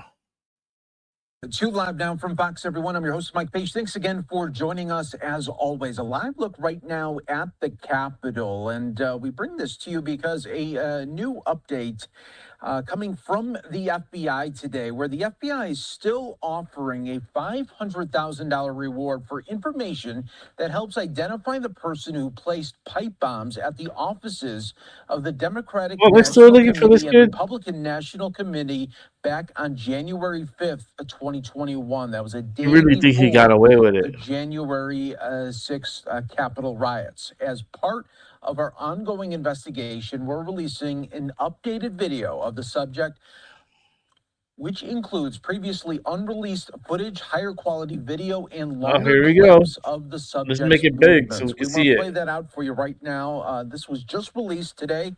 Let's show you the updated imagery.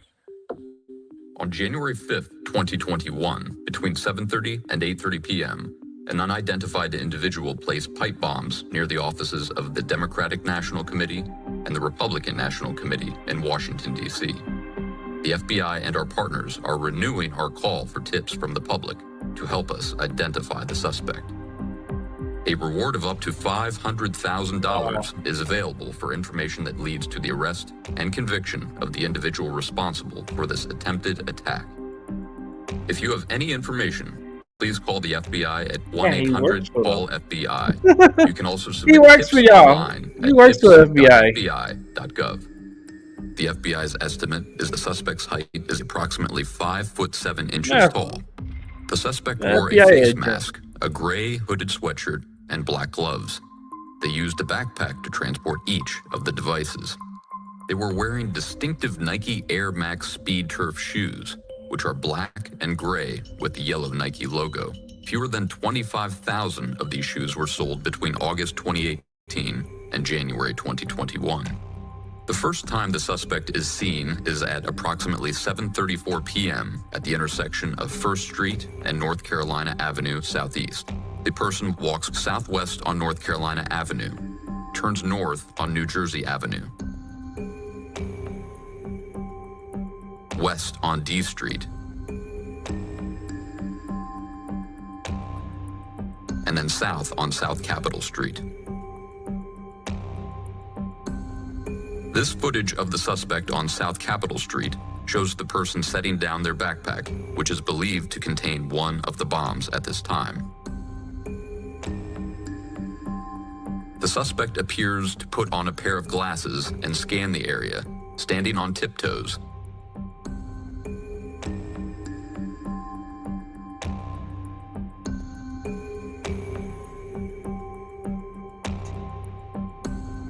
Before picking up the backpack, turning around, and heading back the way they came on South Capitol Street. After reaching the corner of D Street, the suspect turns around again, and this time walks south all the way down South Capitol Street to a bench outside the Democratic National Committee headquarters building. Yeah, like second thoughts. He said, fuck it, I'm going for it.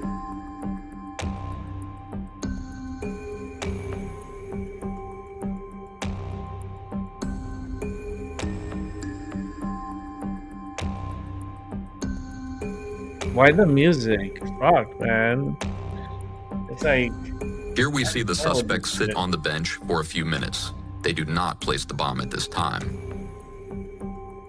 Like, fuck. I don't want to hear that beep, beep, beep, beep, beep music. Like, for real, like, shut up with that shit. On Ivy Street.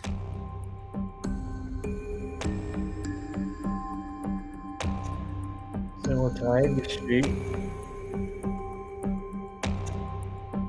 He's well covered. The cameras don't pick him up.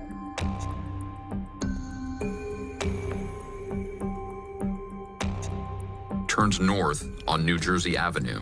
Yeah, this guy's walking and a then lot. Pauses near the corner of D Street before retracing their steps back to the DNC bench where the first bomb is placed.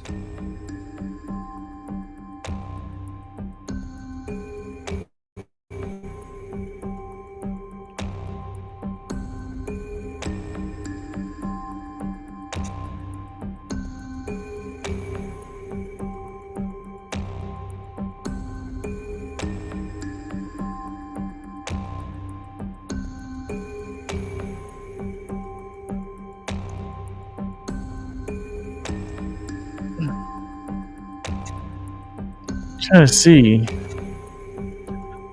The music is just distracting me. Like, I can do it without the music. I can't really see the face of the individual.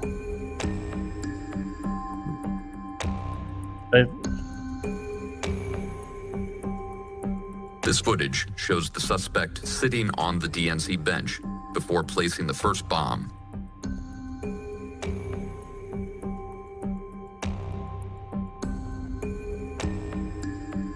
The first bomb that it didn't detonate.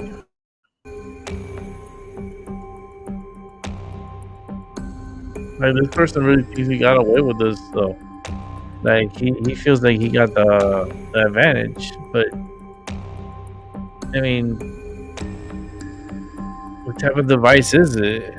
Like, this music is giving me anxiety. I can't. Fucking music is driving me crazy. Oh, I'm sorry. I can't with the music. Yeah.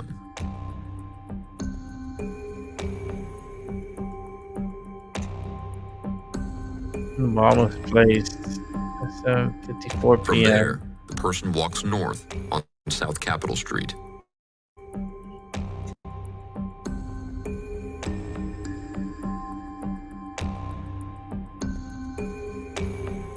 Just walking pretty fast.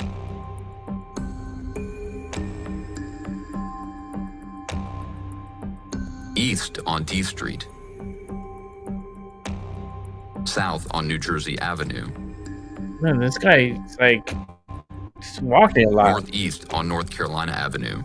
The hell? When we lose video coverage of the suspect at approximately 8 p.m. Of all the places. 8 minutes later, at about 8:08 p.m., we pick the suspect back up on camera heading north on 2nd Street. Holy shit.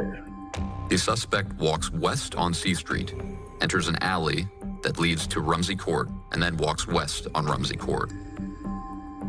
You got all this information, you still haven't found this guy?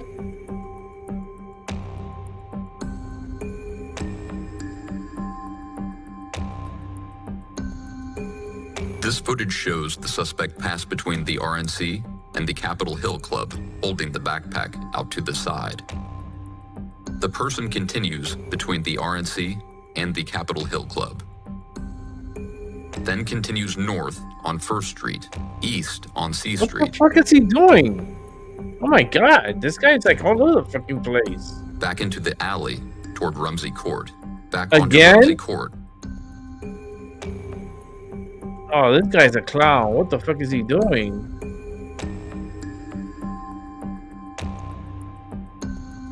They placed the second pipe bomb at approximately 8:16 p.m. The suspect then turns back onto Rumsey Court, walking east until the person is last seen on camera at approximately 8:18 p.m., wearing the backpack on their shoulders. The bomb is believed to have been placed shortly before this video, based on how the suspect is carrying the backpack.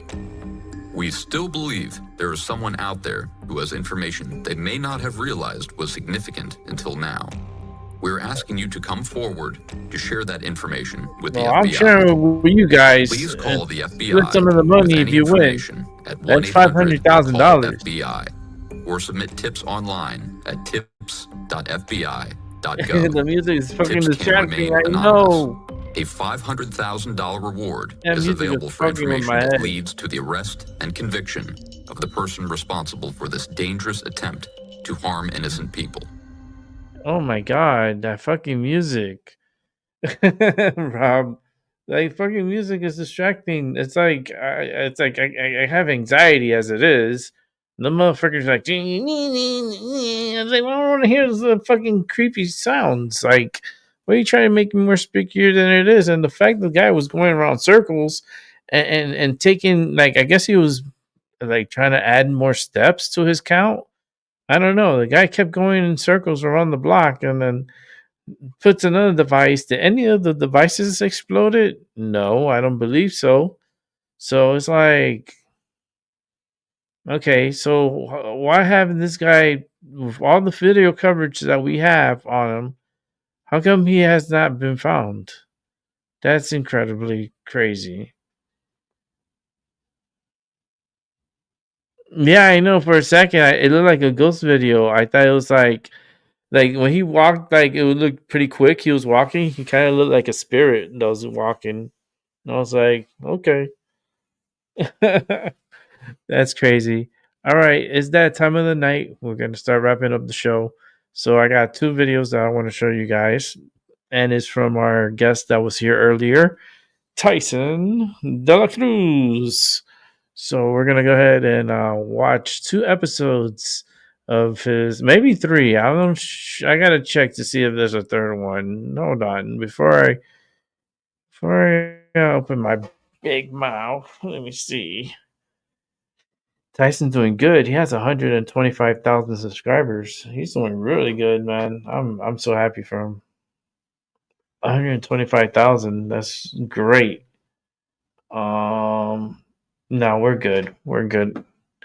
Okay, because that one was the earlier update. Okay, so let's get to it. Tyson. Let me see which one we're going with Tyson. Oh. Okay, and then so we're gonna just go in order. All right, here we go. Enjoy.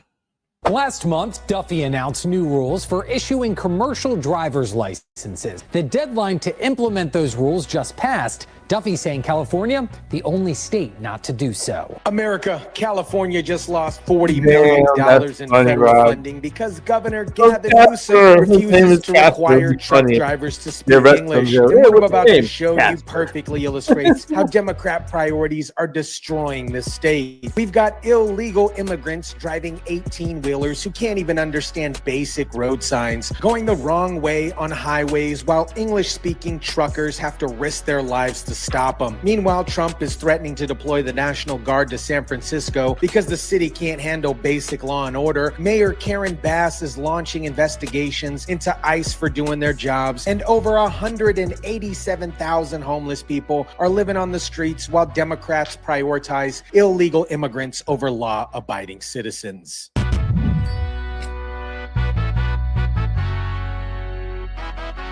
Transportation Secretary Sean Duffy announced he is withholding $40 million in federal funding from California. The reason being the state has not complied with his rules requiring truck drivers be proficient in English. What is up, guys? Tyson DeLacruz here. Thank you so much for rocking with me. This story is a perfect example of how California Democrats care more about protecting their illegal immigrant voting base than protecting the safety of law-abiding citizens who actually pay taxes in this state. Let me break down this absolute insanity for you. Transportation Secretary Sean Duffy gave all 50 states a simple, easy requirement. Truckers need to be proficient in English to get a commercial driver's license. 49 states complied. One state refused. Can you guess which one that was? All the states have complied, but one. That'd be California.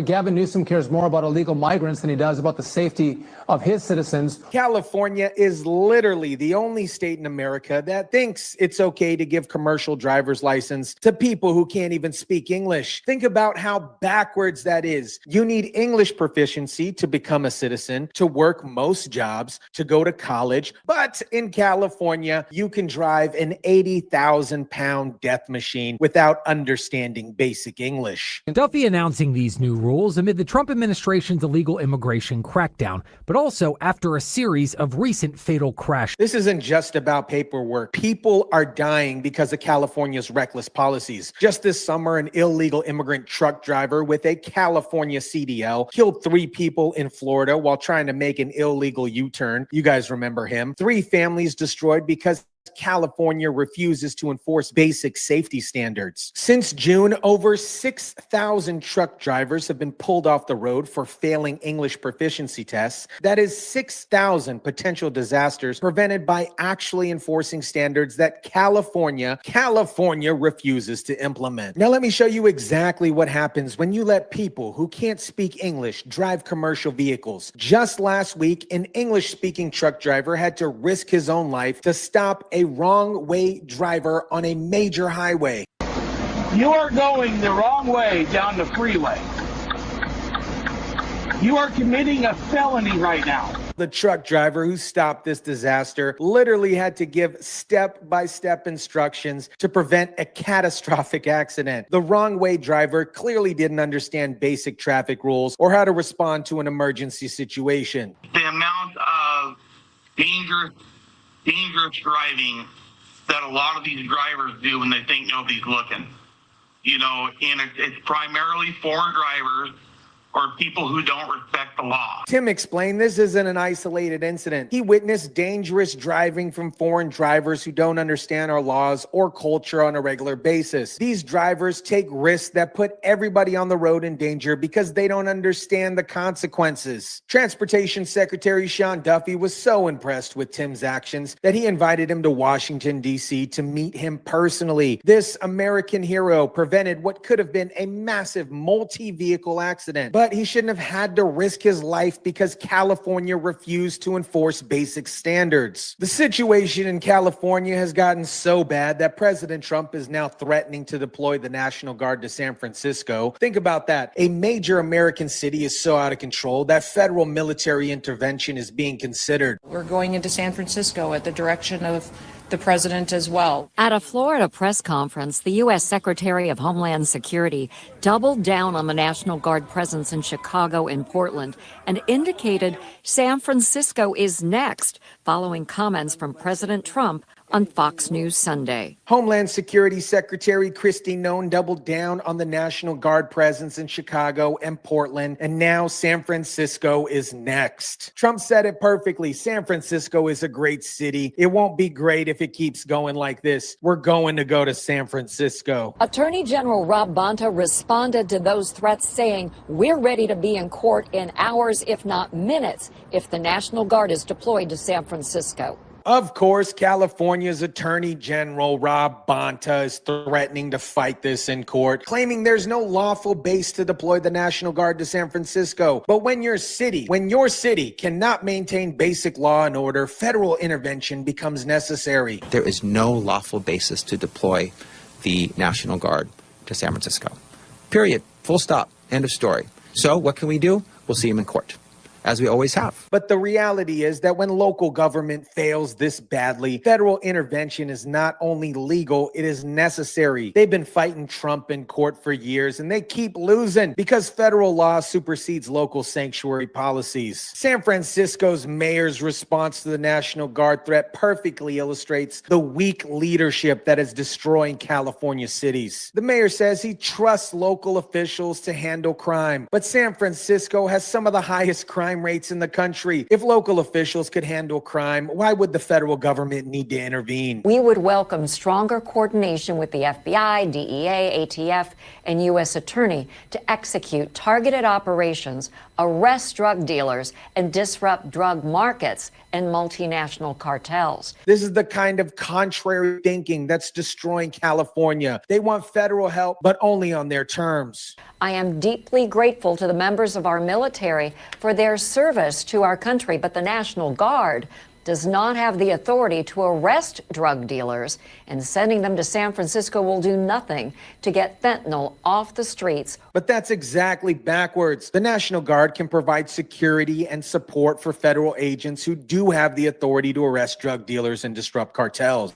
While California is losing federal funding and facing National Guard deployment in San Francisco, let's talk about what Los Angeles Mayor Karen Bass is focused on: launching investigations into ICE. Forget this, doing their job. Mayor Karen Bass, backed by immigration rights groups and Long Beach Congressman Robert Garcia, promising to host a congressional hearing in the city itself.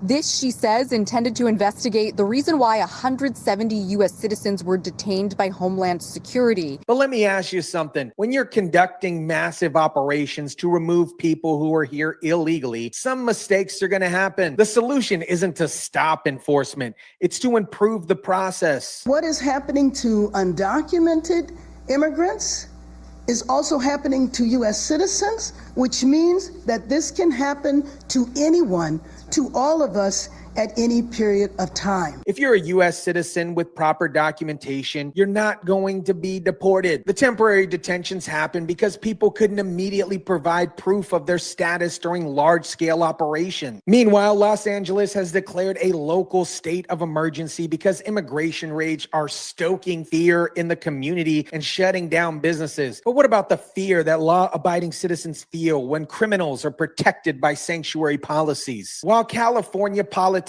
are busy protecting illegal immigrants and fighting federal intervention, let's talk about the real crisis destroying California communities: drugs and homelessness. The Mission District being particularly hit hard. Would you like to see with us what would you like to go with us to see what's going on there? I'm here regularly, so I'm aware of what's going on, and it's bad. Even liberal politicians like Senator Scott Wiener admit that the drug situation in San Francisco is quote unquote bad. Buddy, it is very bad. The Mission District is being hit particularly hard, with paramedics responding to multiple overdose calls in just minutes. In less than 5 minutes, we saw paramedics from the fire department respond to 3 wellness calls for people passed out on the street. Residents are calling 911 so frequently that it's become routine and it's on their speed dial. One resident said it's like the third World War country. It is very bad right now. California has over 187,000 people experiencing homelessness, the highest levels in the United States. This isn't just a housing problem. It is a drug problem. It is a mental health problem and a law enforcement problem that Democrats refuse to address while fighting federal intervention. The absolute insanity doesn't stop with National Guard Guard threats, citizens across California are doubling down on protecting illegal immigrants with new ordinances designed to obstruct federal law enforcement. It would limit the city,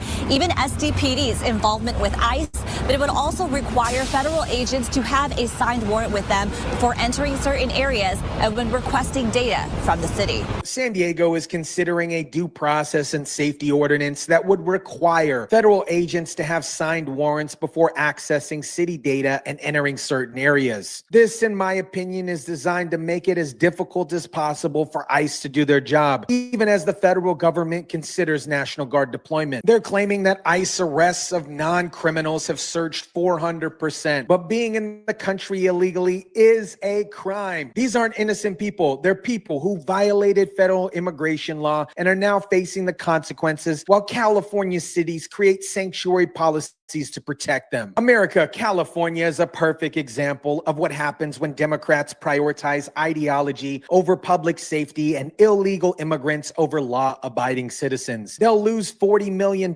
in federal funding rather than require truck drivers to speak English. They'll fight National Guard deployment while their city burns with drugs and crime. The wrong way truck driver incident shows exactly why English proficiency requirements exist, to prevent disasters and save lives. But California Democrats would rather virtue signal than protect their own citizens. The fact that Trump is considering National Guard deployment to San Francisco shows how completely California Democrats have failed. When a major city in America can't maintain basic law and order, federal military intervention becomes necessary. California launching investigations into ICE while Los Angeles continues to burn shows you where her priorities are. San Francisco's mayor claiming he can handle crime while the Mission District looks like a war zone shows you where their priorities are. California has 187,000 homeless people living on the streets, drug dealers operating with impunity, and wrong-way truck drivers who can't speak English killing innocent people. But instead of addressing these problems, California politicians are focused on protecting people who shouldn't even be here in the first place. The law-abiding citizens of California are going to suffer the most from these failed policies. They are the ones paying higher taxes, dealing with dangerous roads, and living in communities destroyed by drugs and crime, while their elected officials fight federal efforts to restore order. California used to be the golden state. Now it's a failed state that needs federal intervention to maintain basic law and order. Let me know what you guys think about this. Drop it down in the comments section down below. Smash the like button if you kindly would. Share, subscribe, and as always, guys, I'll catch you on the next one. We got another one. Back to back. One, and let's get to this one. And all right, let's enjoy this. An Indian origin US State Department advisor has been arrested after being accused of retaining classified records. America, we just uncovered what might be the biggest espionage scandal since the Clinton email server. An Indian-born defense strategist with top secret clearance just got busted with over 1,000 pages of classified documents. And here's the kicker. The FBI has him on video handing off manila envelopes to Chinese officials at dinner meetings. But this isn't just some low-level bureaucrat. This is Ashley Tellis, a guy who helped negotiate nuclear deals and advised presidents on the most sensitive national security matters. Crazy. What is up, guys? Tyson DeLacruz here. Thank you so much for rocking with me. This story has everything: foreign influence, classified documents, and a career deep state operative who thought he was untouchable. But the FBI was watching, and what they found out is going to blow your mind. Let me break down exactly who we're dealing with here, because this isn't some random government employee. Ashley Tellis is a 64-year-old naturalized U.S. citizen who was born in India. This guy was embedded into our national security apparatus for over 2 decades. Mumbai-born analyst and prominent US-India expert Ashley Tellis has been arrested in the US for allegedly hoarding over 1,000 pages of classified defense documents and also holding undisclosed meetings with Chinese officials. Here's his resume, and it's going to make you sick. He worked on George W. Bush's National Security Council. He was a senior advisor to the U.S. ambassador in New Delhi. He helped negotiate the landmark civil nuclear deal between the U.S. and India in 2008. Currently, he's listed as a chair for strategic affairs at the Carnegie Endowment for International Peace. He was a key voice in Washington on South Asia. In fact, he was working directly under Republican President George W. Bush and consulting for both the State Department and the Pentagon. But here's where it gets really disturbing. As of right now, Tellis was working as an unpaid senior advisor for the State Department and as a contractor for the Office of Net Assessments with the Pentagon. That is an internal think tank inside the Pentagon, folks. This guy had access to our most sensitive military intelligence. Now, before we dive deeper into how this espionage operation worked, I need to talk to you about something that hits way too close to home. While we're watching government officials potentially sell our national secrets, there's another massive privacy violation happening to every single one of us right now, and most people have no idea what's happening. Look at this. This is an 11-page report showing exactly what data brokers know about me, and it's absolutely insane. They have my home address, my family members, my foreign actors, and you shouldn't either. Now back to how the FBI caught this deep state operative red-handed. Now let me tell you how they caught this guy, because the FBI didn't just stumble upon this. They've been watching him, and the evidence is absolutely damning. On September 12th, surveillance cameras inside the Department of Defense facility caught Tellis using a computer asking a coworker to print documents for him. On October 10th, he was seen again at the same building walking out with, get this, classified documents. But here's where it gets wild. On September 25th at 3 p.m., Tellis entered the State Department building in Washington, D.C. and logged into ClassNet. That's the department's classified internet system. He used it for about an hour. Then get this, at 8:11 p.m., he came back into the building to access a U.S. Air Enforcement document that was over 1,000 pages long. A State Department employee from Fairfax County is facing federal charges for allegedly keeping classified records. Ashley Tellis of Vienna is accused of printing and storing more than 1,000 pages of highly sensitive government documents at home. The FBI affidavit states that he renamed the document, printed sections of it, placed the sensitive documents in his personal briefcase, and then took it home to his residence in Virginia. When they searched his house on October 11th, they found classified government documents throughout his home. Now here's where this story goes from document theft to potential espionage. The FBI has been tracking Tellis's meetings with Chinese officials, and what they discovered should terrify every American. A Manila envelope exchange was also caught on tape. So Manila envelope is a bigger envelope that are associated with these clandestine operations. So he was seen meeting some PRC, some people, some Chinese officials. In September 2022, Tellis met with Chinese officials for dinner at a restaurant in Fairfax, Virginia. The FBI observed him entering the restaurant holding a manila envelope. And here's the key detail. He didn't have the envelope when he left 2 hours later. That's Tradecraft 101, people. In April 2023, he met Chinese officials again at dinner in Fairfax. The FBI could occasionally overhear them talking about Iranian-Chinese relations and emerging technologies, including artificial intelligence. Think about that. A guy with access to our most sensitive military technology discussing AI with Chinese officials. March 2024, another dinner meeting where they heard discussions about U.S.-Pakistan relations. And just last month, September, Tellis met with Chinese officials again in Fairfax. And this time, the Chinese officials gave him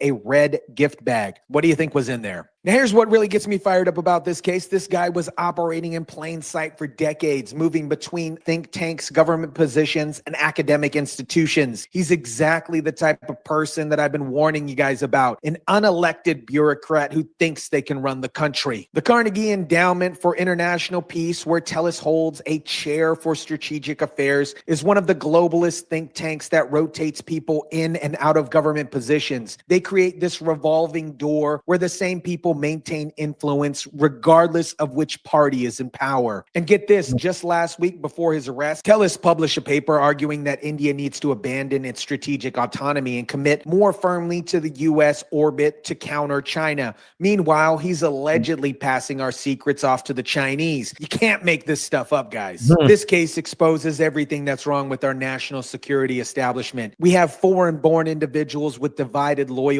in the most sensitive positions of our government. We have think tanks that serve as cover for intelligence operations, and we have a system that allows people to move classified information with impunity. The timing of this arrest is also significant. It comes as the Trump administration is trying to reset our relationship with both India and China through his tariff policies. Now we find out that one of the key advisors in India policy was potentially compromised by Chinese intelligence. This raises serious questions about security clearance positions. How does somebody maintain top secret clearance while meeting regularly with foreign officials and removing classified documents? Where was the oversight here? Where was the safeguards? If convicted, Tellis faces up to 10 years in prison and $250,000 in fines under the 18 U.S. Code 793, which deals with gathering, transmitting, or losing defense information. But honestly, is that enough for potentially compromising decades of national security intelligence? His detention hearing is scheduled for October 21st, 2025. The U.S. Attorney of Eastern Virginia, who's appointed by President Trump, said these charges represent a grave risk to safety and security to our citizens. The fact that Tellis had planned overseas travel on the day that authorities raided his home suggests he knew that the walls were closing in. This wasn't some accidental mishandling of documents. This was a systematic operation to remove classified material from government facilities. America, this case represents everything that I've been telling you about deep state and foreign influence in our government. We have a career bureaucrat who thinks that they're above the law, foreign nationals in sensitive positions, and a system that allows classified information just to walk out the door. The Ashley Tellis case should be a wake-up call for every American. When people with access to our most sensitive military secrets are meeting with Chinese officials and removing classified documents, our national security is at risk. This is why we need accountability, transparency, and a complete overhaul of our security clearance system. No more revolving doors between think tanks and government positions. No more foreign-born individuals in the most sensitive roles, and no more treating our national security secrets like they're academic research papers. Let me know what you think about this. Drop it down in the comment section down below. Smash the like button if you kindly would. Share, subscribe, and as always, guys, I'll catch you on the next one.